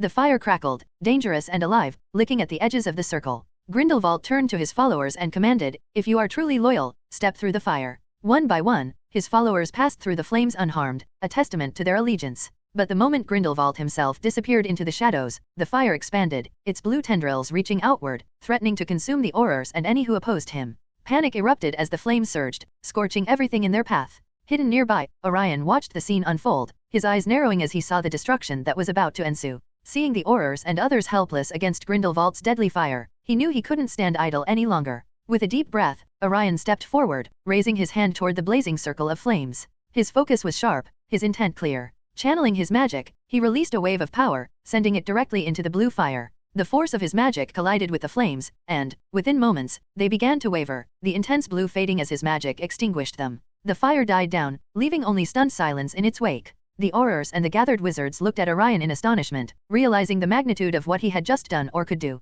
Grindelwald's powerful Protego Diabolica, a spell that could incinerate anyone who dared challenge it, had been erased in an instant. Orion though, he just looked at the dying fire with bored look on his face. He just stood there, wondering how things turned so boring all of the sudden. There used to be a time when he used to have fun, fighting, doing anything actually. After his time in Paris, Orion returned to America, still focused on his search for the elusive vampire. He didn't wanted to, but he kept on going by pure stubbornness he had. Days turned into weeks, and although he never found a trace of Eric, he continued following any lead he could find. He kept to himself, always moving quietly through the underworld, determined to stay out of any political battles that had nothing to do with his mission. He even started to branch out from the American land to other continents in Eric's pursuit, but ultimately found nothing. Then, one day, there was a knock on his door. When Orion opened it, he was surprised to see two familiar faces standing there, Dumbledore and Newt Scamander. Dumbledore looked calm as ever, his piercing gaze showing a hint of urgency. Newt, on the other hand, fidgeted nervously, looking like he was trying to muster the courage to ask for help.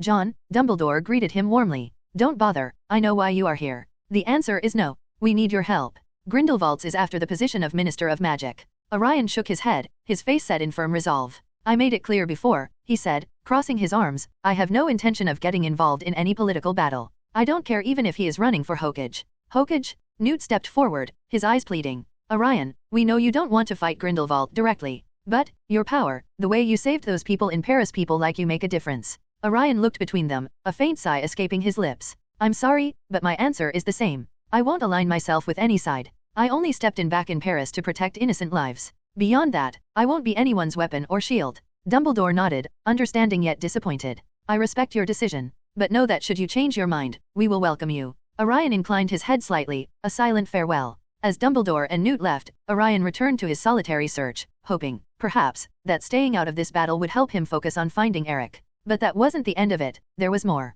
Soon the next day a call came for him. Orion was in the middle of his usual routine when his phone rang unexpectedly. He picked it up, a bit surprised to see Eleanor's name flashing on the screen. Eleanora rarely called unless it was something urgent. He answered, his tone calm as ever. Eleanora. John, I need your help, she said, sounding more anxious than he'd ever heard her. It's about Credence. He went after Grindelwald on his own. I didn't think he'd do something like this, but he's determined. I tried to stop him, but he's already gone. Orion paused, considering her words. He knew Credence was troubled, weighed down by his past and his connection to Grindelwald, but this was dangerous. Facing Grindelwald alone was something even powerful wizards hesitated to do, and Credence haven't learned much magic. Let me get this straight, he said slowly. You want me to go after him? Not to fight Grindelwald, just to look after him. Yes, exactly, Eleanora replied, relief and urgency in her voice. I know you don't want to get involved, and I'm not asking you to fight. Just, please, make sure he's safe. I wouldn't ask if it weren't serious.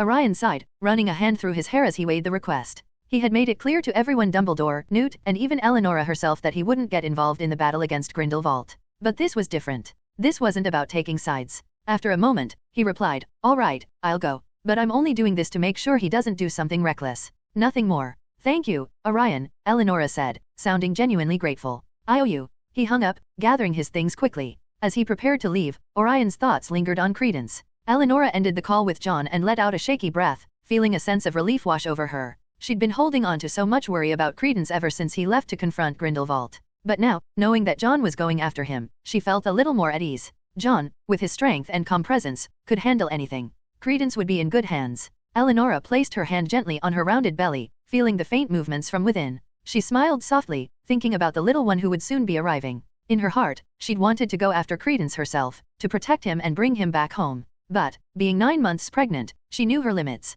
This was a time for care and caution. She couldn't risk both her own life and that of her unborn child. But just as she began to relax, an odd feeling crept over her. Her heart started beating a little faster, and an unsettling sensation spread through her chest. She wasn't sure if it was worry for Credence, fatigue from the day, or just nerves. Suddenly, she heard noises. At first, it was faint, a soft shuffling, like someone moving just outside the door. Her eyes flickered toward the entrance, her hand instinctively moving to the wand at her side. There was a slight creak, and her body tensed as she tried to make sense of what was happening. The uncomfortable feeling grew stronger, pricing at her senses. She took a deep breath, trying to steady herself, but the unease wouldn't leave. Eleanora felt the baby stir in her belly, almost as if sensing her tension. Her mind raced with questions. Was it someone friendly? A neighbor checking in? Or was there something else, something darker, lurking nearby? Keeping one hand protectively over her stomach, she slowly moved toward the nearest window, glancing outside with cautious eyes. She couldn't see anything unusual, but the feeling of dread remained. Whatever this was, it wasn't just her imagination. Orion finally arrived in Bhutan, but as he reached the site of the long-awaited magical election, he realized he was too late.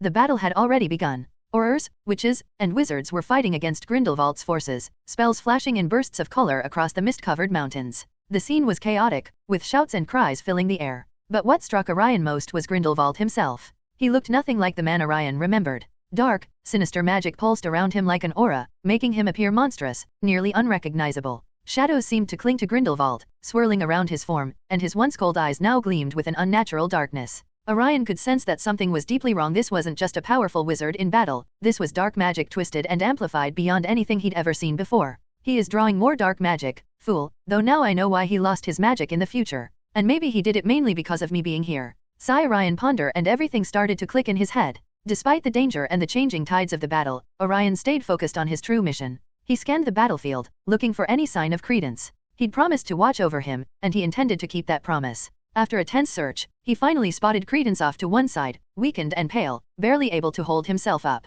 Orion's heart sank as he realized just how fragile the young man had become. So, the potion didn't work after all. Orion muttered with sad tone. Credence's time was running out. As an obscurial, his life had always been marked by a ticking clock. Orion had searched tirelessly for a way to break that curse, to help him live a longer life, but no permanent solution had ever been found. The last potion he created for Credence was a year ago, and that was when he last saw him. In just 1 year, a bitter feeling came to him. And now, seeing Credence on the verge of death, felt a wave of regret wash over him. He'd thought he would have more time to help him, but it was clear that time was slipping away. Orion clenched his fists, forcing himself to stay calm. He couldn't change the inevitable. He can only ensure that Credence don't die here and is able to go back to Eleonora to spend rest of his time with people he love. Turning his gaze back to the battlefield, Orion felt a new wave of dread. Grindelwald's power was overwhelming, unlike anything he could achieve. Dumbledore had joined the fight, and even he, one of the most powerful wizards alive, technically, was struggling. Spells collided in bursts of light, but Dumbledore's efforts were barely keeping up.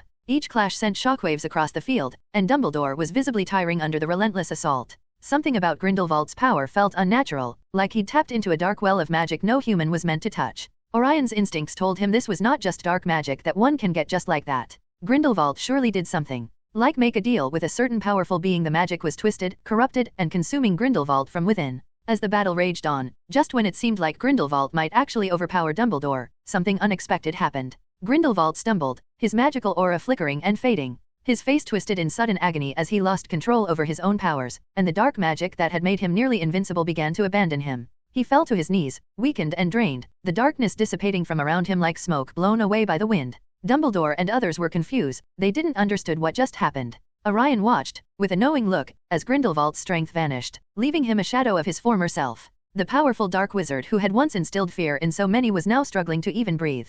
Grindelwald was dying, his body racked with pain as whatever dark magic he'd used took its final toll. Seizing the moment, Orion approached him as his magic created a space where only they two exist for few minutes. He didn't had to, but there was something he wanted to ask Grindelwald. This might be his only chance to learn something concrete about her. Grindelwald looked up, meeting Orion's gaze with a surprising calm, as if accepting his fate. Orion knelt beside him, lowering his voice so only Grindelwald could hear. "Now do you see it, the cage which you were trapped in?" Orion asked, his tone a mix of curiosity and something softer, something almost like pity. Grindelwald's face twisted with a wry, tired smile. I a fool. All this for nothing," Grindelwald said with disappointment in his face. His words make Orion understand that now he knows. The prize that one has to play, now he understand. Listened, his expression unreadable, but his eyes held a certain understanding.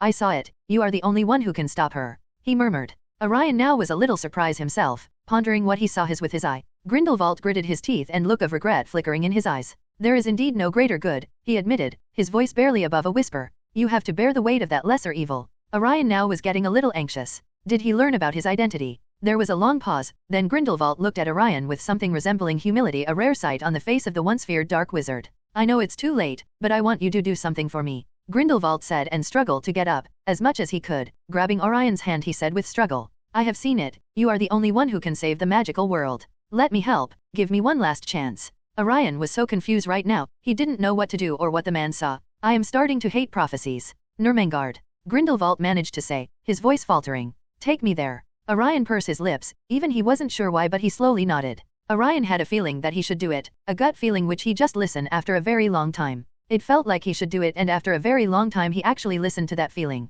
Hello, everyone! As we wrap up this video, I want to share a quick note. I have a Patreon account. If you'd like to support me and enjoy on-demand audiobooks, you can become a Patreon member. Alternatively, you can check out my Google Drive link, which has 500+ novel audiobooks available through my Ko-fi or Patreon shop. I appreciate your support.